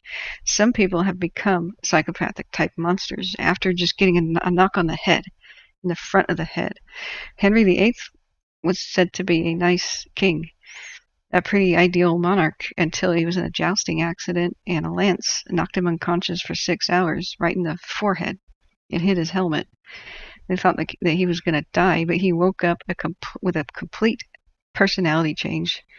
It was like he was impulsive, cruel, flippant, suddenly a lot less intelligent, had violent impulses, randomly executed people on a whim, just did completely things that psychologists would recognize as really prefrontal lobe issues. And I mean, even wanting a divorce and not getting it, so he kills his wives. And then the moral authority of the day, the Pope and church saying, dude, you can't do that. Oh, I'll just form my own church. Like, then he dissolved and burned to the ground a lot of abbeys and such in kind of like a rage. It's just like, what the heck? That's an example of that type of person with power. Yeah, you're right, Mark Scheinfeld. The most dangerous ones are the ones with high IQ. They're a lot less common. And a lot of times it's scary to think how many don't get caught. But in the old days, there's a whole bunch of argument that I'll have a whole bunch of people who are psychological experts start butting in and saying, no, actually.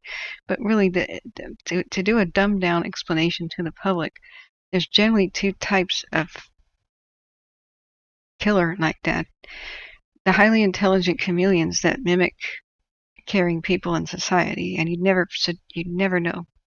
They're perfect scam artists, like the BTK killer and such. And Jeffrey Dahmer, the one who was like intelligent enough to be his own attorney, but yet they're completely bonkers and just think about killing all night. And just get, these arsonists think about lighting fires all night, and then even get excited, if you know what I mean, about it. And then they premeditate, they have fantasies, they plan, sometimes elaborately, and they blend into society, and they work for years to set themselves up into a place of trust, a position of power, so that they can cover up what they do best. Green River Killer, that type of thing. And then there's the others that don't premeditate. They're impulsive, they're dumb, caught early, and that's the majority of them. What the difference is? It used to be a simple explanation. Psychopaths were smart and sociopaths were dumb. And then that kind of flipped a little bit in the public sphere. Now they don't know what to call it. And now they rearranged the DSM. They're now calling it a personality disorder cluster, this and that, and whatever. But the dumbed down explanation is that there's a class of the smart ones and the stupid. Most of them are stupid. Either that or the ones that are smart, half of them don't get caught. That's the other scary thing. But I think the smart ones aren't generally that excited by fire. I think they're more like excited by the hunt, and usually they hunt and kill the vulnerable, like women, or they're like nurses or something, and kill people that were dying already and get away with it. There's been some scary instances where they were surgeons and such, and they would just pretend that a surgery failed, but in reality they bumped their own arm and severed arteries. They seem to be excited by possibilities. They all share this. They're excited by possibility, which is weird. They're more excited by maybe I can get away with it, maybe this will get out of control, or maybe it won't, than guarantees. Either way, they're abject cowards. They target the vulnerable. They don't pick fights with boxers. You never see a psycho killer like picking hard targets and going after Navy SEALs and stuff. It'll be the unfortunate but they're all the excitement by possibility thing is what was I found weirdest. The Dr. Death surgeon of Oregon who went to Australia. Too bad Tierden's offline, or Chris. He would maybe have heard of him. But he was excited he would cause a surgical error just to see if he could save a patient. They think that was his motivation, see if he had skills enough to save the patient. He obviously didn't care about them. But by far, he eventually was suspected when he had a vast amount of patients die during his surgeries, most of them women. So the theory is it was Dr. Pataki. He operated near Portland. He fled the country and still operated as a doctor in Australia for a bit before he was arrested for killing a lot of women and patients there too. They think that he was basically a serial killer with women as his favorite target, and he only killed men occasionally in surgery to cover it up because it would look really obvious if only women died. I mean, these people are so stone cold, you wouldn't believe what they're capable of. It's just the word anything. So, it's very spooky. Norman Elliott says in the 17th and 18th centuries, England sent undesirables to Australia. Yeah, I don't think it was that type. I mean, they hung people for stealing loaves of bread too, right? If there was some sort of a heinous crime, Victorian era usually did you in. I mean, back then, poaching a deer was a crime, like even if you were starving. Yeah, but there's actually I'm looking at historical dark channels that explore old crimes, and some of them are like they obviously got away with it, what we would call serial killers today, black widows and the like, because back then, like, just women of high society weren't suspected of anything. Lizzie Borden absolutely slaughtered her dad and stepmom. I mean, there's really it's pretty. The evidence is pretty good for her being the criminal. She got off because they said a high society woman would never behave that way, and she had a jury of high society men. They prejudices like that existed, and you could get away with crimes if you knew the right people, if you were of a certain class. So some of these old stories are just real chilling, and one day I might read some of them, like for history time. But Desiree says, my biological father is a scam artist who has left a trail of carnage over the years, mostly selling fraudulent pension plans, and has made the ones who loved him suffer the most, like me and my stepmom. Oh my God, I'm so sorry. I think narcissists really should be considered just as dangerous to society as psychos and sociopaths and others, because they're the ones that do the same thing. I'd probably put money that he was a narcissist or high in that scale. They're basically psychopath light. They kind of straddle in between sociopaths and psychopaths in intelligence. They're usually sometimes pretty low, but enough to have a scammy kind of sales pitches and stuff.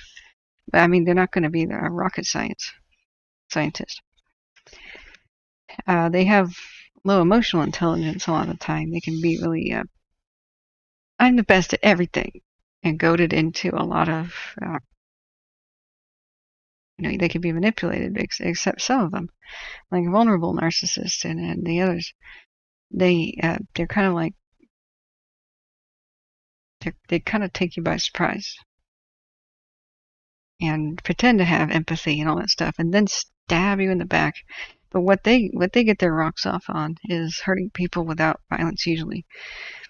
They just don't have the violent impulses. I mean, occasionally they do, but they're the ones who do damage, and they can rise to the top of corporations and stuff because they climb the corporate ladder by stabbing others in the back and taking credit for other people's work. setting other people up to get fired and then taking the new position. They're that kind of snake. Have you ever heard of a fire? But we really don't have empathy. So the kind of thing that you would see is perhaps a lot of that with like PG&E, with Dixie fire stuff, and their long history of killing people and going, oh well. It explains a lot of corporate manslaughter. The whole Ford Pinto thing. I mean, who in their right mind, who is not sick, would see people dying in Ford Pintos just because of a very cheap replaceable part that would fix the gas tanks? Entire families burning alive in their cars, and get a bunch of reports and type up actual letters that say, well, we have insurance. It's cheaper to pay all the victims. We calculate that only so many of them will burn to death or become burn victims that live. It may be cheaper to just pay all the insurance claims rather than do a recall and recall the car. Same thing with Firestone tires. The company knows they're flipping over SUVs. Families are dying on the freeways. And somebody at the top is saying, but that costs us money to do a recall. Maybe we should just have our insurance pay it out, have them sign non-disclosure agreements. That's basically what explains it. So in my opinion, people that are like that should be in prison too, especially if they get caught doing crimes early on. The world would be very different. You're right, Desiree. They do not care about anyone else unless they take no action, unless it benefits them, and they use others for their own enjoyment. And that's not just what they do. They are the ones that you don't want to know. If you're old, frail, or have a stroke or something, or need care, they'll cash your Social Security check, keep you in a closet, every once in a while they'll find a poor old person in a state of covered in their own urine and feces in a closet, shivering, and locked up, with the family member or whoever, or the caregiver cashing their Social Security check or their pension, and that's that class of people. So in my opinion, you don't need to do physical violence. If somebody is a criminal, they should be scanned and questioned and tested. And if they show any of these traits, they should never see the light of day again. Not until there's some sort of a cure for whatever the heck is wrong with them. There's a lot of theories about why these people spawn and generate. It could be as simple as viral infection of the pregnant mother, attacking the prefrontal lobes of the brain with inflammation and screwing up their development somehow. They could be genetic, could be some trigger. It's all mysterious right now. Either way, there's a certain percentage of the society that are all like that. But the vast majority of crimes that are heinous, like serious, are done by the people with those traits. In that cluster of personality disorder, they repeat their entire lives, ruining person after person. They're the kind of person that can just encourage somebody to kill themselves, watch somebody drown, and the one thing I had to say to people is, well, that's really dark. Please don't hate humanity. They don't represent humanity. They represent a sick portion of humanity that's kind of small. In fact, they repeat offend most of their lives is, a pattern. Just like a rabid dog doesn't represent dogs. And they're the ones doing the most harm. They're the ones selling out the planet, selling out people, and enriching themselves. And all out for themselves. Understand that, and you can feel so much more love for humanity. The vast majority of us care, and we do good. We're either neutral or do good most of our lives. Yeah, you're right, Josh. It's amazing how narcissists and sociopaths and psychopaths get cult-type worship. That's because they're master manipulators. From the day they're born, basically, or know how to talk. They only interacted with other human beings in order to manipulate them, and they're not interested in any other type of interaction. That's it.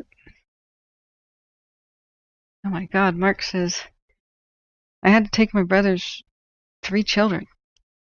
When his wife died and one child is like him, oh my God.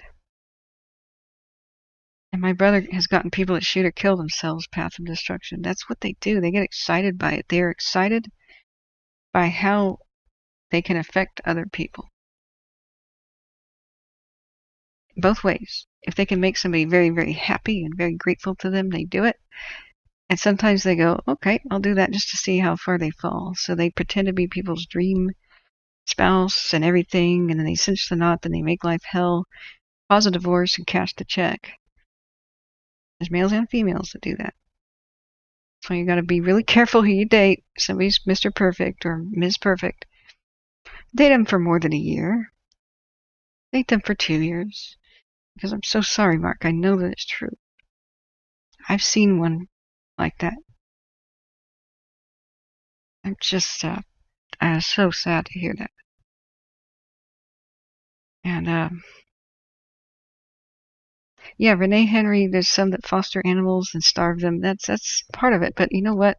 Don't think that somebody loves animals is somehow a good person. That is one of the biggest mistakes. We know that psychos and sociopaths have an interest in torture, and they start with animals. That's very true.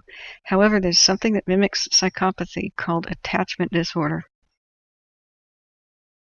It sometimes is because of child abuse, where they stop. They had the ability to care for humans, and they developed caring empathy for humans at first and animals, but then they were abused so bad by humans that they will never trust another human being again or like them. And they go super overboard for animals as their only real connection and feeling like that. So there are the coldest people in the world are the most super animal lovers. Hitler being one of them.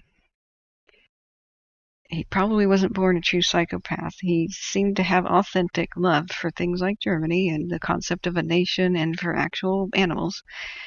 But that's how he was able to just kill people without remorse. He just despised people.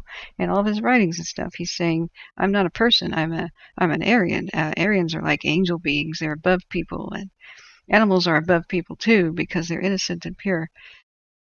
So here's a guy who's first taking power in Germany. His first laws are animal rights laws like anti-vivisection. He even makes it illegal to dissect worms in the classroom. He goes strict vegetarian. He's about to try to make all of Germany one too, but he thinks about it and says to himself, "We'll do it after the war because we can't be picky about food sources while wartime happens." But he convinces his top brass to do it too, and that was part of Nazi ideology: is how much we're better than people, and animals are too. If you ever hear people hating, I hate humans. I hate all humans. I'm not a racist. I hate all humans. I think animals are better. It doesn't mean they have attachment disorder, but it means they have very unhealthy thoughts along that scale. It's a red flag for dating. Make sure a person loves animals and loves people too. And kind of quiz them. I learned that the hard way, that's some of the first talks that you should have when you're dating somebody. So what do you think of dogs? Oh, I love them. Okay, what do you think of people? If they just spout a bunch of venom. Damaged goods. Doesn't mean they have a 100% attachment disorder, but it's a bad sign. It's a very bad sign, and unfortunately, a lot of people let their guard down and think, an animal lover, it's a compassionate, evolved being. Oh, no. I mean, Pol Pot was a vegetarian, too. It's, your diet does not determine your ethicality. A lot of them go to their grave thinking they're super ethical beings. They're just cleansing the land of the bad, the bad people, the subhumans, whatever their excuse is. They can absolutely destroy millions and not give a damn and sleep well at night. But the thing about Hitler is he probably wasn't a psychopath because he seemed to have super passionate speeches that seemed authentic. The way he got elected was he kept talking about love. Love of his people, love of Germany, love of everybody. He seduced people with messages of love, and hid in plain sight. Everybody thought, oh, a dog lover. Oh, that sweet man. People thought he was innocent until the mask dropped, and it was way too late. Way too late. Be very careful about who you give power to. The fact that they could be one of these people with a mask on. Monsters behind them. So I'm going to go back to the chat. Yeah, Desiree and Mark, I'm so sad that you... So to finish the thought, though, beware of people that only love animals and those that abuse them both. The two extremes, really bad red flags, both of them. Desiree says, I had a recurrent dream that I will either see him in jail in the conversation room or I'll have to go to a morgue to identify his body. Oh, man. Oh, man. Well, do dream analysis so that you stop having it. That's your subconscious trying to tell you something. If any dream that reoccurs that disturbs you is not really about the subject usually. It's about a concept that you don't want to think about. And if you sit there and think about it and actually face it and make a decision, you'll stop having them. That's the cool thing about disturbing reoccurring dreams. You can't stop your random disturbing dreams. That'll always happen. But your subconscious is trying, it knows that something's eating you up inside, something you're avoiding that you don't want to think about. And so your subconscious is trying to help you. It doesn't know how to use words, so it uses symbols, symbology.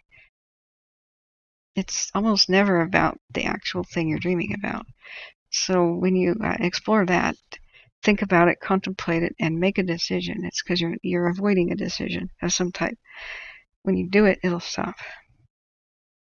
I used to think my reoccurring fire dream in my bedroom, and my bedroom burning down, being trapped in there, window doesn't open, door doesn't open. My thing I loved most in the world, my pet, was my cat, trapped in there with me, looking confused on the bed and helpless. Then fire just takes over the whole room.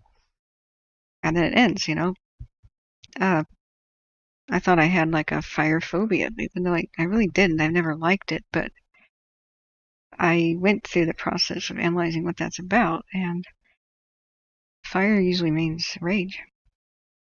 I was afraid of somebody being irrational and screaming at me, and afraid of the next time it would happen again, because I didn't have a plan. I didn't know if I should tell on this adult and get them in trouble, or if I would be believed. If I had to take this person's abuse, who was screaming at kids a lot. And I felt trapped, and I felt it would hurt me. And the thing about my cat was that it would hurt my loved ones. And so eventually I made a decision, was to tell on the person, and no matter what, because this rageaholic was screaming at kids. And I can't go into too many details about it. It was one of those guys blending in, super nice in public, and then when alone with kids, terrified them. Just the mask dropped, And he had me under that, you can't tell anybody. Nobody will believe you. I'll get you in trouble, and I'll accuse you of something. But I watched him screaming at younger kids, terrifying them. I finally made that decision, turned him in, and boy, I was believed. Never had that dream again. It's because I just made the decision. So, yeah, that's good that you journal it. That's good.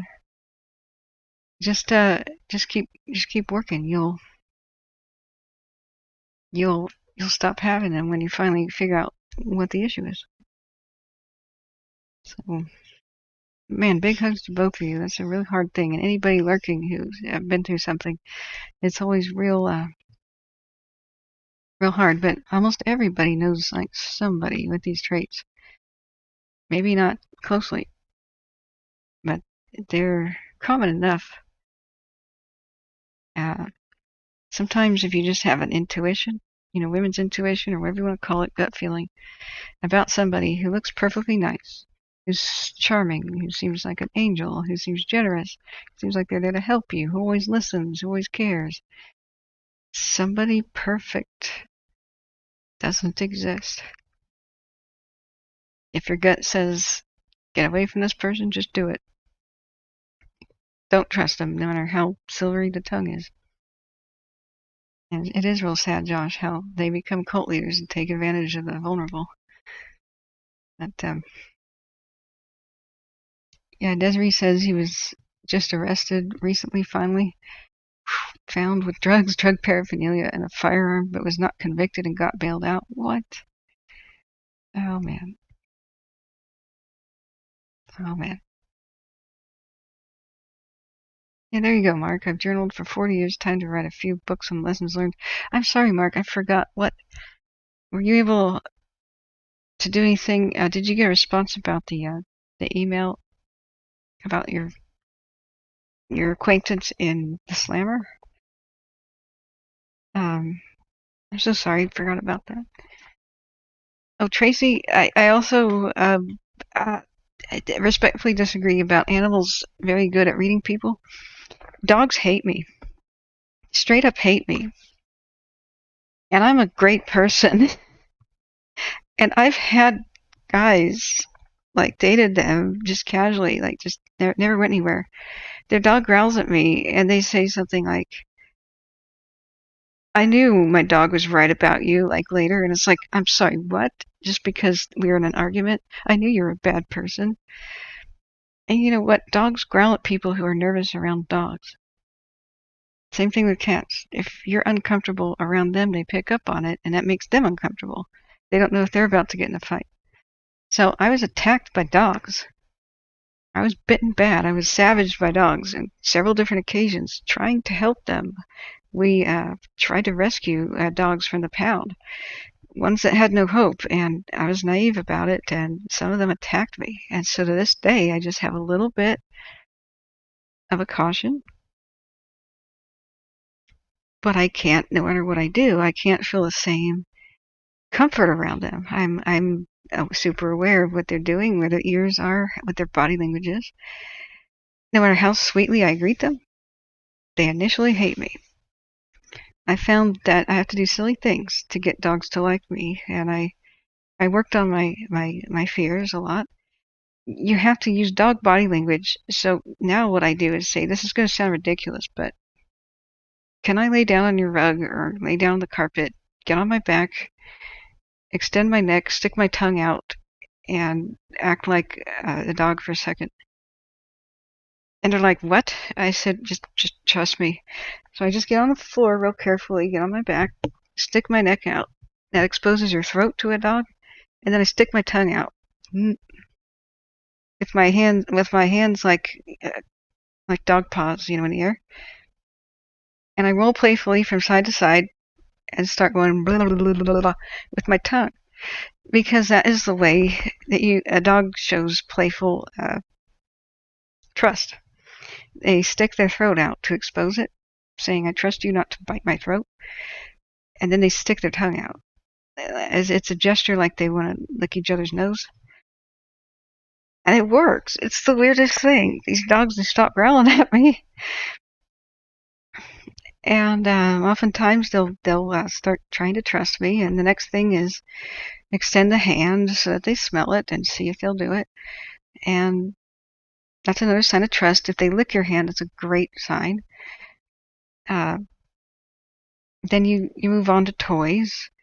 But it takes days, usually, to kind of work with them and coax them to trust me. It's the weirdest thing.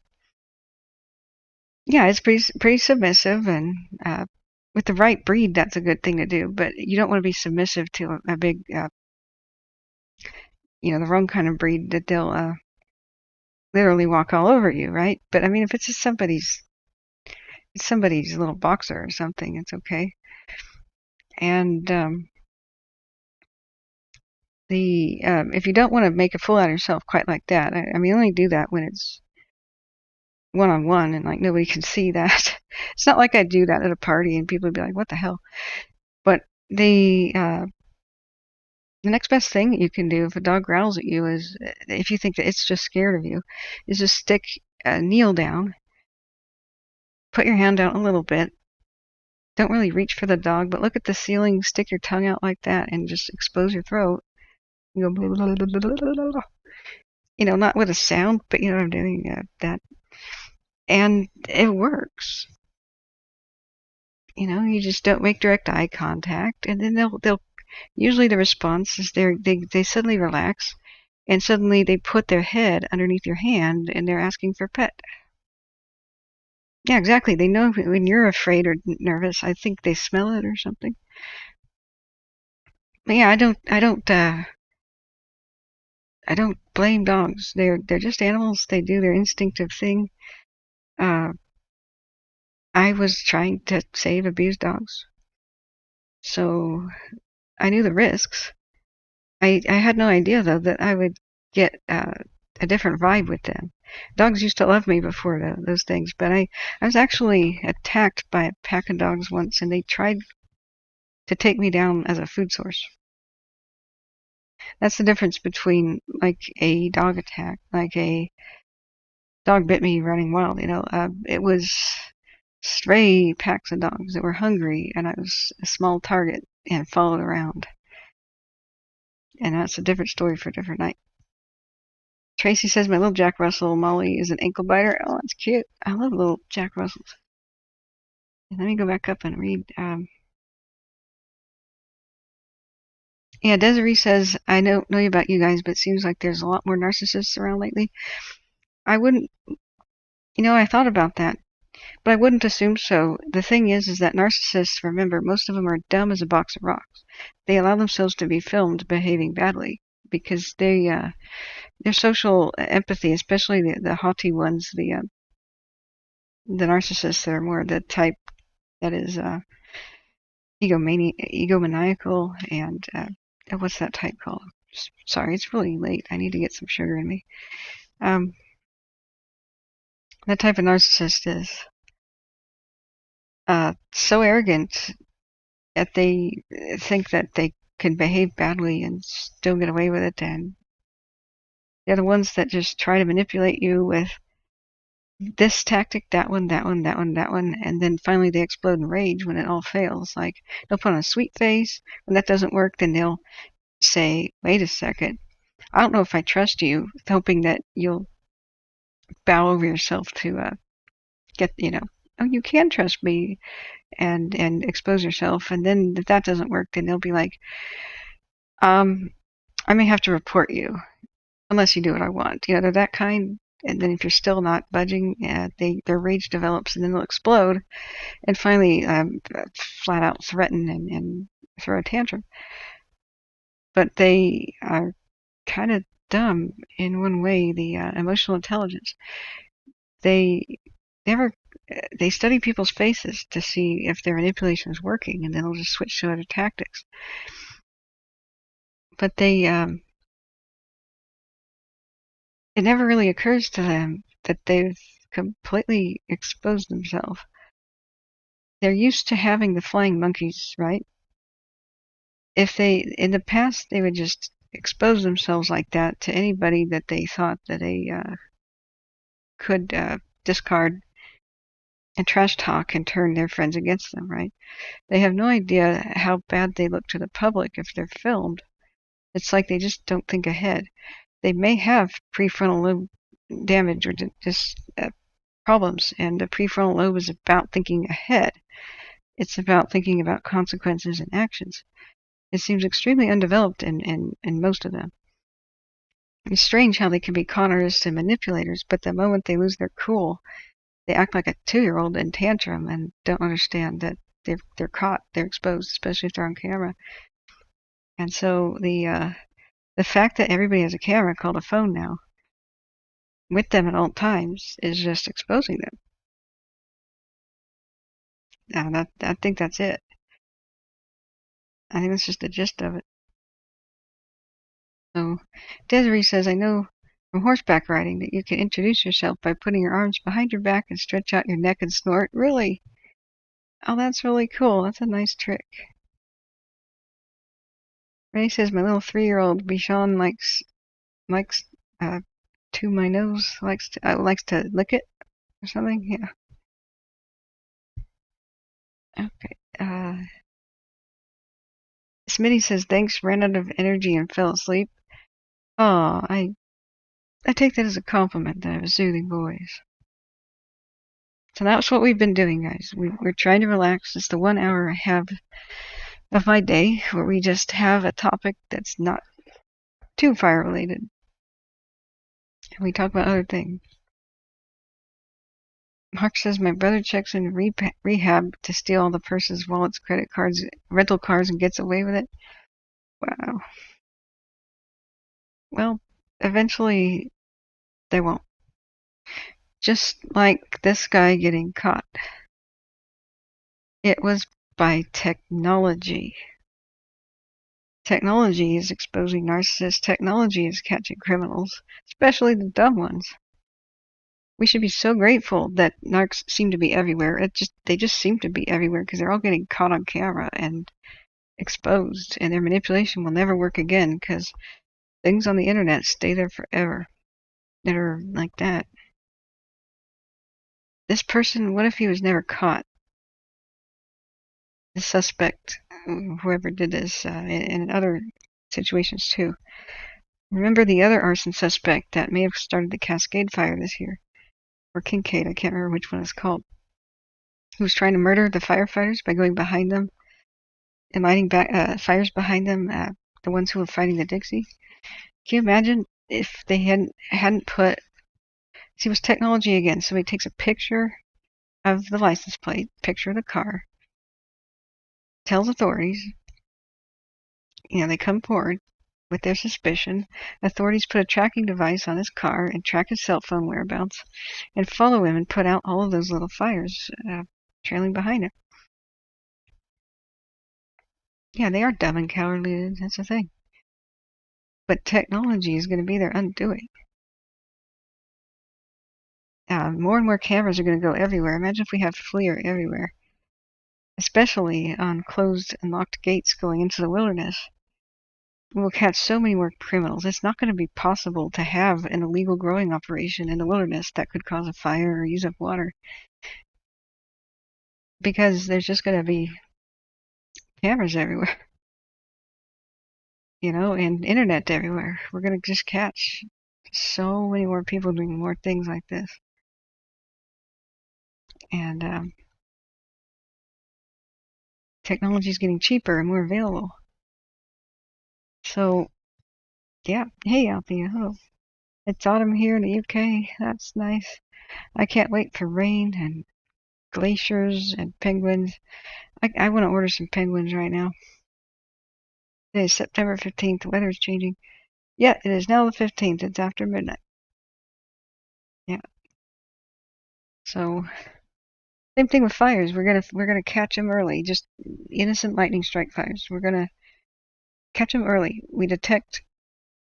Imagine having drones to just patrol. That fire lookout towers were replaced by people in airplanes, just paid to go and look out of airplanes and spot fires from the air. That's why so many lookout towers were just decommissioned and dilapidated and or destroyed. They only kept them in the places where flying is routinely hazardous for the most part. Can you imagine now that that's with the budget where you have to maintain an airplane and you have to train a pilot, you have to pay them a good wage, and you have to pay for a plane's gas and all that extra expense. And that only traditionally happened during the daytime and only during good flying weather. Now you have drones in the hands of the actual experts.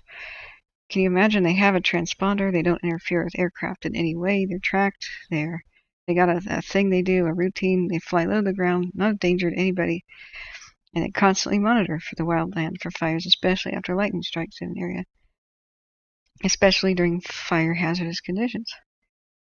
Early detection and rapid response is the number one thing. Every fire begins about the size of a refrigerator.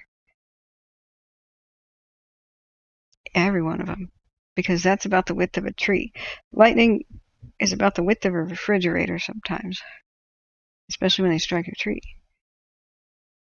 And we're coming to a new era that's going to get better. It's going to be a little bit of a bumpy ride though until. So yeah, there's a cool breeze tonight. Very interesting subjects and stories discussed in Kathryn's chat. Right. Renee says I scratched my horse's neck and she scratches my back. Oh, what kind of horse you got, Renee? I want a Calteki.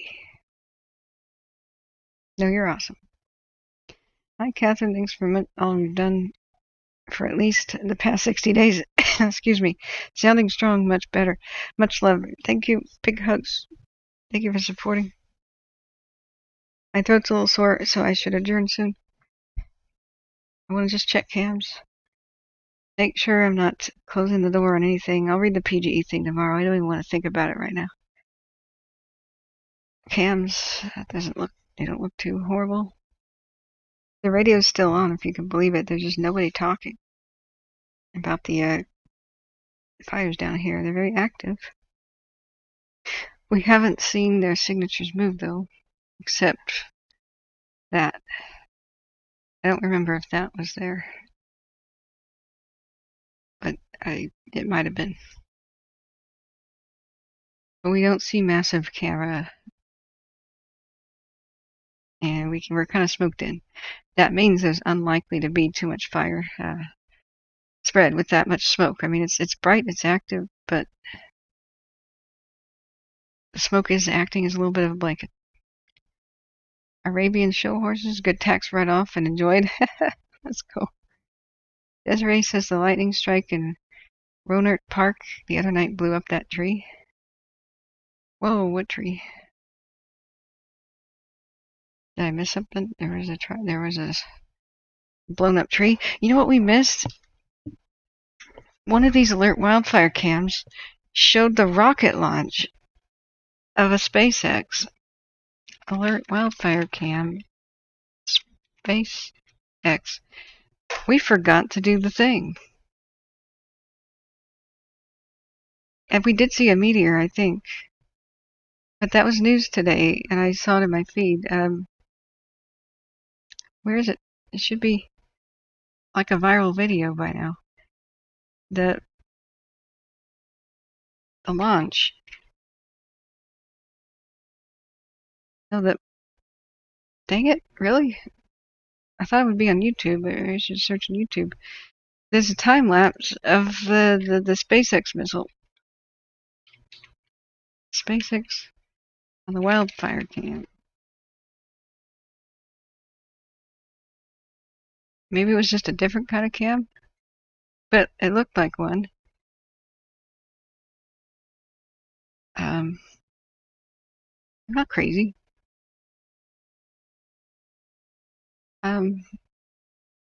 Today, time lapse. Why is it like 9 years ago? Did you guys hear about it? No, I just read the title. I didn't read the whole thing. I don't want to go in that headspace when I'm trying to relax. It infuriates me. So, PG&E spit. You know, that's it. Maybe it was Twitter. But the rocket booster fell back down to Earth live on one of these wildfire cams, I swear. Where did it launch from? Doesn't it launch from Anaheim?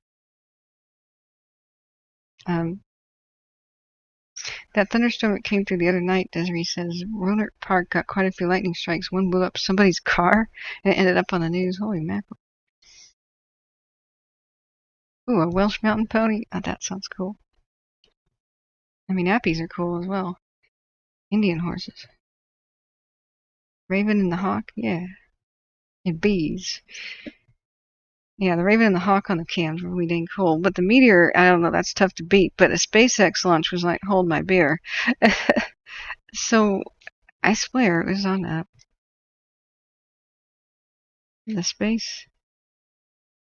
SpaceX launch on a Caught on the alert cam. Why isn't this like front page news? It was, I think it was on my Twitter.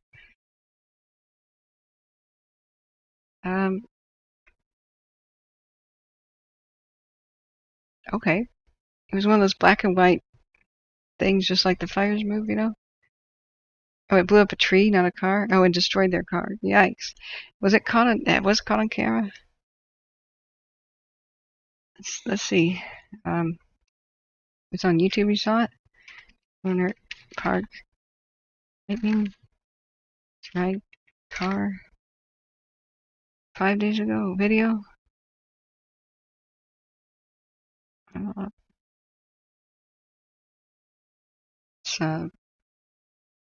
It's totally. Yeah, we saw lightning coming down. We saw a bolt of lightning struck a massive tree, causing it to come crashing down on a home in Rohnert Park. Yeah, Camila Barco has been there live this morning, and I'm sure driving around this morning, you saw the lightning flashes, didn't you, Camila? I definitely did. Yeah, the sky just lit up with that lightning, and there was a little bit of rain on my way here.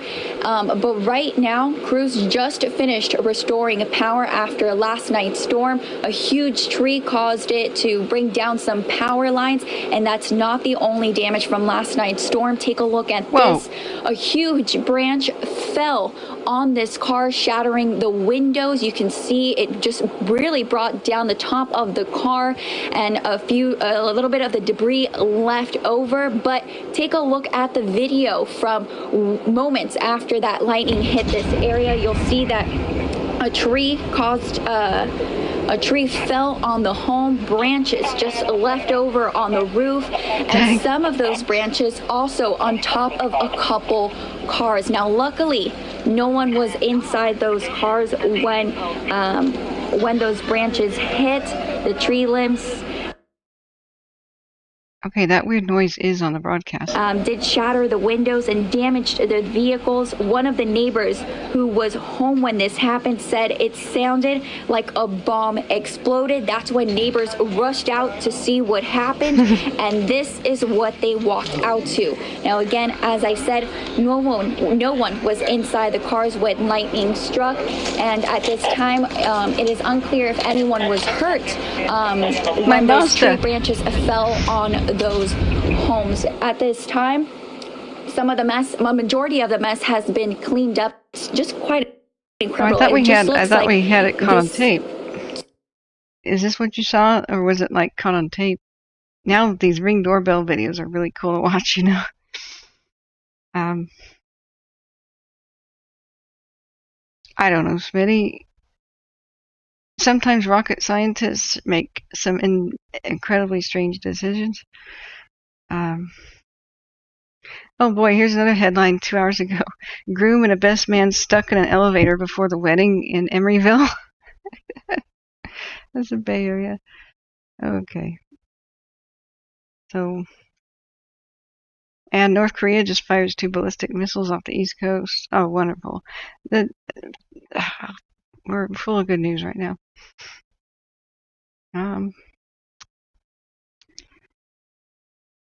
I thought was there a video? But that's still crazy. That's power of lightning. If anybody doesn't know, in my stream last year, I almost got struck by lightning trying to retrieve donuts from my car, and lightning struck my building, I believe, or right in front of it, or the adjacent one. I can't quite tell. Live on the stream, it was the lightning storm, the thunderstorm that came and rained out the Beachy Creek fire and the Oregon fires and the Washington fires. And we were celebrating the rain, and Torin 2, first, who was my person here on chat, and he says, "Oh my God, the lightning is coming your way." Like, this is a heavy rain, hail, and lightning storm. And I was like, really? And he goes, "If you want donuts right now, you better go out and get them." So I ran out with my car to get provisions, came back to the stream live in the middle of the night, and I'd set my cell phone up to record outside. stream was live, but I don't think it was recorded. That's what's really sad. Yeah, Mark says I remember you screaming. Yeah, that was I found the cell phone video. That was nuts. And so I screamed directly into the microphone. The sound was deafening to everybody there. And I go outside and check the cams, and the long story short is I sat back down and said, well, at least lightning can't strike twice, and it won't happen again. And then it happened again, and I screamed at everybody. And that's when YouTube didn't save the video, because it was over 12 hours. That's why I restart every 12 hours. I begged YouTube, I don't care what I have to do, please get me that footage back. That's freaking viral gold. There's no way anything like that will ever happen to me again. It's that strange. Knock on wood. And to this day, the video says processing, and in my channel feed, it says processing, like it was going to become live, but it never processed. It still says that. Preparing video for upload to YouTube. Oh dear. Yeah. So, you can't take North Korea seriously. If any place needs to be the butt of jokes, we're still technically at war with them, and they kind of did defeat us. Last time we didn't take them seriously.